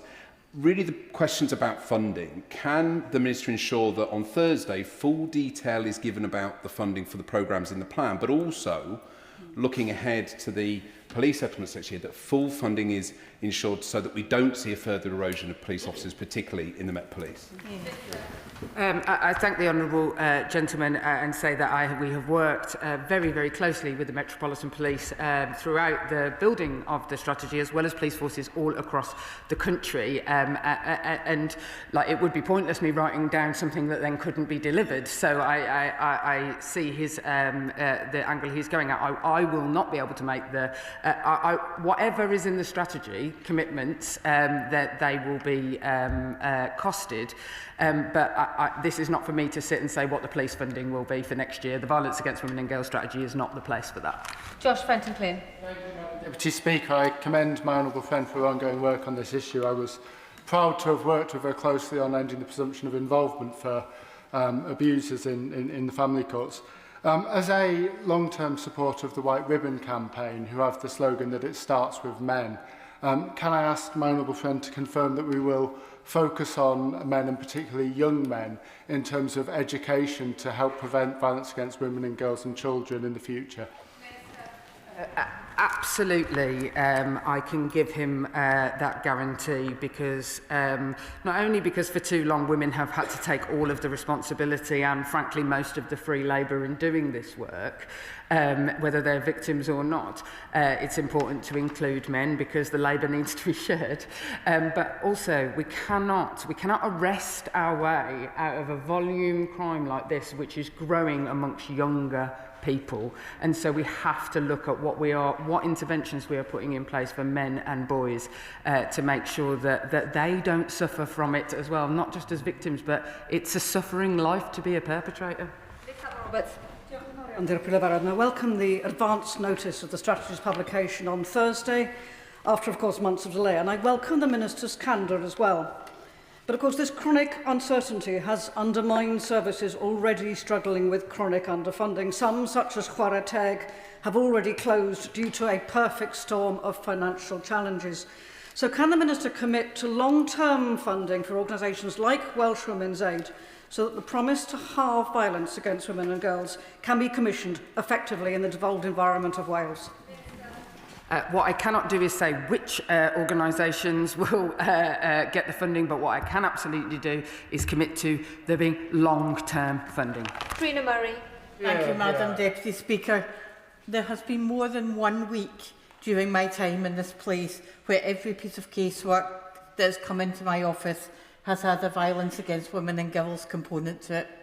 The complexity of this issue cannot be underestimated, and I really do not want to preempt the launch of the strategy, which is eagerly awaited by all of those agencies in my constituency who deal with this on a daily basis.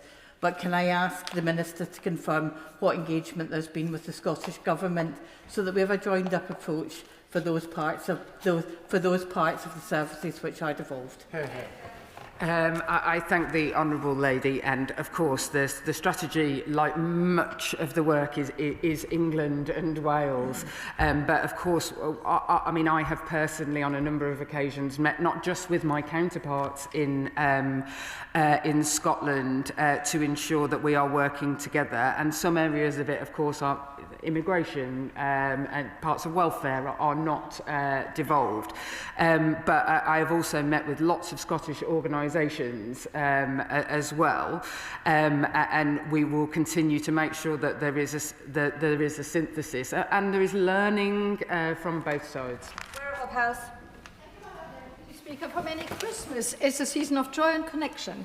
But for victims of domestic abuse, it can be the most dangerous time of the year. Reports of domestic violence typically rise by around 20% over the festive period.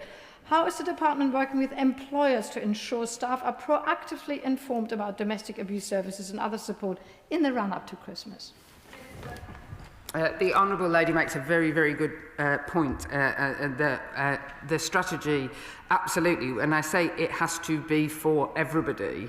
That I truly mean that. It has to be for employers as well, businesses, charities, everybody in society, because she is absolutely right that employers for often, and if I think back to the Rachel Williams case that has been cited, it was at work that she was harmed. She was at work when she was harmed. And so there is a huge, huge job of work for employers to do, and I urge her to wait for the strategy. Speaker, and my honourable friend has been refreshingly honest that the delays in publishing the strategy have been to ensure that this strategy delivers where others have not. As the lead member on the Public Accounts Committee that looked at the failures really of the last government's 2021 strategy, it specifically said that the Home Office failed to get commitment from other government departments. So can she, in delivering this ambitious target of halving violence against women and girls, ensure not only that every part of society responds, but that every part of government delivers? I thank my honourable friend for that reminder of the failures that we have absolutely had to change this time. And actually, I should stand here and say that I can pay no greater credit to the person who has actually made sure that other government departments came to the table. As much as, you know, everybody gets to see my passion, and I'm quite bombastic, is that the person who has done the vast majority of that work and has been my greatest ally in that is the Prime Minister. Thank you, Madam Deputy Speaker. I welcome the Government's commitment to taking action on violence against women and girls. Tragically, evidence shows that migrant women face hugely significant violence. So can the Minister say, will this strategy out on Thursday ensure that all survivors can access refuges and essential services regardless of their immigration status and including those with no recourse to public funds? I won't be drawn on what the strategy says, and I will ask her, but currently that is the case. And the government has increased the funding to the Migrant Victims Fund that funds exactly what she is talking about, where people do not have access to public funds, to ensure that they can get refuge accommodation. That was increased this year, and that is currently the case, that migrant victims, regardless of their status, there is access to support for them. Chris Vince. Thank you, Madam Deputy Speaker. Can I thank the member for Birmingham Yardley for her I wouldn't say she's bombastic, but I would say she's passionate about tackling this terrible societal wrong. I'm not going to unfortunately be in the statement on Thursday because I'm actually having a meeting with 3 domestic violence victims from my constituency in Harlow. Would she agree with me that they're coming forward and talking about their experience is incredibly brave, and actually part of this strategy is about listening to victims and their families? And if I've just got time, can I pay tribute to my caseworker Harriet Spohr, who, wearing a different hat, has been massively involved in ensuring that West Ham United is the first white ribbon accredited Premier League club. I shall be ringing the football clubs of Birmingham later today to make sure that they also are. And actually, I want to pay tribute to all of our caseworkers, actually, because they are on the absolute front line of the cases that we see and the reasons why any of us stand up in here to look out for people. And frankly, you know, I think they go underheard. But every single line that is in the strategy will have come directly from a victim or a family of a victim who came in to see somebody who is in this house and spoke up for it. Will Forster. Thank you, Madam Deputy Speaker. Over 50,000 women and girls in Surrey were affected by violence against women and girls last year. Yet 49% of respondents to a recent survey about the issue in Surrey said they had never reported the issue to the police or other authorities. Can the Minister confirm how the government's new strategy will ensure that women and girls in my constituency of Woking are empowered to report these appalling violent crimes?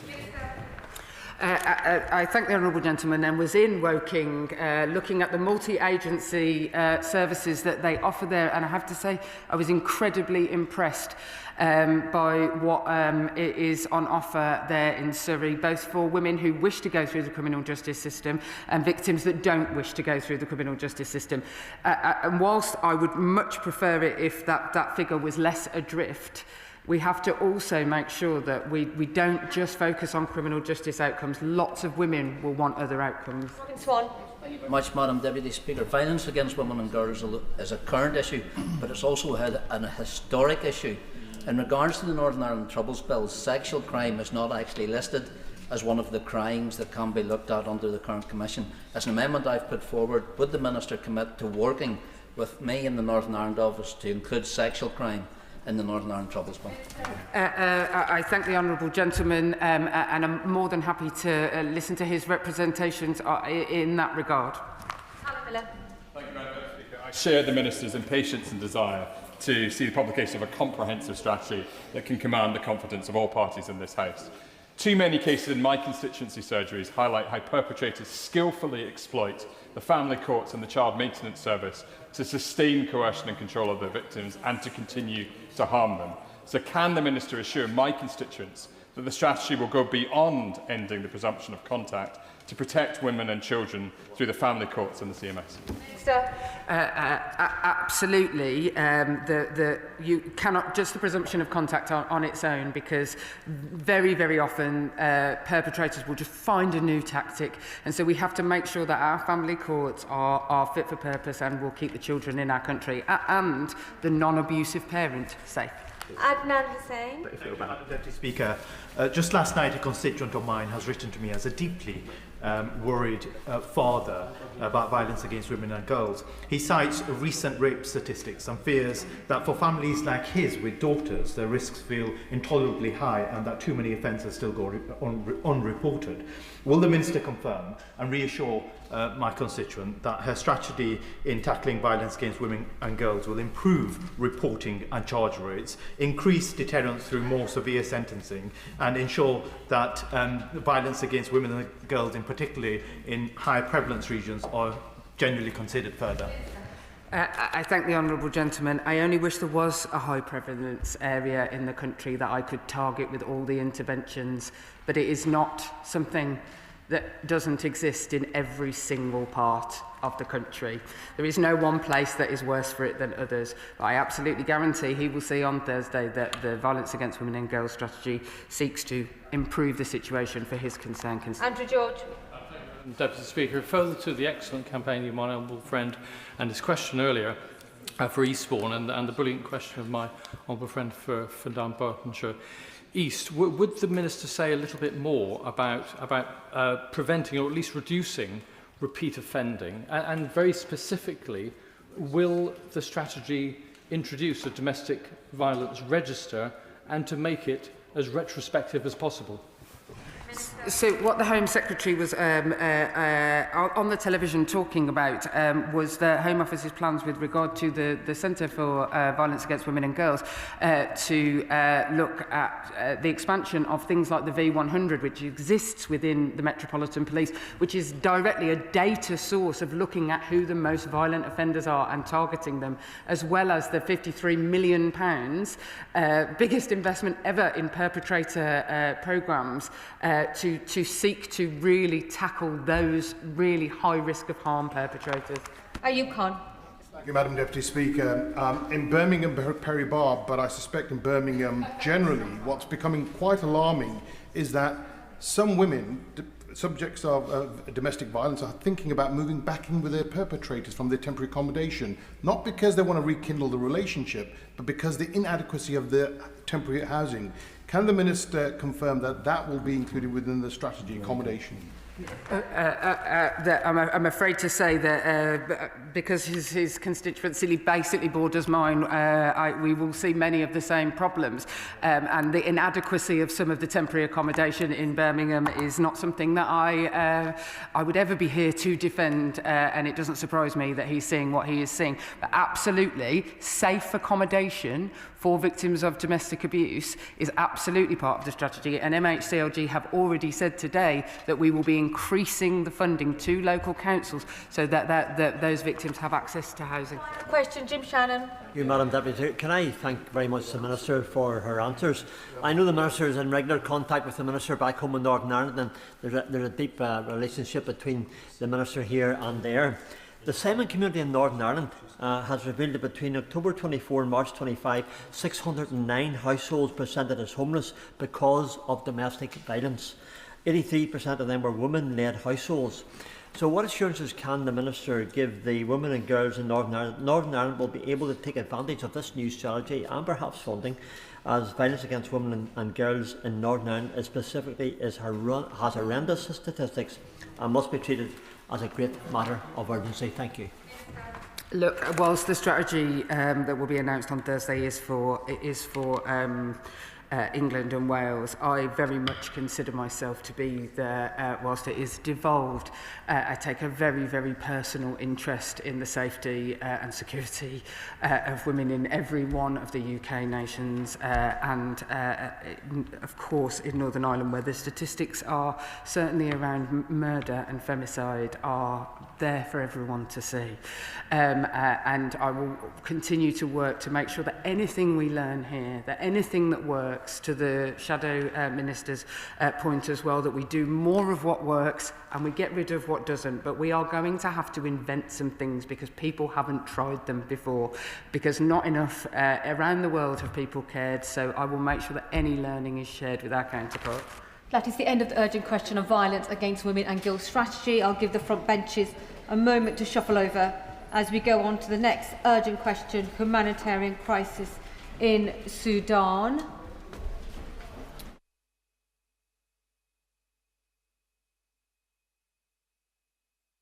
Crisis in Sudan, urgent question. Seamus Logan. Thank you, Madam Deputy Speaker, to ask the Foreign Secretary to make a statement on the government response to the growing humanitarian crisis in Sudan. Minister Chris Elmer.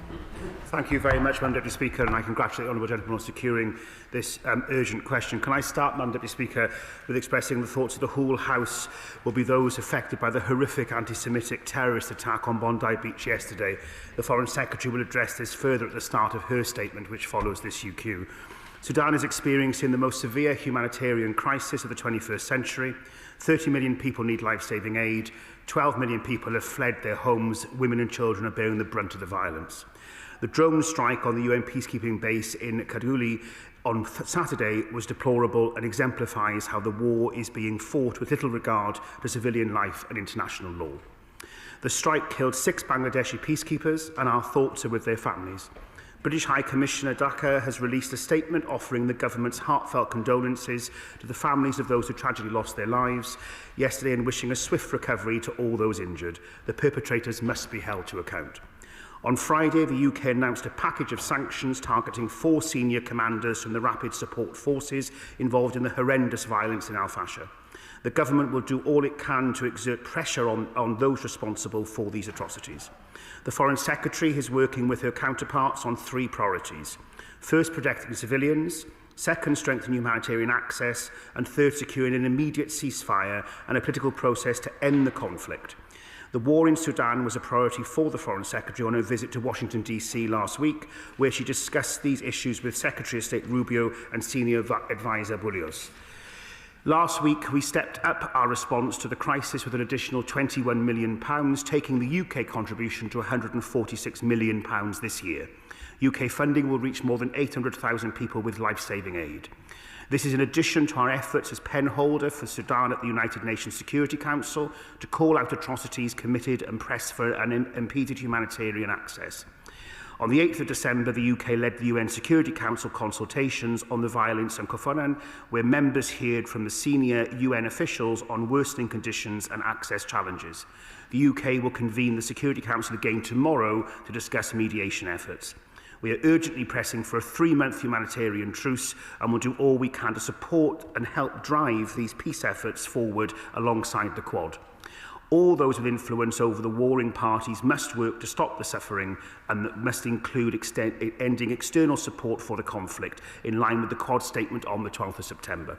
The Foreign Secretary has been clear that the UK will use all diplomatic tools at our disposal to agree a cessation of hostilities and a sustainable end to this conflict that delivers peace for the Sudanese people. Seamus Logan. Thank you, Madam Deputy Speaker, and I thank the Minister for his statement. And I also want to thank the Speaker for granting this urgent question today. In fewer than 2 months since the RSF captured El Fasher on the 26th of October, the city has been consumed by a killing spree, a series of appalling international war crimes.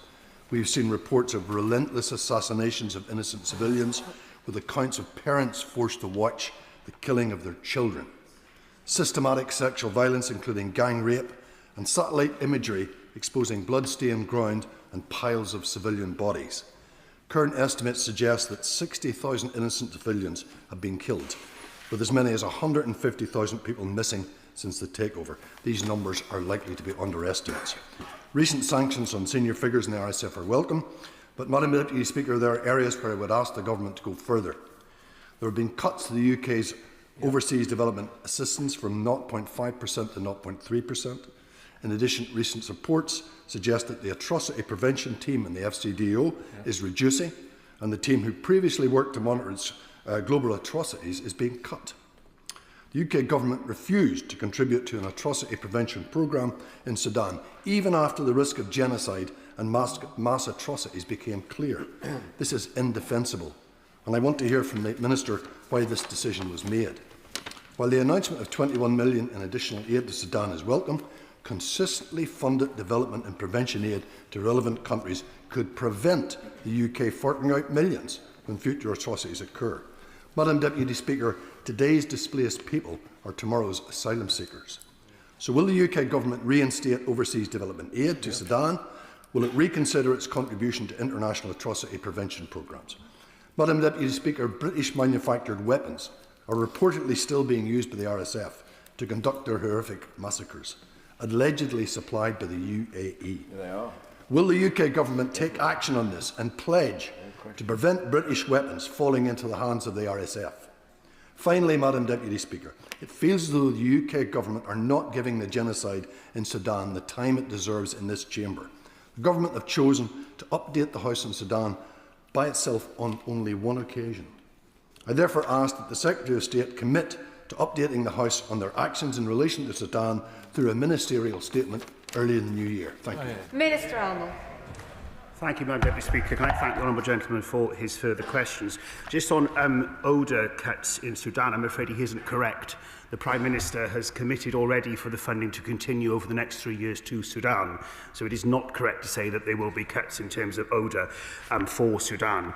In relation to our work in support of the International Criminal Court's active investigations into the situation in Sudan, that support continues to be the case.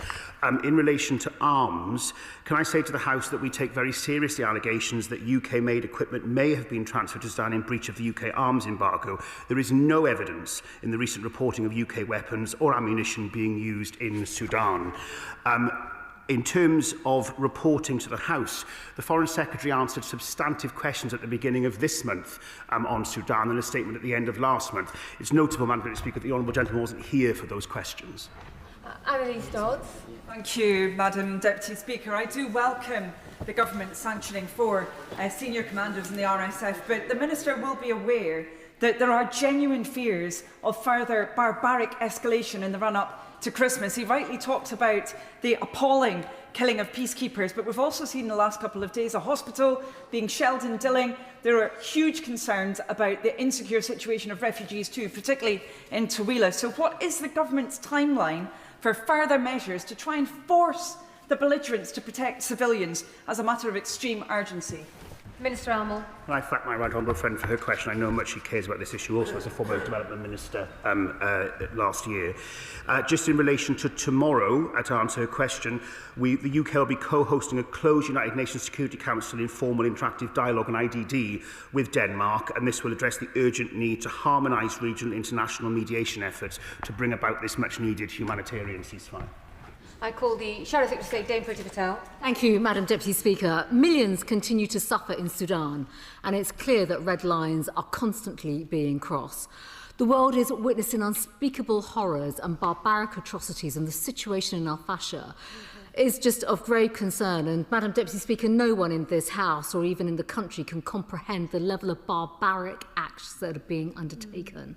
On these benches, we have been calling for further sanctions on the warring parties, and we note the additional measures announced by the government last week. This does represent progress, but what is important now is that momentum builds and follows, and I recognise what the Minister said about the closed session at the UN tomorrow. So can we expect to see more rounds of sanctions, as it's vital that the Sanctions Directorate in the FCDO works around the clock now to identify the culprits, the individuals, the organisations, and hold them to account? What contribution is the UK making to the urgent UN inquiry into El Fasher? What steps will the government be taking? What direct engagement is the Minister having with the Sudan Quad on finding a diplomatic situation and solution to pressurise those with influence over the warring parties and to agree a ceasefire to allow humanitarian aid to flow in and an end to these atrocities? Is the UK involved in the international process, like Cairo, to develop and build confidence with the Sudanese political civilian forces? This is crucial now in facilitating a transition to a civilian-led government. Madam Deputy Speaker, the humanitarian situation is catastrophic. So can the Minister explain how the latest aid package will be delivered? Those who are in desperate need will receive it. How is the government ensuring that the shift in front lines and potential new challenges and blockages to aid delivery are being addressed? And what is the government's assessment of the humanitarian assistance that we've already committed? Is it reaching those in need? And what is the timescale for the dispatch now for the new aid? And can the Minister update the House on whether there's been any progress since the Sudan summit earlier this year in London when it comes to the support pledges made by other countries? What discussions is the government holding with partners who could be deploying urgent relief and assistance in light of this ongoing and growing crisis? Minister Almond. Can I thank the Shadow Foreign Secretary for her opening remarks and indeed her questions. I think she's right to say there should be no politics in this. We all want to see an end to the unimaginable suffering that is taking place in Sudan, and the idea, as was mentioned in the Honourable Gentleman's question actually, that you can see this from satellite imagery just shows the unimaginable scale. On sanctions, I will tell the House we won't rule anything out.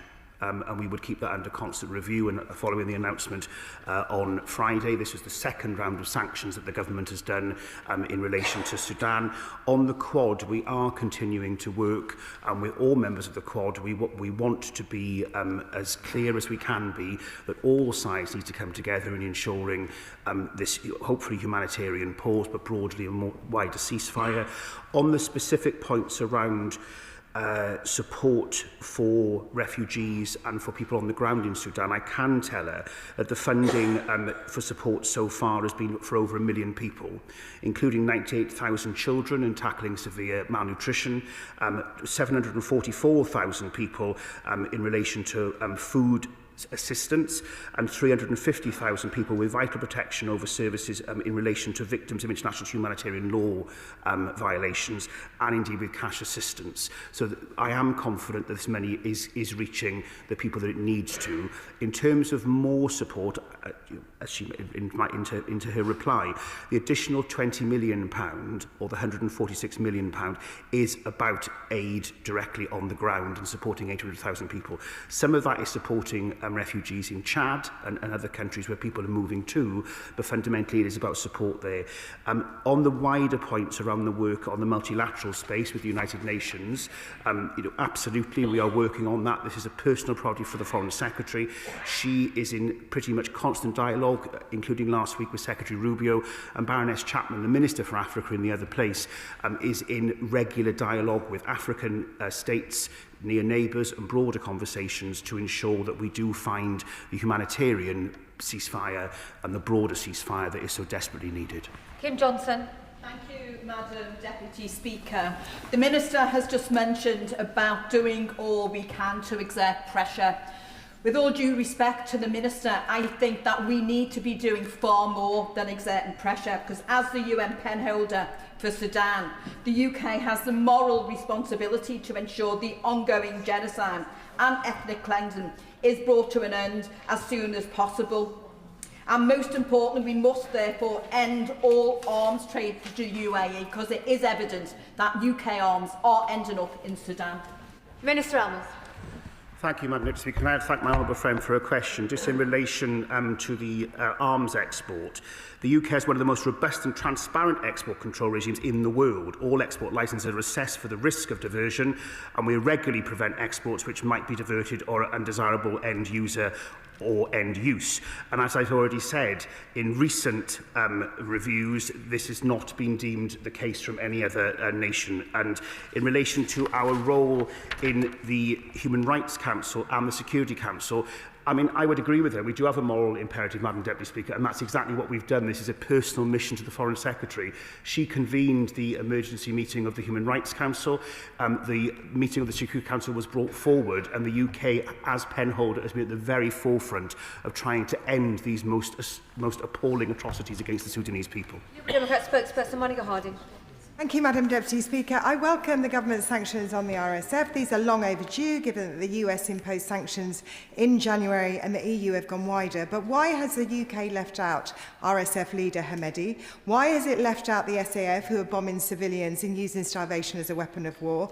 It's widely reported that the UAE are arming the RSF, but yet the UK continues to supply arms to the UAE. And the Minister will know that by selling arms where there is a risk that these states are arming actors that commit atrocities is in contravention of the UK's obligations under IHL and its own strategic export licensing criteria, whether or not UK arms are being diverted. So why is the UK still arming the UAE? I'm deeply worried about the advances by the RSF in Kordofan and real fears of another El Fasher. So what is the UK government doing to prevent atrocities of that scale? Humanitarian access remains severely constrained. What is the government doing to open up access?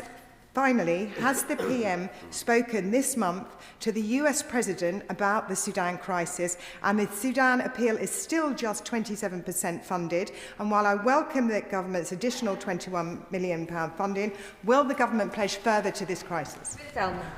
Thank you, Madam Speaker.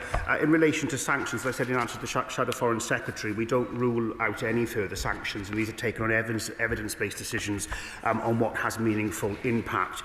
In terms of the UK Government's response, as I've already mentioned to the Shadow Foreign Secretary and other questioners in the Chamber, the UK is at the forefront of this process at both the Security Council and the Human Rights Council. And I reiterate again that we do take very seriously any allegations of UK-made equipment being used in this regard in relation to Sudan, but there is no evidence in recent reporting. And in fact, where any weapons have been found, Madam Speaker, they've actually been of no ammunition or military purposes. So they've actually been of non-lethal supplies, which I'm afraid is the issue in front of us. Jogi. Thank you very much, Madam Speaker. I'm watching this crisis unfold with horror, and so I congratulate the honourable gentleman for securing this urgent question. And I welcome the Minister to the dispatch box first time I've seen him, but I do say an oral ministerial statement would have very much been welcomed. Can I ask him what specific engagements taken place with the African Union in relation not just to securing a much needed peace, but the distribution of aid? And what coordinating role is the United Kingdom playing with our European counterparts? Because the world cannot sit by and watch this any longer. I thank the honourable friend for his question. We are working with the African Union as best we can in relation to ensuring aid is delivered. And in relation to a statement, there was a statement on the 18th of November and there were FCD orals just at the beginning of this month. And the fast pace of this work in relation to Sudan as a personal priority for the Foreign Secretary means that it is under constant review and dialogue with various partners, including as recently as last week with US Secretary of State Rubio. Sir Edward Smith. Madam Deputy Speaker, I congratulate the honourable gentleman for achieving this. Can I just say, although there have been 2 recent sanctions, the fact is there are now over, four, yes, I didn't add up the other 2, but the reality is there are 21 other Sudanese, many of them are RSF, operating here in the United Kingdom, well known to the authorities, who are involved in the financing of this and not being sanctioned. And furthermore, isn't it a reality that the reason why this fighting is still going on, the brutality of the RSF, is because the UAE finances and supports what they're doing. Without the UAE involvement, there would be no further war here. So when is the government going to turn around, notwithstanding ideas of wanting to get business contacts in the UAE, and start sanctioning, Magnitsky sanctions on individuals in the UAE until they stop financing this brutal war? Can I thank the honourable gentleman for his question? He will know from time in government and opposition that we don't comment on individuals in relation to specific sanctions, but what I can confirm to the House is that we won't rule out any additional sanctions. In relation to the work of the Quad, Madam Deputy Speaker, the statement on the 12th of September is a significant development, and we remain completely focused on pushing for the humanitarian pause, the wider ceasefire, and supporting the Sudanese-led political transition. It is for all sides as part of that Quad to ensure that they can do that work to make sure. He's pushing me on the sanctions for UAE, Madam Speaker.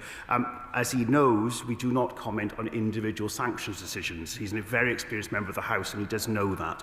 So we will keep it under constant review and keep working with the Quad towards the cessation of violence. Rachel Maskell. Thank you, Madam Deputy Speaker. We know that health workers have been targeted and killed. We know that 80% of health facilities are no longer functioning, and we also know there's a generation which have not received vaccines as well. We are seeing this pattern occur not only in Sudan but other conflicts as well. So what is the Foreign Office doing, not to be reactionary in using the law retrospectively, but being proactive in order to secure these vital humanitarian structures such as healthcare and ensure that they are in place and countries are held to account in real time? Can I thank my honourable friend for her question? As I mentioned around the work of the International Criminal Court, we support that work, and that is in real time in terms of investigation. In terms of healthcare work in relation to humanitarian aid, that does form part of this work of trying to support people through malnutrition and wider healthcare challenges that people are facing in terms of the horrific situation in Sudan. Ford. Speaker, When the House debated the conflict in Sudan on the 4th of November, we heard that some British arms and equipment had been found on battlefields in Sudan, and it is alleged that the RSF has been provided by arms by the UAE, which in turn is supplied by the UK. We heard from the Minister on the 4th of November that, quote, the UK has one of the most robust and transparent export control regimes in the world, and we've heard exactly the same line repeated again today. Rather than repeating these lines, please could the Minister let the House know what discussions have taken place with the UAE since the 4th of November about UK arms exports to the UAE? Minister. Can I thank the Honourable Gentleman for his question? As I have set out to the House, there is no evidence in recent reporting of UK weapons or ammunition being used in Sudan. Thank you, Madam Deputy Speaker. I thank the Minister for coming and for the Honourable Member for securing this important UQ. I think it is important for us to keep the focus on Sudan. Islamic Relief in my constituency recently held an exhibition entitled Are Your Eyes on Sudan? And I'm sure they'd be welcome and ready to host the Minister to show him the range of images and pictures. And I attended a similar exhibition earlier this year, hosted by my honourable friend, the member for Kensington and Bayswater, by an organisation called Waging Peace. They had images of children drawing images of their parents and their fellow brothers and sisters being raped.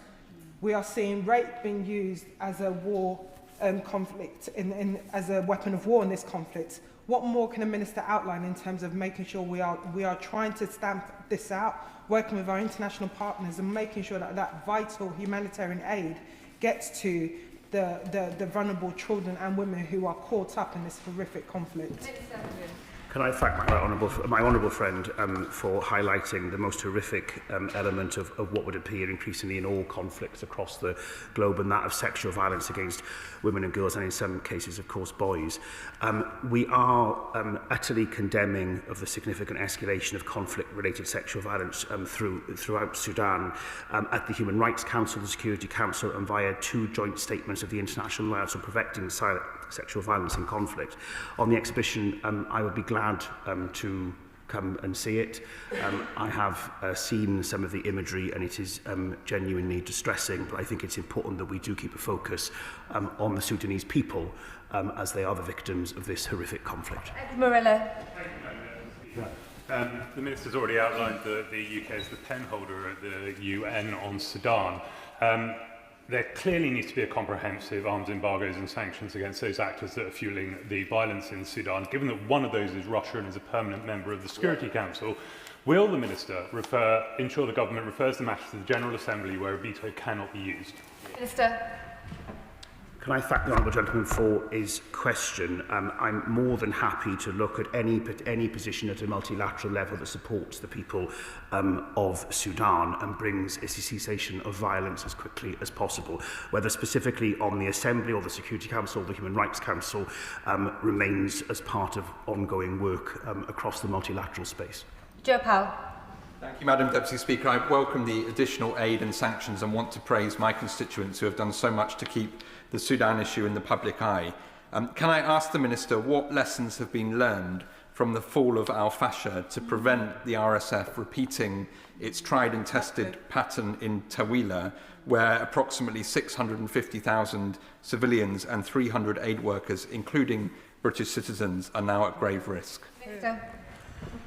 Can I thank my honourable friend for this important question? I mean, that work is absolutely ongoing to ensure that we have prevention and that we try to avoid any further horrendous scenes.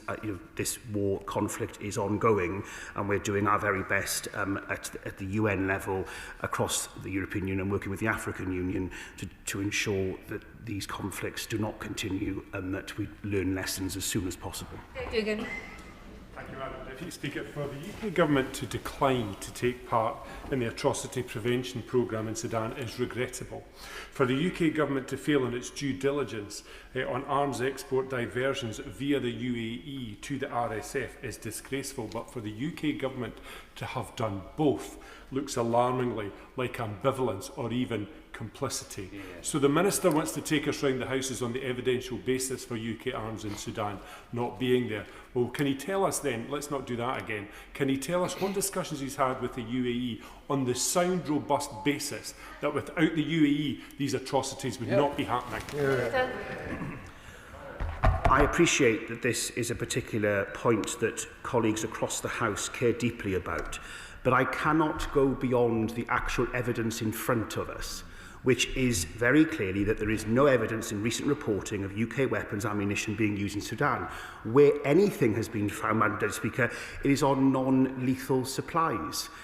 That is the situation. That is the reality of anything that has been found. And in these reviews, where we take these allegations seriously, we have one of the most robust and transparent systems in this process, and that simply is not the case that these weapons have been found to have been made in Britain. I urge colleagues to keep their questions short. Laura Kirk-Smith. Thank you, Madam Deputy Speaker. I welcome the additional funding and the sanctions that the Minister's updated us on. We're seeing a really rapid escalation of violence in Kordofan region now, and a repeat of the same tactics we've seen in El Fasher, like the siege tactics and the sexual violence. So can the Minister say more about what he will do to protect civilians and prevent future atrocities in the Kordofan region? Minister. Can I thank my honourable friend for her question, Madam Deputy Speaker?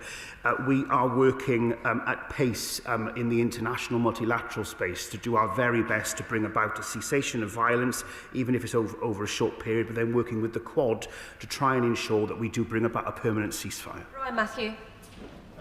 Madam Deputy Speaker, clearly the number one priority is to achieve a ceasefire in Sudan, but peace needs to be secured. Will the UK government, as the UN penholder, organise and host a Lancaster House-style peace conference for all the parties to the conflict, with the civilians headed by the previous civilian government under Abdullah Hamdok? Thank you. Can I thank him for his question? As I've mentioned in previous answers, tomorrow we will co-host the closed United Nations Security Council Information Interactive Dialogue with Denmark. We will continue to do all we can as a UK government to bring about the cessation of violence. And if we can do any additional work around the negotiated peace, of course we'll play our part in that. Bishop Ferguson. Speaker, and I thank the honourable gentleman for securing the urgent question this afternoon. We know that over 10 million people have already been displaced, more than half of them children. We know that children are trapped in hard-to-reach places and that access to food is cut off. Just last week, 63 children were killed in the attack on a kindergarten in South Kordofan. So what action can be taken to support these children specifically and their families who are malnourished, traumatised and who have had no education for the duration of this conflict? Can I thank my honourable friend for her question? She raises such an important point. I think in a previous answer, Madam Speaker, I spoke about the 98,000 children that we're supporting to tackle malnutrition. Can I also reassure that we're working with organisations like UNICEF to ensure that we are getting support onto the ground of supporting these children? Can I just say, Madam Deputy Speaker, that conflict is horrific in all its forms. There is no greater conflict than those against children, and it really must be called out and stopped. Thank you, Madam Deputy Speaker. Could I ask the Minister if this country could be a bit more robust with the UAE on their financial support for the RSF, on the clear supply of weapons that have come from somewhere around the world that goes to the RSF, and the interesting similarity with the areas that are occupied by the RSF and the massive supply of minerals and oil that will be available to them in the future. Is this not just a grab for the natural resources of Sudan being undertaken by the RSF on behalf of other bigger actors around the world? Thank you, Madam Deputy Speaker. We do continue to work with the US-led Quad efforts, which includes the UAE, to ensure that we bring about a sustainable humanitarian pause and broader ceasefire. And we continue to work with all countries to bring about as quickly as possible a cessation of violence. Thank you, Madam Deputy Speaker. Accounting for the Minister's previous answers about the source of these weapons, and given that civilians are being deliberately targeted with murder, rape and starvation being used as weapons of war, what steps can the UK government realistically take to disrupt the flow of weapons, drones and military support to those violent actors committing these hideous crimes? Minister. Can I thank my honourable friend for his question? I think the best and most robust work we can do is around our robust and transparent export control regimes around the world. We are able to be nimble in terms of ending exports where we find any undesirable end user, and that work will continue, not just in Sudan, but of course in other conflicts around the world. Vicky Slade. Thank you, Madam Deputy Speaker. I don't want to labour the point, but whether or not our UK arms are being used by the UAE in Sudan is not relevant. It would be horrendous if it was. But the Minister's repeatedly said that they're not being used, but everyone seems to accept that the UAE arms are being used. So can I repeat my colleague's point of what meetings has the Minister had with the UAE since the last time he stood up here to discuss whether they are arming the people of Sudan? Minister. Can I thank her for her question? External support to the SAF and the RSF only fuels the conflict. We continue to emphasise at all parties the importance of refraining from actions that prolong the conflict. We ask that all those with influence over the warring parties bring them to the negotiating table to seek a political resolution. Alice MacDonald. Thank you very much, Madam Deputy Speaker. OCHA has warned recently of escalating drone strikes across Darfur and Kordofan. As the Minister referenced, 6 peacekeepers lost their lives in a drone attack on Saturday. Of course, it is the humans controlling these weapons that must stop them, but as he knows, there is a live conversation and organisations have called for new legally binding rules to offer legal certainty and stability around the use of drones and autonomous weapon systems. So can the Minister tell us what assessment he has made of these systems and what conversations with the UN are being led by this UK government? Minister. Can I thank her for a question? We are alarmed by the use of drones to attack civilians, and we're particularly concerned about the recent attack, as she mentions and was in my opening remarks, around the killing of peacekeepers that may have involved drones. Our export controls on arms are strict and do include military drones, Madam Deputy Speaker, and we are working as best we can to ensure that external actors need to refrain from fueling this conflict and work together now to secure peace, but particularly in trying to mitigations around drones. On the multilateral space at the UN, we continue to work on all possible options as the pen holder. Ben Lake. Very pleased to hear the Minister confirm that the government is supporting the work of the International Criminal Court in investigations against those commanders implicated in these atrocities. Can I ask for his reassurance that the government will waste no time in bringing further sanctions against individuals when charges are brought, and also encourage international partners to do likewise? Can I thank him for his question? As I've mentioned previously, we don't comment or have a running commentary on individual sanctions, but I can assure him and the House that we will keep this under constant review. Chris Law. Thank you, Madam Deputy Speaker, and congratulate my honourable friend for securing this urgent question. Madam Deputy Speaker, major aid cuts have happened, and indeed a peace-building programme in Sudan was cancelled, which led to our failure to respond to the emerging civil war and the resulting genocide. So can I ask, will the Minister confirm that any future aid cuts will come with a proper plan in advance, and also that the conflict prevention unit is fully restored? Can I thank him for his question? As I've mentioned previously, Madam Speaker, the Prime Minister has made clear that we will continue to play a humanitarian role in Sudan and is committed to protecting our funding supports for people affected in the crisis over the next 3 years. This fund is not linked to any ODA cuts and in fact will deliver £146 million of life-saving aid over the next year. Paula Denyer. Madam Deputy Speaker, I'm sure I'm not the only member in this House who's feeling that we're a bit through the looking glass, with the Minister before us today and the Minister answering last month insisting that no UK arms have been found in Sudan. Yet Amnesty International reports that small arms targeting systems, as well as engines for armoured vehicles from the UK, have been found in Sudan. I think we can be confident those are not being used for peaceful purposes. So given this, will the Minister reconsider a ban on arms exports to the UAE, or at the very least set out how specifically the government is conducting due diligence when licensing arms transfers to the UAE? Minister. Can I thank her for a question? As I've said previously, any arms found were not lethal or supplies and they weren't arms or ammunition.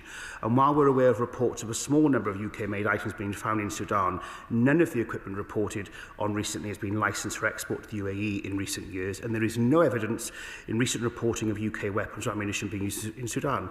As she may know already, we've previously refused licenses to the UAE due to the risk of diversion. Shaukat Adam. Madam Deputy Speaker, once again it appears children are paying the price of man's folly. According to Save the Children, over 1,200 children were killed in 2024, and which raised up to 1,700 last year, mainly by explosive devices. At a hospital in Khartoum, 1 in 6 casualties are children with shrapnel to the head, to the limbs and to the abdomen. So can I ask the Minister, as a United Nations penholder on Sudan, to draft a child-focused resolution protecting the person? Minister.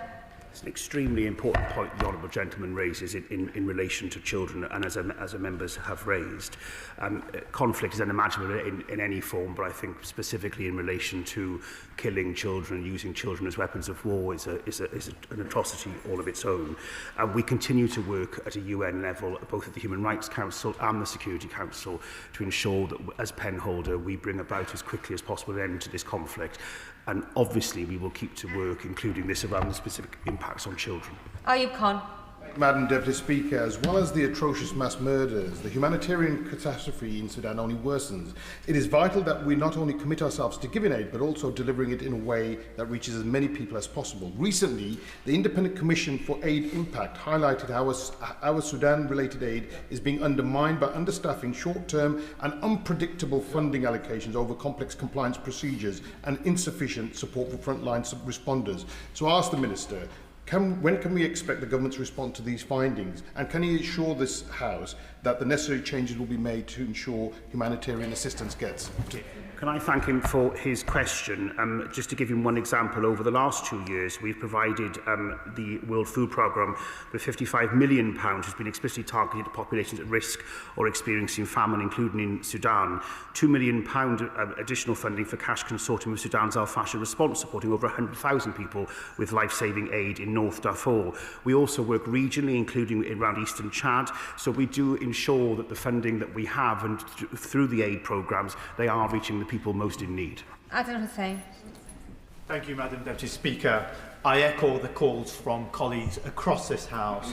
As a signatory to the Genocide Convention, will the Minister plainly commit to using every lever available to this government, including our position in the United Nations, to demand an immediate end to the horrific situation unfolding in Sudan?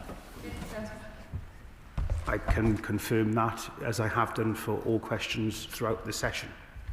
Final question, Jim Shannon. Thank you, Madam Deputy Speaker. Can I thank the Minister for his strong answers? The situation in Sudan is something that is deteriorating every hour, and yet the anguish that these people are suffering is fresh and new. For Christians in particular, the murder, rape, systematic violence happens daily. Every day another child loses their mother or father, loses their chance of education and loses their hope of a future. So when can the Minister put his heartfelt words into action and move into this region with other countries to restore how we can get the help to those on the ground who need it most and whose voices cannot be heard?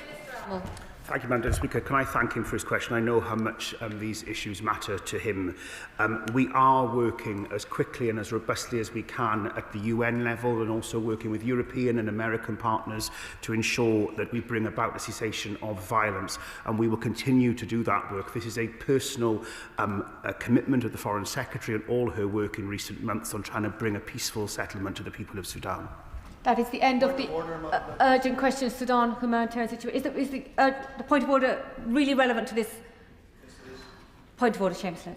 Thank you, Madam Deputy Speaker. In his response to my urgent question a few moments ago, the Minister referred to my presence or otherwise in the Chamber during a previous debate.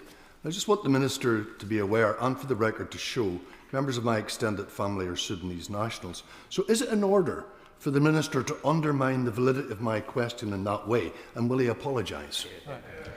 We can't prolong the debate, but the honourable member has most definitely got his point on the record, and I now must continue on to the next state. So if I allow the front benches a few moments to shuffle over.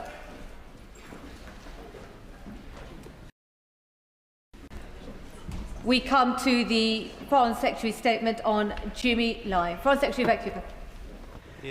Thank you, Madam Deputy Speaker. With permission, can I first address the horrific attack that took place yesterday at Bondi Beach in Sydney? Across the UK and across the world, people have been shocked and appalled by this vile anti-Semitic terrorist attack, targeting Jewish families who were celebrating on the beach on the first day of Hanukkah. New South Wales authorities have confirmed that 15 people have been killed in addition to one of the 2 gunmen, and 27 people remain in hospital. It is a devastating loss of life, including a Holocaust survivor and a little girl just 10 years old. It's also now been confirmed that one of the victims of the Bondi attack was a British national, bringing this tragedy even closer to home, and we have offered support to the family following their tragic loss. I've offered my Australian counterpart, Foreign Minister Penny Wong, the United Kingdom's full support in their response, and the Prime Minister and His Majesty the King have both shared their condolences. Hanukkah should be a time of celebration and joy, and yet Jewish people are again confronted with vile acts of hatred simply for being Jews, with further distress for our British Jewish communities just a couple of months after the Manchester synagogue attack on Yom Kippur.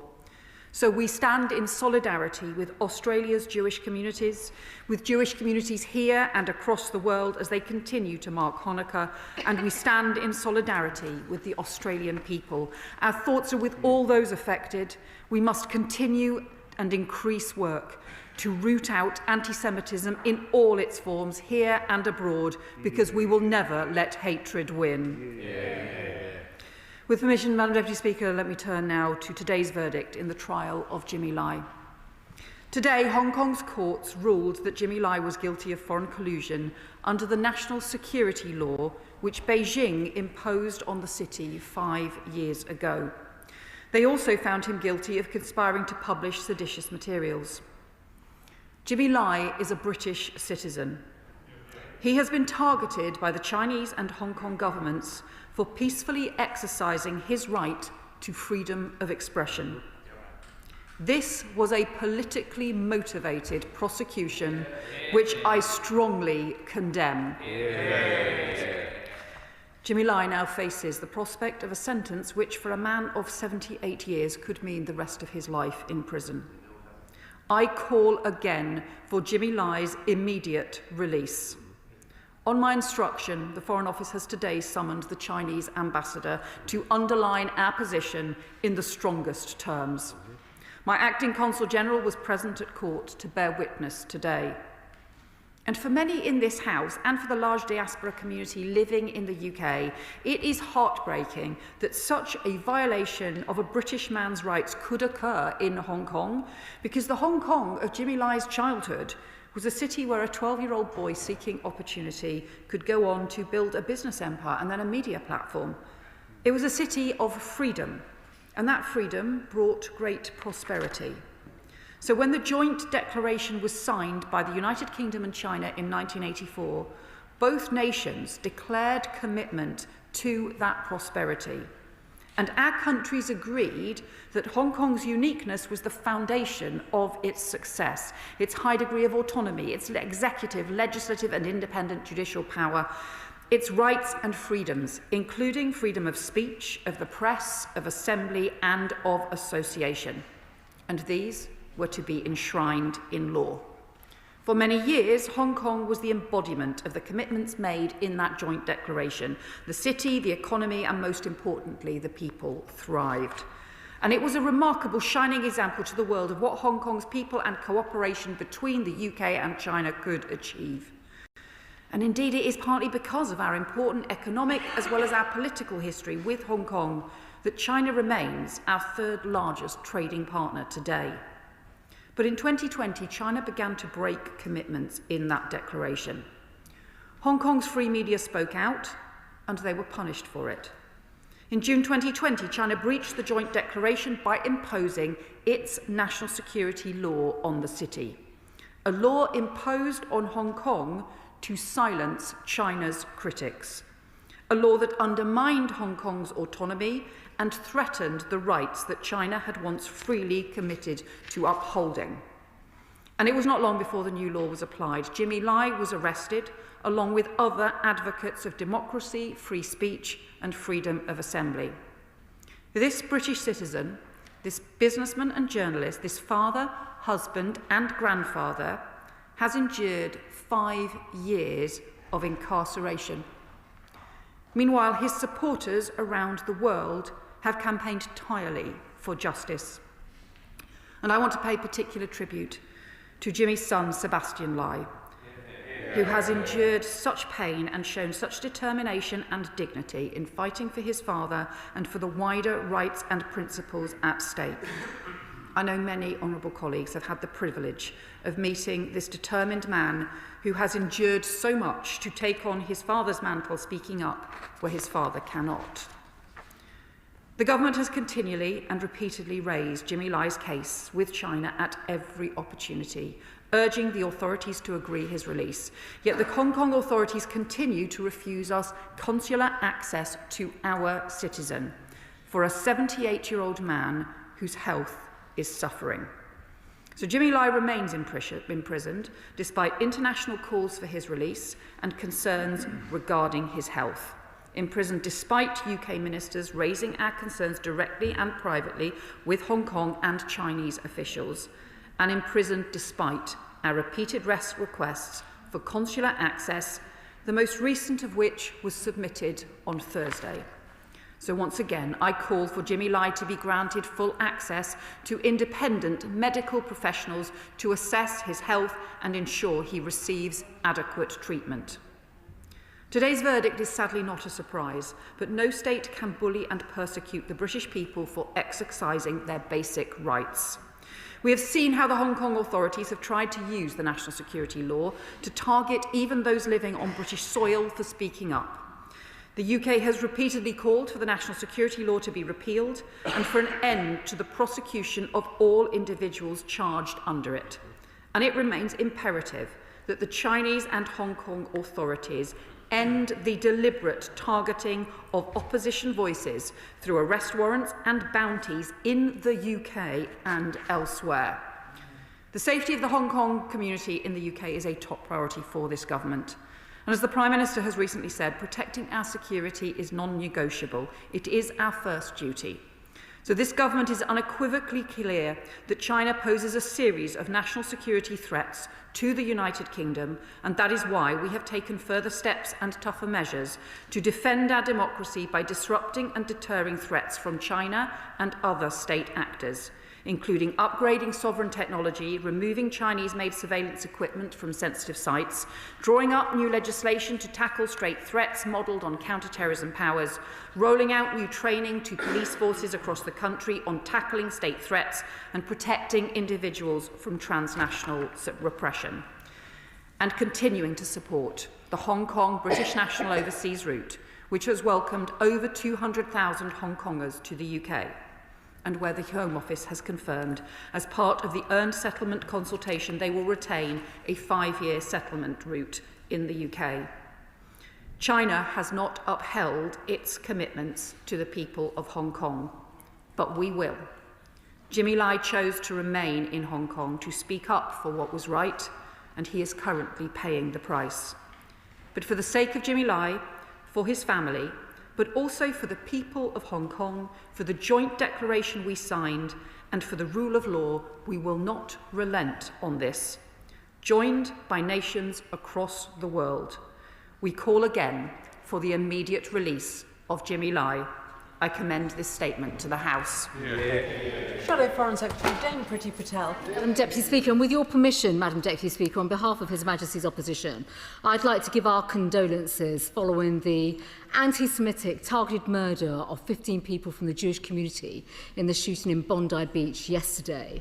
The atrocity was absolutely appalling, and as the Jewish community comes together this Hanukkah, we honour a tradition that symbolises resilience, faith, and the triumph of light over darkness.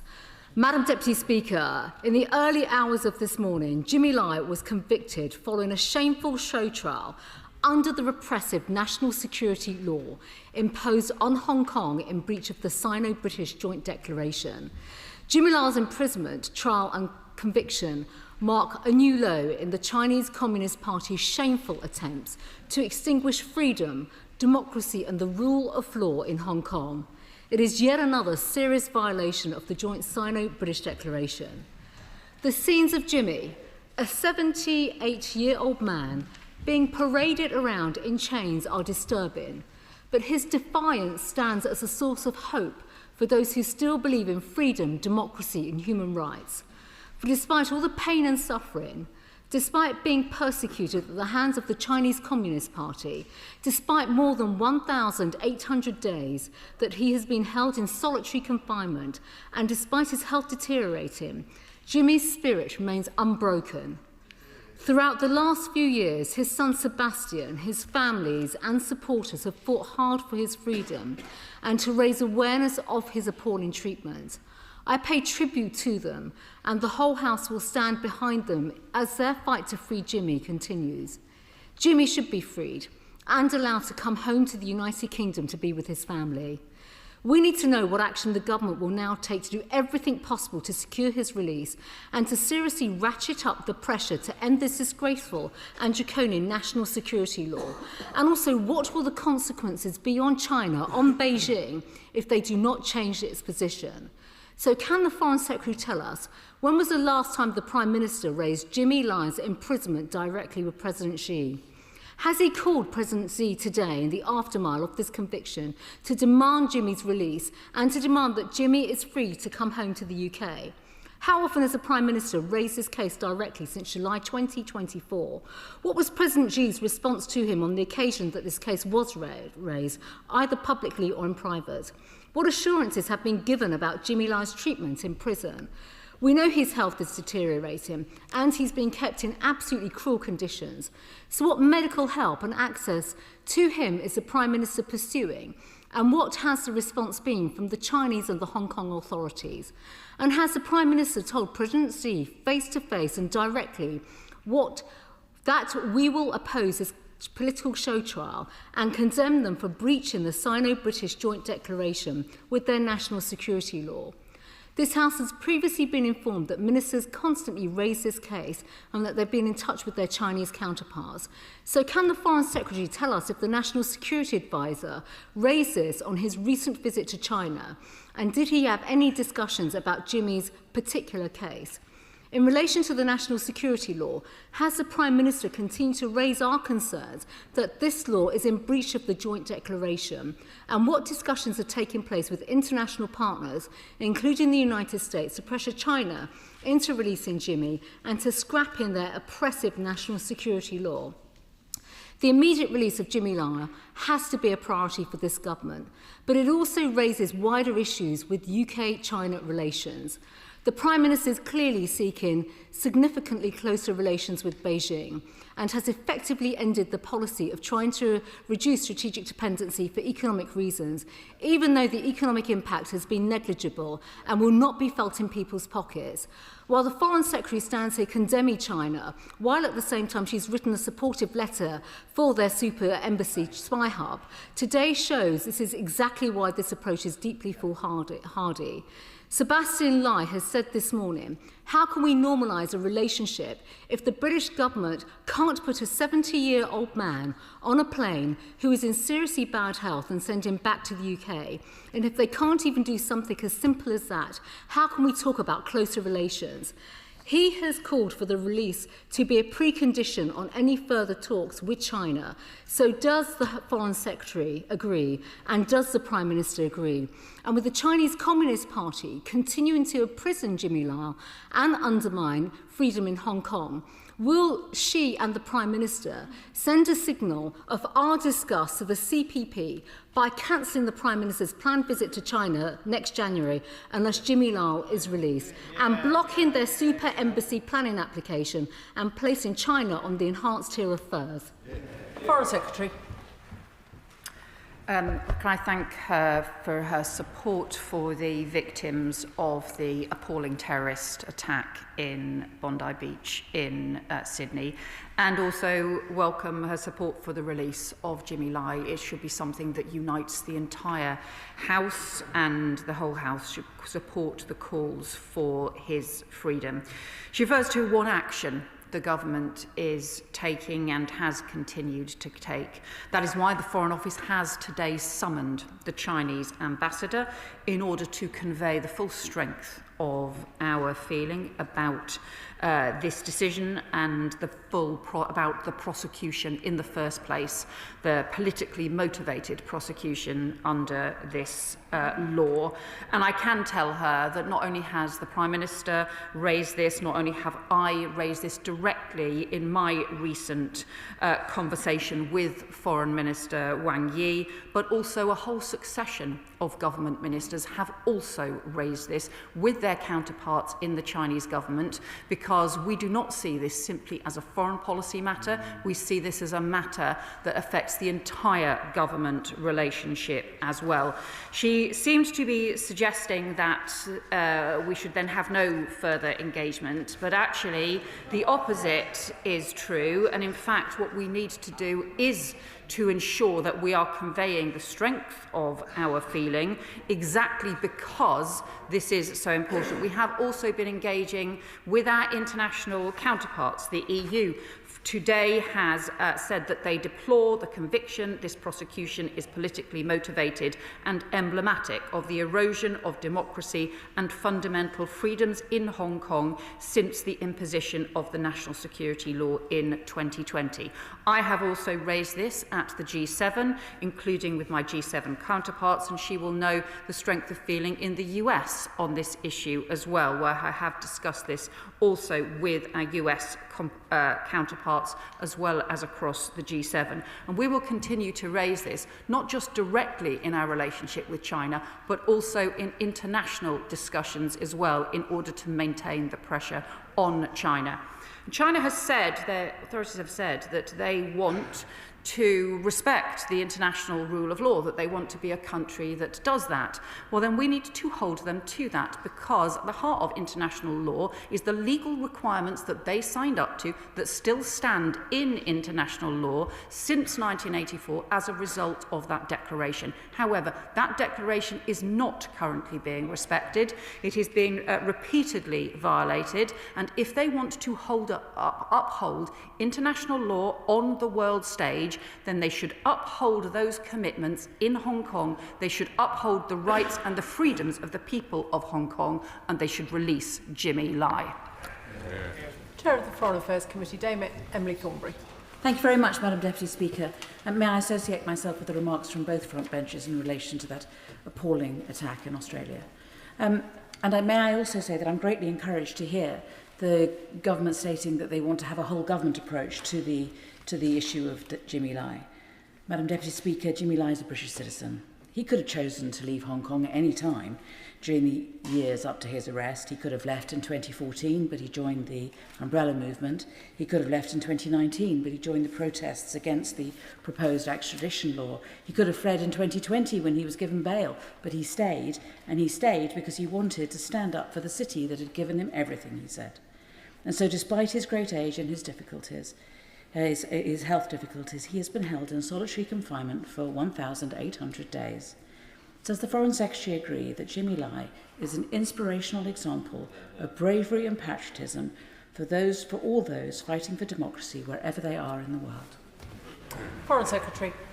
Can I strongly welcome my right honourable friend's tribute to Jimmy Lai, to his bravery and strength in the face of the most difficult circumstances, and the way in which he has spoken up for freedom and for values, as well as for his city and communities as well. She is right to pay tribute to him, and I think probably the whole House would join in those tributes and in the recognition of what he has stood up for.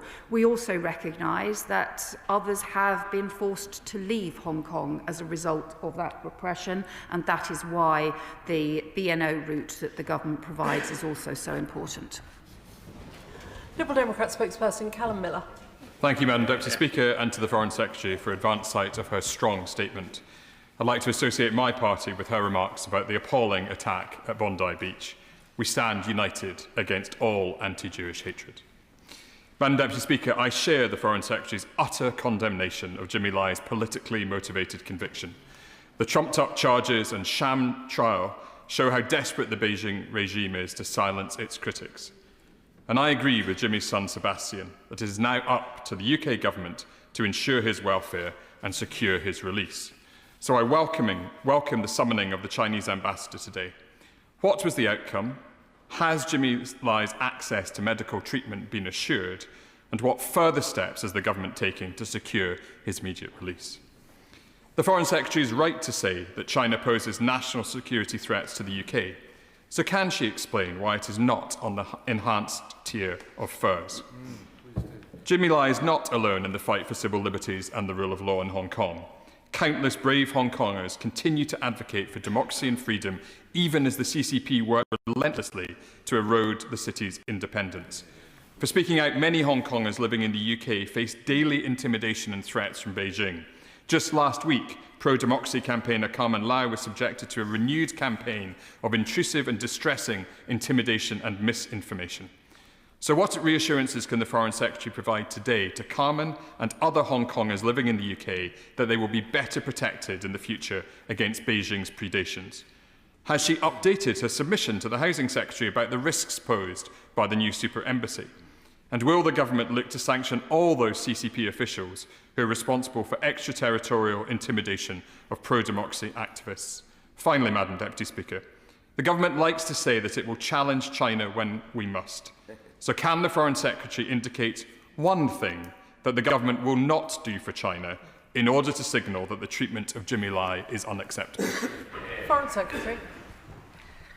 Can I thank the honourable member for his support for Jimmy Lai and for Jimmy Lai's release.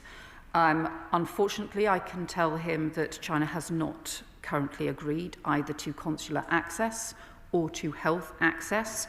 But let me be very clear, we will not relent on this. We will continue to raise it with our international partners as well as directly with China.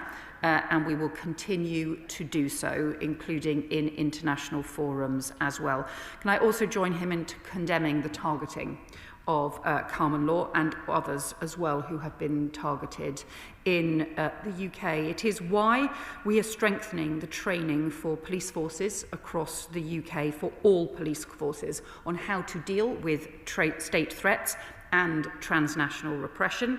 It's why we also increased the investment in our intelligence and security agencies so that they can also deal with state threats as well as traditional counter-terrorism threats as well.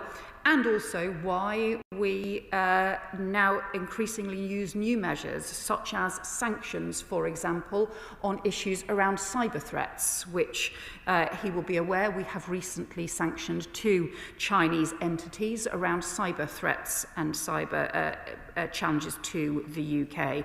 You also raised the issues around the embassy. As he will know, this remains a planning decision for the MCHLG under their independent processes, but I can also tell him that security considerations have been taken immensely seriously, not just by the Home Office and by the Foreign Office, but also by the agencies throughout. Joe White. Thank you, Madam Deputy Speaker.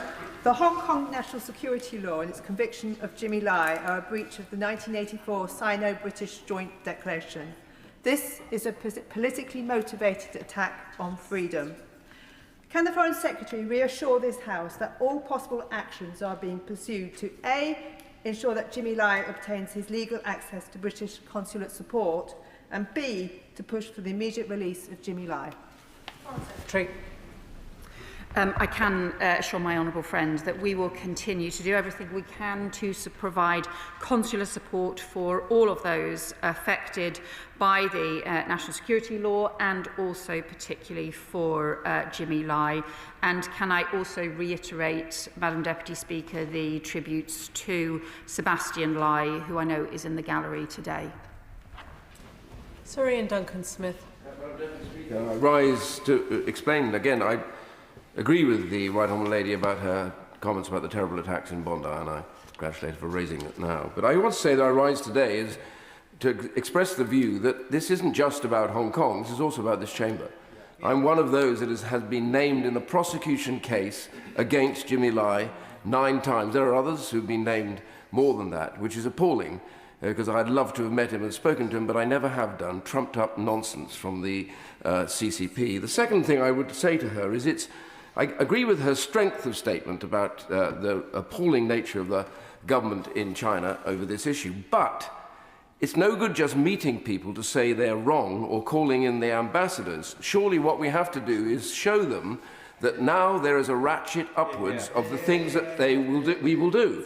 Number one, we need to tell them there will be no visit in January by a Prime Minister to an organisation that is so corrupt and indecent. Number two, we should start imposing surely sanctions in and on those members in Hong Kong who run the place, who we have done none of, but every other country has sanctioned, but we have not. And finally, the idea of allowing this regime to have a huge embassy with 200 extra spies brought in at this point they need to be told this will not happen until they release Jimmy Lai. Foreign Secretary.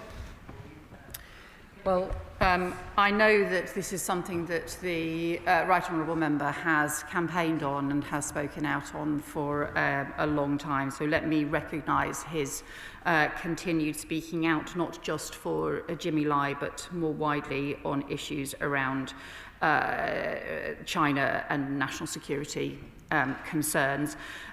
Let me be clear, we will continue to pursue this through international routes as well as directly with China.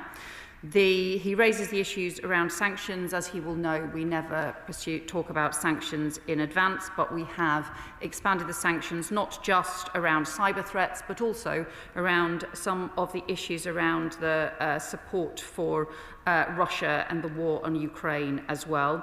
On the issue about the embassy, I have obviously addressed the question of the planning process, but let me also be clear that the UK continues to have very strong restrictions on both the numbers of people who are able to come and on the visa arrangements as well. All of that continues. That does not change as a result of any planning decision at all. Let's be clear, no state can bully and persecute the British people for exercising their basic rights. That is why we have been clear about our strong condemnation of this politically motivated prosecution and calling for the release of Jimmy Lai. Joe Powell. Thank you, Madam Deputy Speaker, and can I thank the Foreign Secretary for her tribute to Sebastian Lai, who, as she says, has now joined us in the gallery. This afternoon, honourable members from across the House heard from Sebastian, Jimmy's son and a constituent of mine, and the international legal team supporting him and the family. Jimmy is now 78, a British citizen in failing health after 5 years in solitary confinement, and he now faces a fifth Christmas away from his family, including a granddaughter he has never met, Sebastian's first child. So can I ask the Foreign Secretary what message she has specifically for Jimmy's family, and can she assure them that everything will be on the table in what the government decides to do next? Foreign Secretary. Well, I can send wholehearted support to Jimmy Lai's family, who face the most difficult of circumstances, and also to Jimmy Lai himself, who is a British citizen and has our strong support. I can also say that we will continue to raise this in every forum that we can, and also that the priority must be to get him humanitarian ground, to draw on those humanitarian grounds, if nothing else, to get the immediate release of a man who is 78 and who has already been incarcerated for far too many years. Sir John Whittingdale. Jimmy Lai's so-called crime was simply being a journalist expressing his views. As the Foreign Secretary has said, he is 78, and we heard this afternoon from Sebastian and his legal team that his health is deteriorating very rapidly and he is likely to die in prison unless he is released soon. Will the Foreign Secretary meet Sebastian with his legal advisers from Doughty Street Chambers to discuss what additional pressure can be put on the Chinese government to obtain his release? Foreign Secretary. I have previously met Sebastian Lai, and I will certainly meet him again in order to talk with him about what more support we can provide. Dame Meg Hillier. Thank you, Madam Deputy Speaker. Madam Deputy Speaker, I have a constituent who suffered a terrible rape in Hong Kong, which wasn't properly investigated. Her statement was under Google Translate, no rape kit taken. She then found herself accused and has been of something else, and as a result of that, and has been in the system for 2 years now in January. She trusted that the legal system in Hong Kong would support her. Her lawyers taking on her case as a black British woman have taken a risk in doing that. Does the Foreign Secretary have confidence in the legal system in Hong Kong, and is there anything we can do to support my constituent? Foreign Secretary. Well, I'm really very sorry to hear circumstances for my honourable friend's constituent. Very happy to discuss with her further the circumstances of that case, and she will know we have repeatedly raised our concerns, particularly about the national security law and the way in which that law does not respect the circumstances and the commitments that were agreed. It is a crucial part of Hong Kong's identity for so many years, and that were embodied in that declaration, that it was about respect for the rule of law. Joshua Reynolds. Madam Deputy Speaker, Carmen Lau is a Hong Kong democracy campaigner and a constituent of mine in Maidenhead. Earlier this year, her neighbours received letters asking them to take her to the Chinese embassy in exchange for £100,000. Last month, her neighbours also received fake, sexually explicit photographs of her with a Macau postage stamp. So can I ask the Foreign Secretary when she last met with Carmen to be able to discuss these concerns, and how she can reassure Hong Kongers living in Britain that they will be safe? Foreign Secretary. Can I thank the honourable member for standing up for his constituent, and I have obviously seen the most recent reports of the circumstances that she has faced. I have not met her since then to discuss and to hear from her of it, but I think the whole House will be totally appalled by the experiences that she has had. What I can assure him is that this is something that our counter-terrorism police, who cover both state threats and terrorism threats, take immensely seriously and pursue every possible investigation. And it is why, as a government, we have expanded the work around state threats of the counter-terrorism police. Mary Rimmer. Thank you, Madam Deputy Speaker.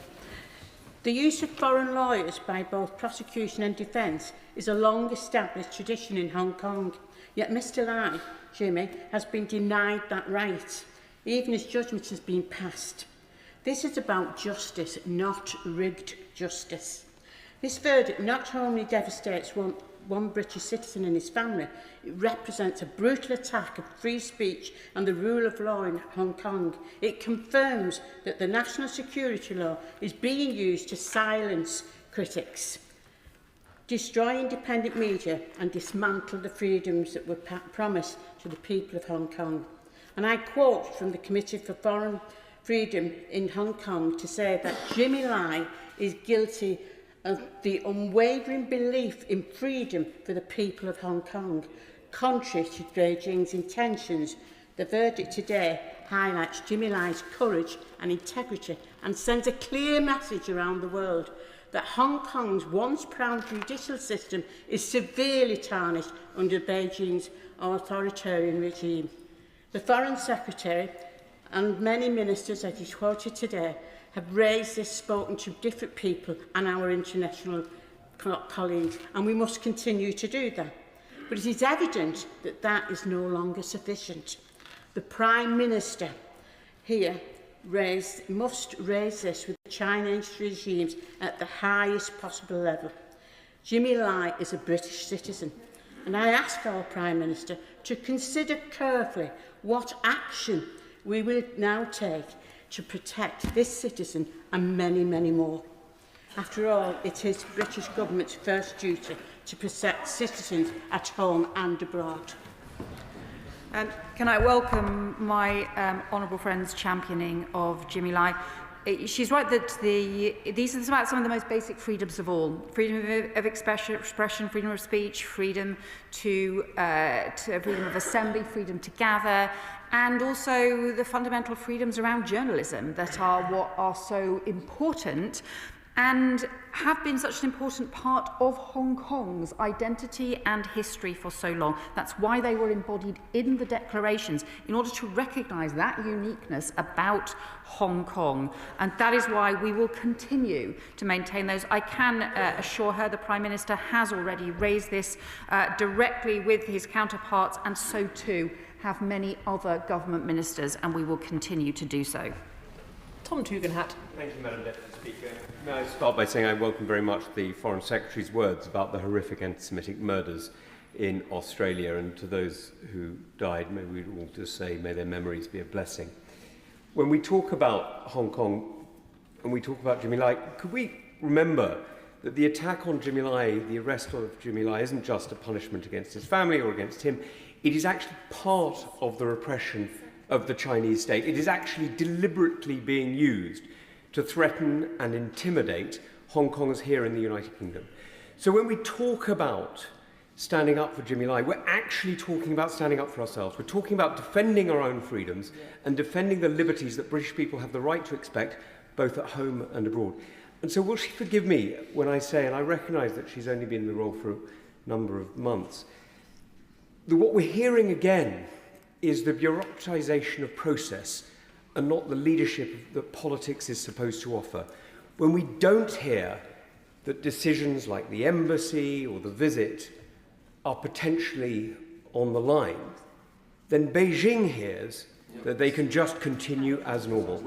Because let's not pretend that a fundamentally strategic decision like the siting of an embassy is the mere duty of a bureaucrat.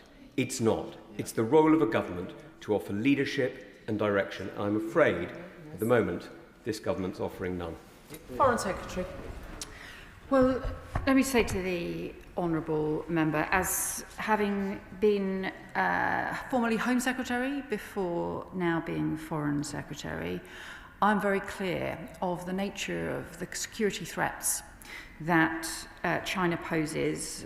He's right to say this is not simply about the threat to Jimmy Lai, this is not simply about this particular prosecution, that it in itself is used more widely as part of transnational repression, which is something I take immensely seriously, because this is about not just about British citizens in Hong Kong, it's also about residents here on UK soil, which we take immensely seriously, and that's why we have strengthened our straight threat and response.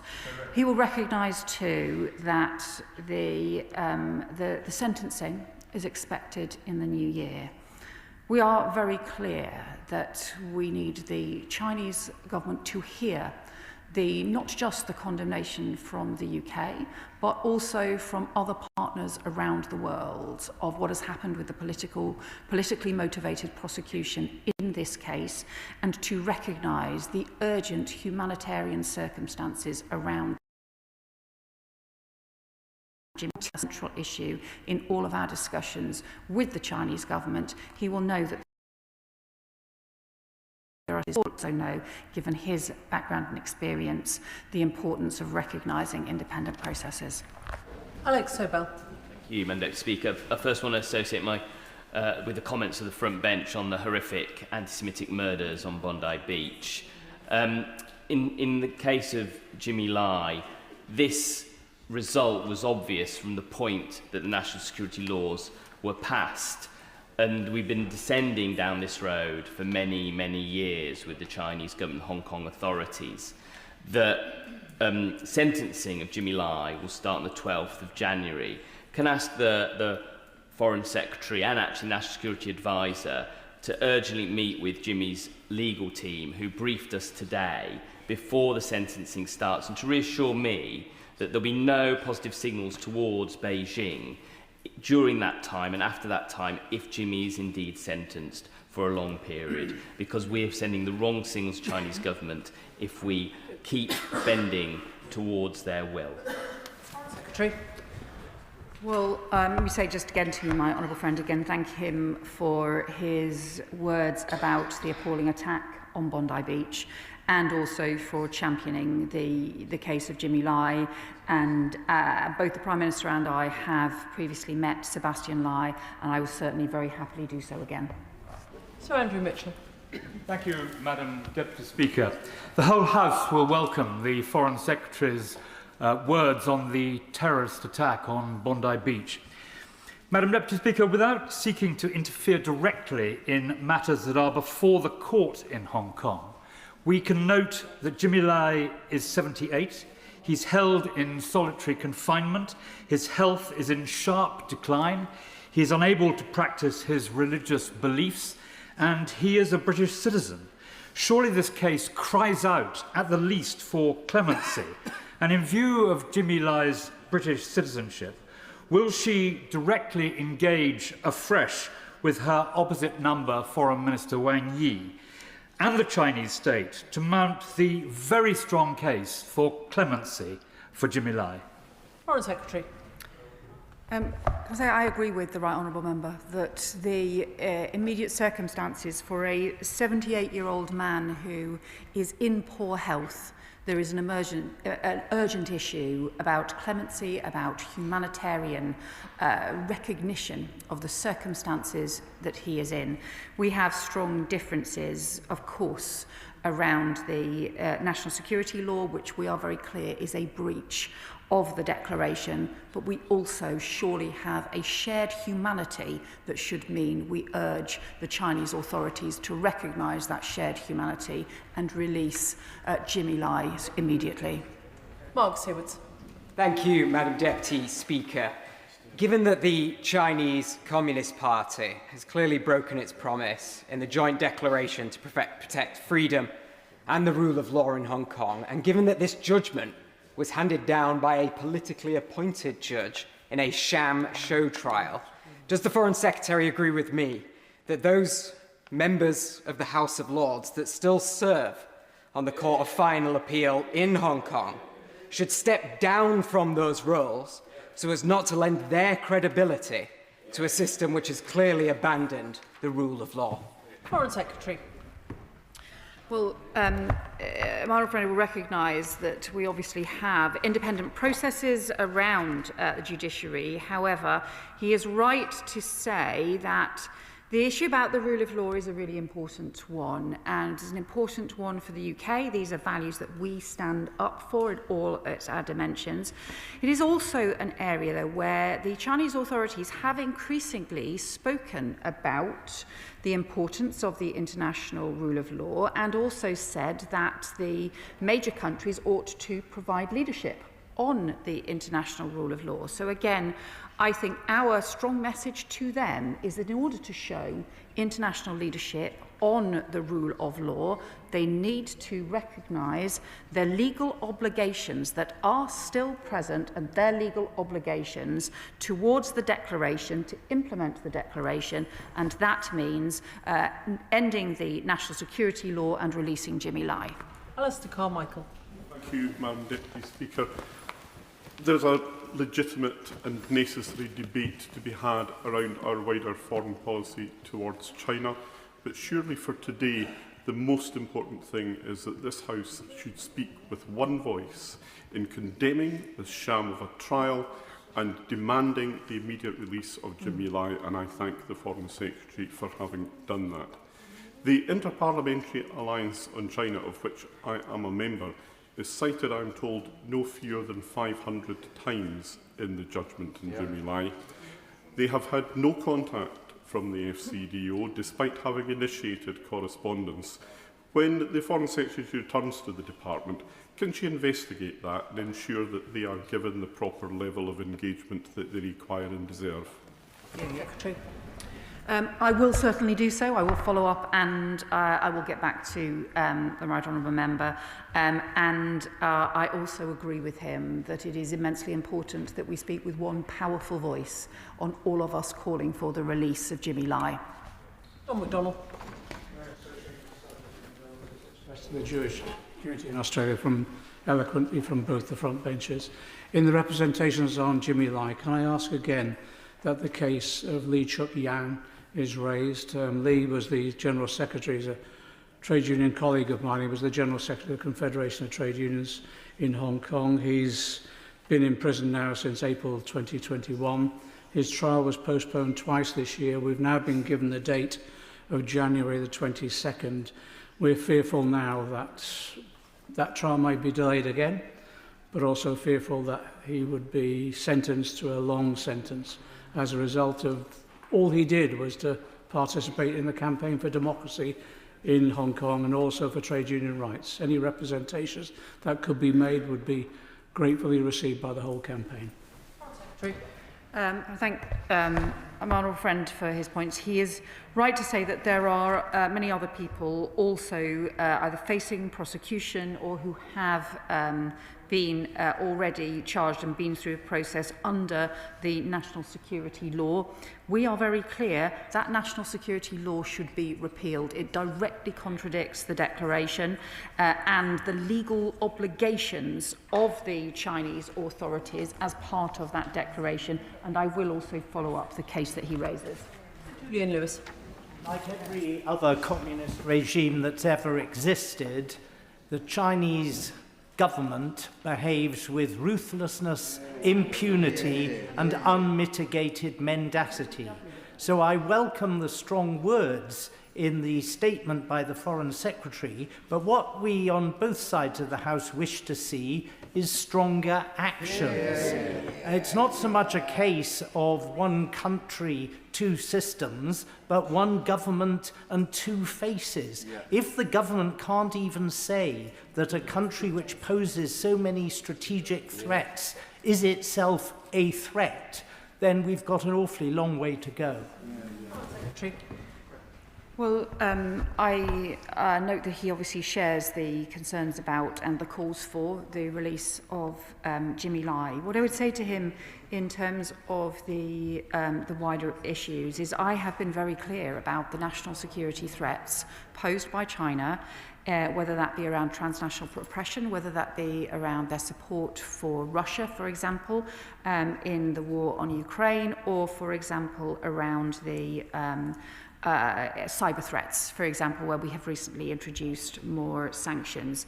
It is actually, though, also because of our history with Hong Kong and our strong history, economic history as well as our political history with Hong Kong, that is also why China is the third largest trading partner for the UK as well.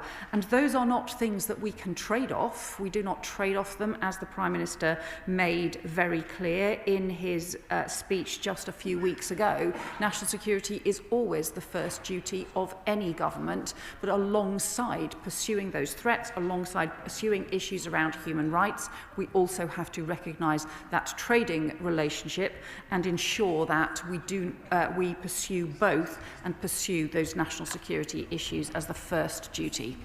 Swallow. Thank you, Madam Deputy Speaker, and can I thank both benches for their powerful words on the horrific anti-Semitic attack in Australia. Jimmy Lai has been persecuted for standing up for human rights and democracy, and I know that Bracknell Forest Hong Kong community will share my utter horror at this cowardly act from the Chinese and Hong Kong governments. They are also a community, as many members have raised across the House, who face their own security threats from the long arm of the Chinese state. And it's in this light that I want to thank the Foreign Secretary for recognising the importance of the 5+1 B&O settlement route. It's really important that we've recommitted to that. I would, however, like to ask her to share with Home Office colleagues my constituents' concerns about changes to the language requirements and income requirements around that route. It is right that we stand by Hong Kongers with that settlement route. It is right that we recognise our historic commitment to the Hong Kong community. Well, I welcome my honourable friend's highlighting of Hong Kongers in his constituency and of the local communities. He will know that over 200,000 Hong Kongers have been welcomed to the UK as part of the BNO route. I will pass on the points that he has raised to the Home Office, but I think this has been a very important part of Hong Kongers arriving and being part of our economy, being part of our communities, and being part of our joint respect for human rights and for the commitments that we made in 1984. Crystal. Thank Madam Deputy Speaker. May I associate myself and the SNP with the Foreign Secretary's comments on the appalling attack on Bondi Beach. Madam Deputy Speaker, I welcome the statement today condemning what the CCP has done with a political sham of a trial, simply for Jimmy Lai expressing his belief in democracy and freedom. However, the statement doesn't go far enough, and I'd like to ask two very short questions. First of all, the US, Canada and Australia is able to secure the release of their nationals. Why has it been the case the UK has not been able to secure a release from China in this case? And secondly, given the inability to secure the release of Jimmy Lai, what message does this send to other British citizens who may be held in arbitrary detention by regimes who don't respect rule of law, democracy or freedom of speech and assembly? Well, what I would say to him is there is a deep and long-standing change that we have seen in the Chinese authorities' approach over the last 5 years. Successive governments have raised this with China, but we are continuing to do so because this, I think, the national security law is deeply damaging and undermines the declaration and also undermines the international rule of law. We will continue to raise that, just as we will continue to provide consular support for people across the world where there are British citizens who need our help and where we have work that we can do to assist them. Sir Desmond Swain. The government's dealings with China are proving to be almost as lamentable as those of its predecessor. So now, we've summoned the ambassador to tell him just how cross we are, but I bet you we'll give him his embassy, won't we? Foreign Secretary. I note the honourable member's lack of support for the previous government, as obviously a government led by his party, and that he, in theory, has voted for and campaigned for over many years. But nevertheless, I probably can agree with him about his disagreements with the previous government, who I think actually managed to say things but actually didn't engage in a way that we need to as a country in order to pursue Britain's interests. Will Forster. Thank you, Madam Deputy Speaker. Following the appalling show trial of Jimmy Lai, I've already had correspondence from members of the strong and growing community of Hong Kongers in Woking. They are terrified that what this signal will send to people from Hong Kong that live in the UK now. People are facing intimidation in the UK for standing up to Beijing on civil liberties issues, as well as continuing to demand the immediate release of Jimmy Lai. Please will the Foreign Secretary consider the use of targeted sanctions against Chinese Communist Party officials who have been involved in that decision, and they're issuing bounties and other intimidation across the world. Foreign Secretary. Well, it's exactly because we have seen some of the transnational repression, including threats to people resident on UK soil, including Hong Kongers who we have welcomed into our communities as a result of the repression that they have faced. That we have also strengthened the work of the counter-terrorism police on targeting state threats. We've strengthened the work through the intelligence agencies as well. We will continue to do so because it is immensely important that we support not just the residents here, but also the freedoms and the traditions of the people of Hong Kong. Dr. Kieran Mullen. Thank you, Madam Deputy Speaker. Can I begin by also paying tribute to the bravery of Jimmy Lai and his family? The reality is we're engaged in a battle between what form of state is going to dominate the coming decades. States like ours that try imperfectly to balance the rights of individuals in the state, and authoritarian regimes like China which want unfettered power of the state.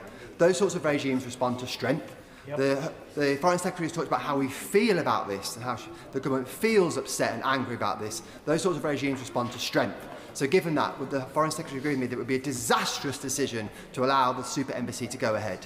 Foreign Secretary. Well, as he well knows, it is an independent process, a planning process, and has long been so. Again, though, what I would say to him is that this is not just about the UK's direct engagement with China, it is also about our engagement through international forums as well. It's why I have directly raised Jimmy Lai's case in the G7, it's why I have raised it directly with other foreign ministers across the world, and it is why we have seen international condemnation of what has happened today, and also why we are seeking international support for our call for the urgent release of Jimmy Lai, which I think should be all of our priorities now. Madam Deputy Speaker, can I associate myself with the comments about yesterday's horror in Sydney? Can I also welcome the Foreign Secretary's clear and unequivocal call for the release of Jimmy Lai and her condemnation of a politically motivated act which can only, as others have said, cause great fear amongst the Hong Kong community in this country. However, she did say that this was a cross-government approach that was going to be taken. So will she make it clear to China that it can't just be business as usual from now on? They cannot expect the super embassy simply to go ahead, that there will be sanctions, but that we will also protect our energy and national security by imposing mitigating circumstances on any contracts they might be involved in the North Sea and wind farms. Foreign Secretary. The Honourable Member, I think many of the points that she's raised I have already addressed, but I think she raises an important further point about the issues around our economic security. For example, around critical minerals, for example, around energy infrastructure. I take those issues immensely seriously. I think there is more that we need to do, working with the G7 countries, but working with other countries across the world on how we retain our energy security and our wider economic security, and recognise in terms of those operating across the world in ways that can cause real challenges to that economic security. Sakib Bhatti. Really closely, and I have to say, even the strongest condemnation that she may issue, without real action, is not strong enough. And calling the ambassador, it will just be taken as words, because this has all been done before, and the Chinese just aren't listening, as the conviction of Jimmy Lai proves. One show of strength she could do, of course, is to withdraw her support for the Chinese super embassy in the heart of London. By doing so, I'm sure the Prime Minister would listen, I'm sure the Secretary of State for MHCLG be listening, and the independent process. And what the Chinese would hear is that the protection of British citizens is of paramount interest to us, and it won't be without consequence if they are maltreated. Foreign Secretary. Well, the Honourable Member will be aware that there is an independent process around the planning system, and also he will have seen the agreement that was also further reached, that the Chinese if the planning agreement was reached, then the Chinese diplomatic premises would shrink from the current 8 as a result of that. But it is important to recognise that as an independent planning, that is an independent planning process, and I think that alongside whatever embassy arrangements are in place, it is crucial that we have a strong response to state threats to national security in this country, and also that we continue to press for the urgent release of Jimmy Lai. I hope he will agree that that should be a humanitarian priority for everyone, as some of his colleagues have said. Hophouse. Thank you, Madam Deputy Speaker. The politically motivated conviction of Jimmy Lai is yet another chilling sign of the breakdown of human rights and freedom of speech in Hong Kong. She will know I was refused entry into Hong Kong to visit our son and his young family, and I never got any explanation why. Where does this recent development leave British citizens still in Hong Kong and their families who are here? I'm thinking particularly about the many BNOs in my Bath constituency who deeply, deeply worry, and I know what that feels like. Secretary. The Honourable Member is right to raise this, and there is a real concern, and I am sorry of the difficulties that I know that she has had, and she will know that that this has been raised as well with the Chinese authorities.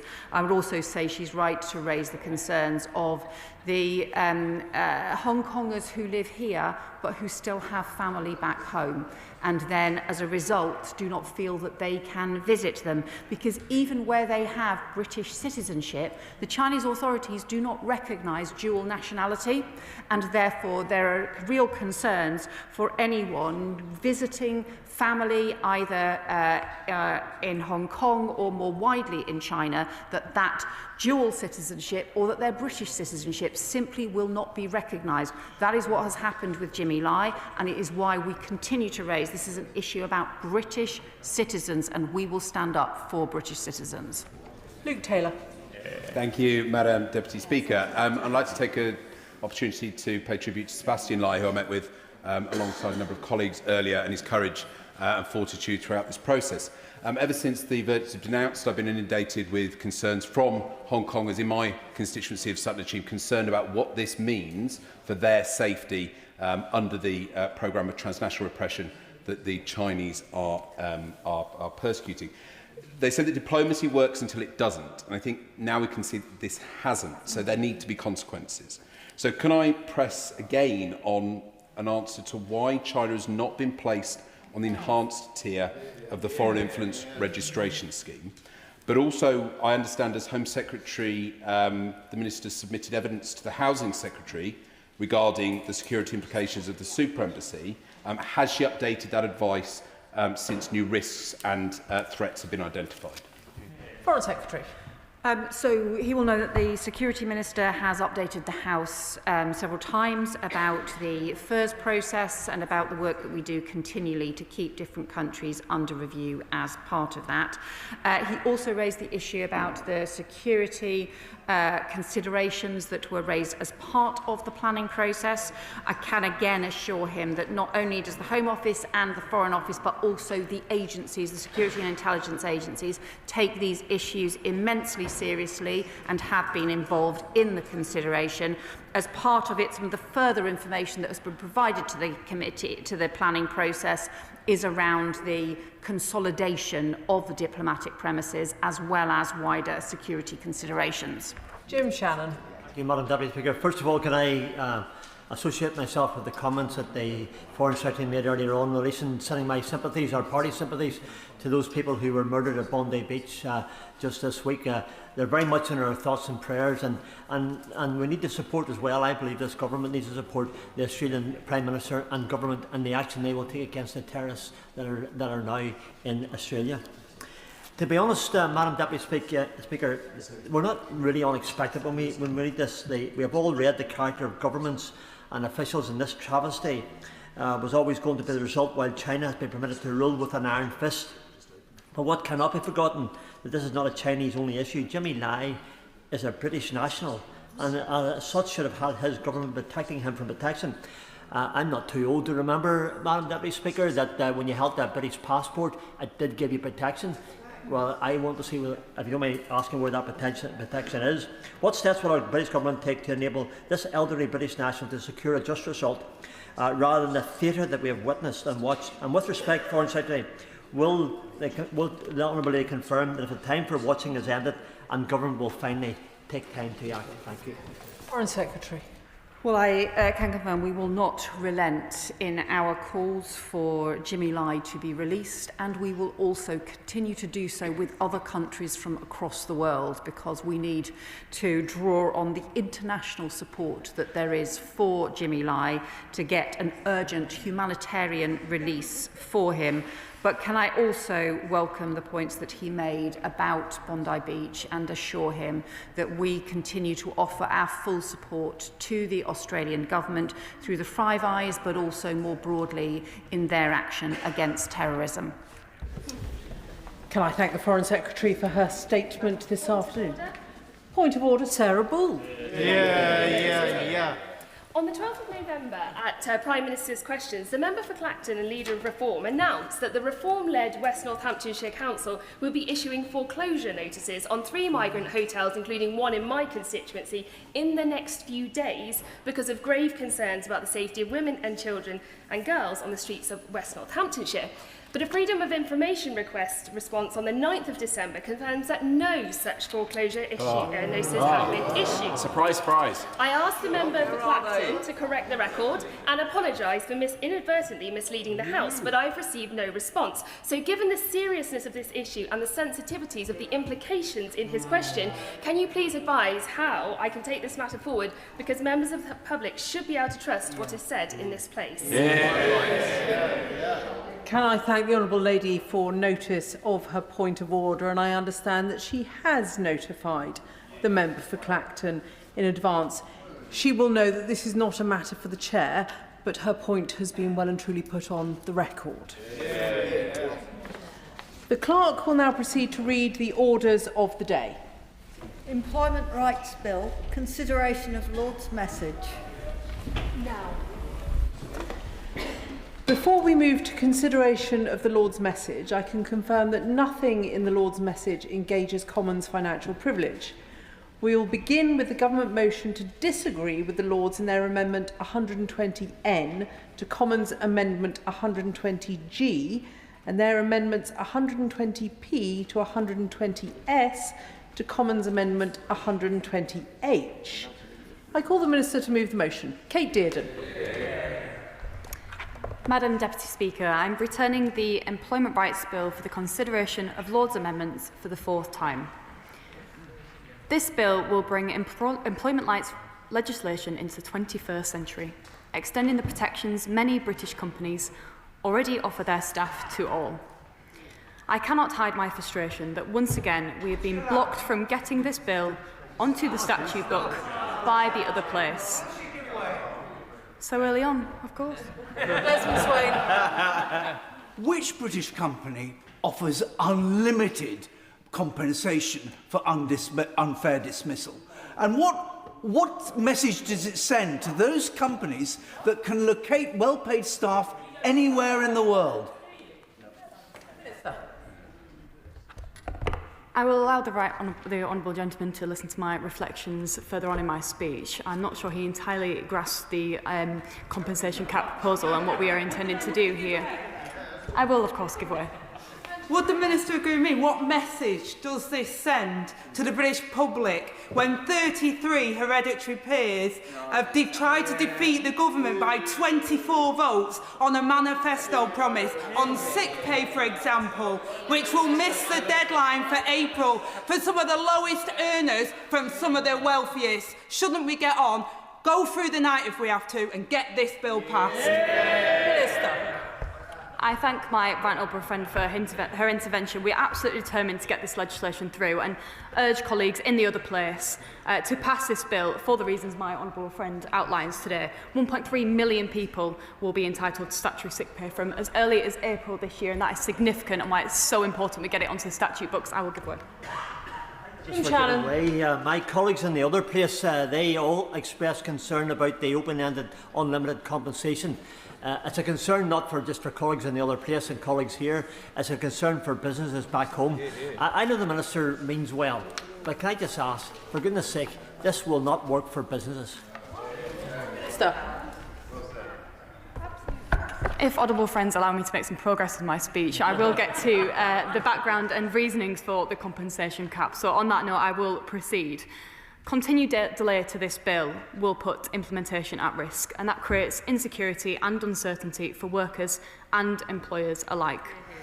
I hope the other place acknowledges the importance of this and lets the government deliver this bill, which is backed by an electoral mandate, as my right honourable friends on this side of the House have already alluded to. We have been in ping-pong, Madam Deputy Speaker, for far too long, and further delay is not in anyone's best interests.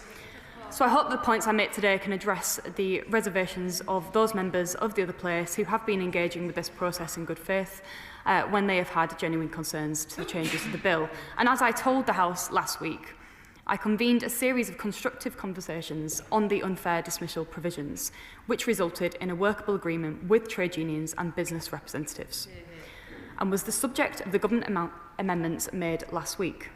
I can assure honourable members, as someone who was in the room during negotiations, that the agreement between unions and business representatives was made with goodwill and in good faith by all sides. as those representatives from the British Chamber of Commerce, the Chartered Institute of Personnel and Development, the Recruitment and Employment Confederation, Small Business Britain, the Federation of Small Businesses and the Confederation of British Industry said in today's letter to the Secretary of State.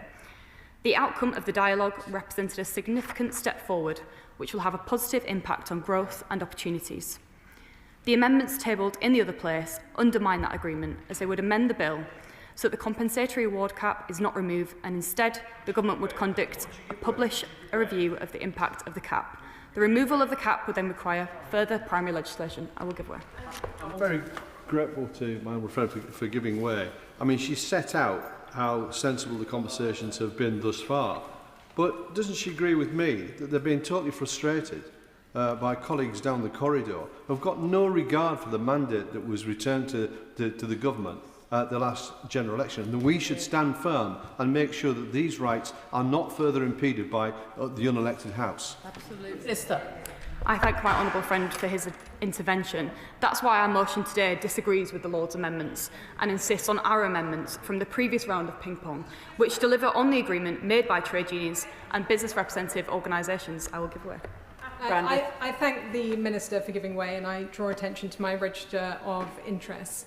I wondered whether the Minister is comfortable that by introducing an uncapped unfair dismissal compensation award will make the UK an international outlier where many of our international competitors have clear limits. And if she is comfortable, what assessment has she made of the impact on UK jobs and on UK inward investment, particularly in business sectors which are internationally mobile? Minister. I thank the honourable member for her intervention. Our amendment and this proposal will remove the 52 weeks gross pay and the £118,000 £223 cap. And it's important to reflect that in practice, few awards get anywhere close to these caps, with the median average award for unfair dismissal being £6,746 in 2023-24. Employment tribunals will continue to calculate compensatory awards to reflect the losses that employees actually suffer as a result of being unfairly dismissed. Minister giving way. Has she conducted an impact assessment? If so, how much does she think this will cost? How many uncapped rewards will be made? Because these are the kind of big, important decisions that the other place have concerns about, as do this side of the benches. Because if she has that evidence, she could put it to bed tonight by simply providing it for us to be able to make an informed decision. Minister. I thank the honourable member for his intervention. An economic assessment will be published as is standard practice. I will give way here. My honourable friend, I'm sure, will share my frustration at the sheer misinformation that has been spread about the removal of the cap on compensation. As she says, quite rightly, the median award at the moment is at less than £7,000, and more importantly than that, only 2% of all employment tribunals ever result in a compensation award for unfair dismissal. So does she agree with me the government has indeed taken into account the concerns of crossbench peers by committing to an assessment, and more importantly, that those employers and the unions together can see what the opposition don't, which is this will be fair to workers and fair to businesses that are fair to... Minister. I thank my honourable friend for his intervention. I wholeheartedly agree with his comments and reflections. We believe that the current compensatory award cap also creates a systemic incentive for unfair dismissal claimants to construct more complex cases, which could take longer for the tribunal to handle. Therefore, by removing the compensatory award cap for unfair dismissal claims, this incentive may be lessened, potentially making it easier for tribunals to reach a judgment more quickly and decreasing the burdens on the system. I will give way. I'm very grateful to the honourable lady for giving way, and I'm not at all surprised that she's having a little bit of a problem with the other place. After all, she's not the first minister to have been confused as to what was in a manifesto and what wasn't. The Prime Minister seems to have been confused about the assisted suicide bill. May I, however, raise the question about the cap? The problem many businesses will have with this is that most businesses will take out some form of insurance for unfair dismissal. Now, insurance companies work on the basis they have an understandable level of risk that they're underwriting. If they don't know what that risk is, they won't underwrite it. And the challenge here is that by removing a cap, she's changing the level of maximum risk, and therefore she's making it much harder for insurance companies to underwrite it. Has she spoken to insurance companies about the challenges that this poses? Minister. I thank the honourable member for his intervention. I listened to the other side of the chamber and to the opposition, and again they are coming to the chamber here today to talk down what was been a clear manifesto commitment of this bill. And as part of the negotiation, I will give way. I thank the Minister for giving way, and perhaps I'm sure she's coming on to this in her speech, but it might be worth reiterating for the benefit of those on the benches opposite that the best way to avoid having to pay compensation for unfair dismissal is to avoid unfairly dismissing someone in the first place. Don't do it. Minister. Very good point. It's an excellent point, as always, from my honourable friend, and I thank her for it. Today, we are seeking the support of this House so that we can finally secure royal assent and be able to move towards implementing our long overdue reforms to make work pay. And I want to end and conclude with more of the letter from today's correspondence to the Secretary of State from business representatives that I mentioned earlier. British business believes that now is the time for Parliament to pass this bill, and I'd urge members all across this House to reflect on those comments, to reflect on our election mandate from the election last year and all the work and consideration that's been put into this bill so far from both Houses, and I thank all colleagues for it, and that is why I beg to move this government's amendment today. The question is that this House disagrees with the Lords in their Amendment 120N to Commons Amendment 120G and their Amendments 120P to 120S to Commons Amendment 120H. Shadow Secretary of State Andrew Griffith. Thank you very much, Madam Deputy Speaker. Look, the concerns that we Conservatives have with this bill are long known, and we've debated those, I accept, at length. I won't repeat them all today, because we're not here to debate the whole bill, just the message sent to us from the other end. There was a time, Madam Deputy Speaker, when the Labour Party would have cared about protecting jobs and those who wanted one, when they believed, like we do, in the dignity of work, what that meant for families, for communities, if you like, a Christian socialism, rather than the state worship that seems to have replaced it. And I can't honestly think of a previous government that would ever have passed this bill, certainly not since the 1970s. And the result, whether they like it or not, is that day by day, week by week, month by month, people are losing their jobs. This Christmas, there will be 192,000 fewer in private sector payroll employment than last Christmas. Who knows what it will be like next Christmas? We have the worst ever graduate jobs market. Adzuna estimates jobs for degree holders have fallen by 33%. Youth unemployment, they used to care about this, Madam Deputy Speaker, for those between 16 and 24, has now reached 15%, according to the Office for National Statistics. And like every month so far under this government, tomorrow morning we are likely to hear that the rate of unemployment is higher. Madam Deputy Speaker, this bill could have been on the statute book today, but for one simple reason: a gross betrayal of trust. The small group of business groups who they invited in for tea and sandwiches took this government at their word. Tony Abans. Well, member for giving way. I wonder if he might like to tell the House which of these business groups he disagrees with and we shouldn't listen to today, because these are the groups telling us and telling peers in the other place that they should be voting in favour of the bill. Does he disagree with the British Chambers of Commerce, the Chartered Institute of Personnel and Development? Does he disagree with the Confederation of British Industry, with the Federation of Small Businesses, with the Recruitment and Employment Confederation, or with the Small Business Britain Group? Which of those does he disagree with, Madam Deputy Speaker? Well, Madam Deputy Speaker, the Honourable Lady would have been wise to contain her excitement, because I agree with all of them. I agree with all of them, when they said in their letter today that the Minister selectively didn't quote that they are not in favour of removing the cap together. And I agree with them, and I have spoken to each and every one of them who was in the room, and they are crystal clear.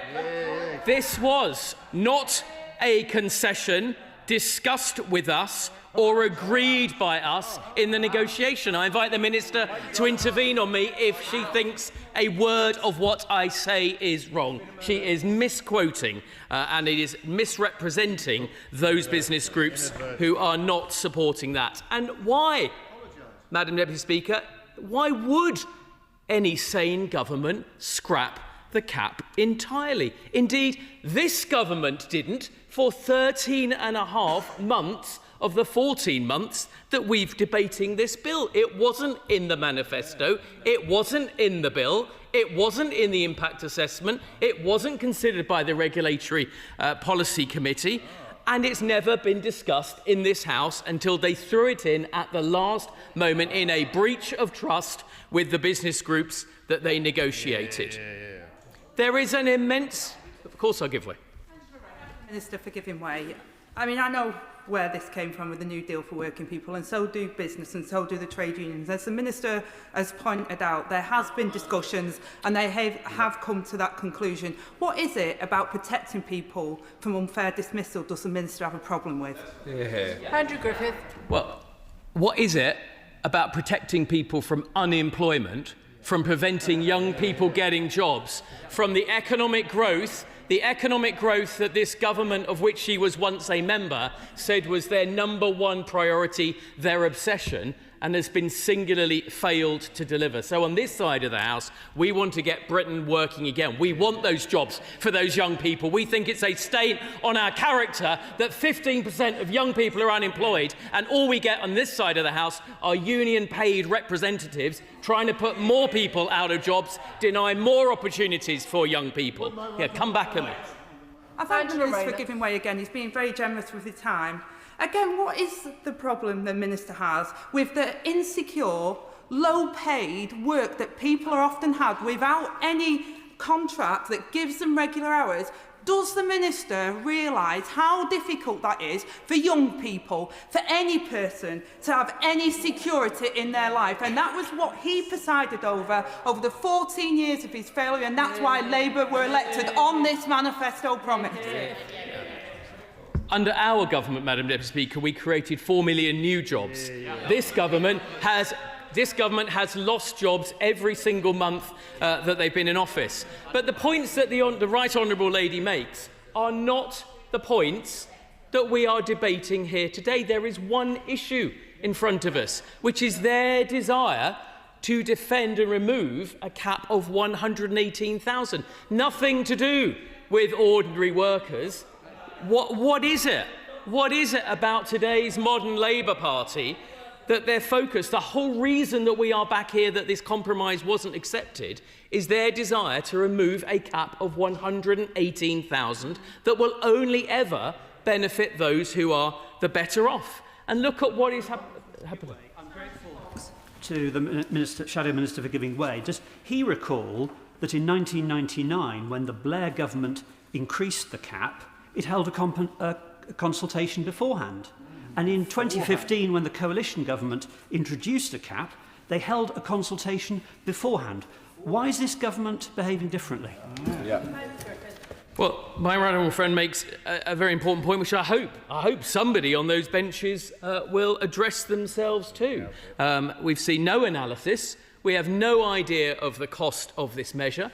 Not a single business, not a single person who employs people has come out and endorsed the removal of this cap. It's beyond me. I'm afraid the honourable member makes a very important point. And yet, what is happening in our employment tribunals? On Friday, I'm sure the Minister knows herself, on Friday, it was revealed that the delay, the backlogs at the employment tribunal have reached their highest ever level. Now, at the end of the most recent quarter, there were 515,000 open claims. Now, before anyone intervenes, I accept that much of that was inherited. But before they laugh, they're making it worse.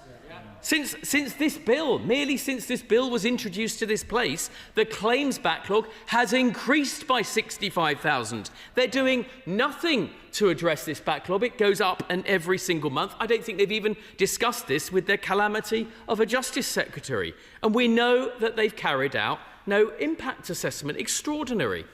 The scrapping of the compensation cap for the highest paid will simply stoke this fire. Now, I make it a rule, Madam Deputy Speaker, not to learn lessons in how to run an economy from France. But even France introduced a cap on tribunal payments to tackle unemployment and encourage labour market dynamism. Well, perhaps we should take advice closer to home. The Health Secretary today seems to be no fan at all of giving more powers to unaccountable unions. Now, the Minister blames peers. Oh, happily, if he's going to talk about how he's going to fix our NHS. I thank him for giving way. Now, the debate's on the Employment Rights Bill, although I struggle with the member's speech to follow his line of logic. He said that the effect of this change would be to benefit the wealthiest employees. But CEOs, other senior executives, very rarely seek recourse to employment tribunals for a number of reasons. Can he name a single CEO or equivalent position who has pursued a case for an employment tribunal? Yeah. Well, no. Sorry, Madam Speaker. No, I can't, because there is a cap. The very cap that his party are seeking tonight to remove. I mean, I try not to be uncharitable about their complete absence of business experience in the cabinet, but I have to say, I mean, that sort of level of question, together with the impact, is it's just embarrassing. Now, look, the minister in her remarks, and there wasn't much of an argument; it was really just a critique. But the minister blamed peers in the other place for the government's own failures. Well, notwithstanding the peers are doing the constitutional job that we asked them to, LBJ said the first rule of politics is to learn how to count. Now, the government lost the vote on its unemployment bill last week by 24 votes. But 65 of their own peers didn't want anything to do with this bill, didn't turn up, didn't vote. One Labour peer, during the passage of this bill, has even resigned his peerage, joined the exodus of wealth creators to the United Arab Emirates because of what he sees. The Resolution Foundation and Tony Blair Institute have both criticised this bill. And by removing that compensation cap, they're not protecting the vulnerable. If that's what they wish to do, then there's other ways to do that. It's the £118,000 compensation that ordinary workers will never benefit from. It's a genuinely mad world. I don't understand why we're having this debate. This time last week, this was something the Liberal Democrats agreed with me on.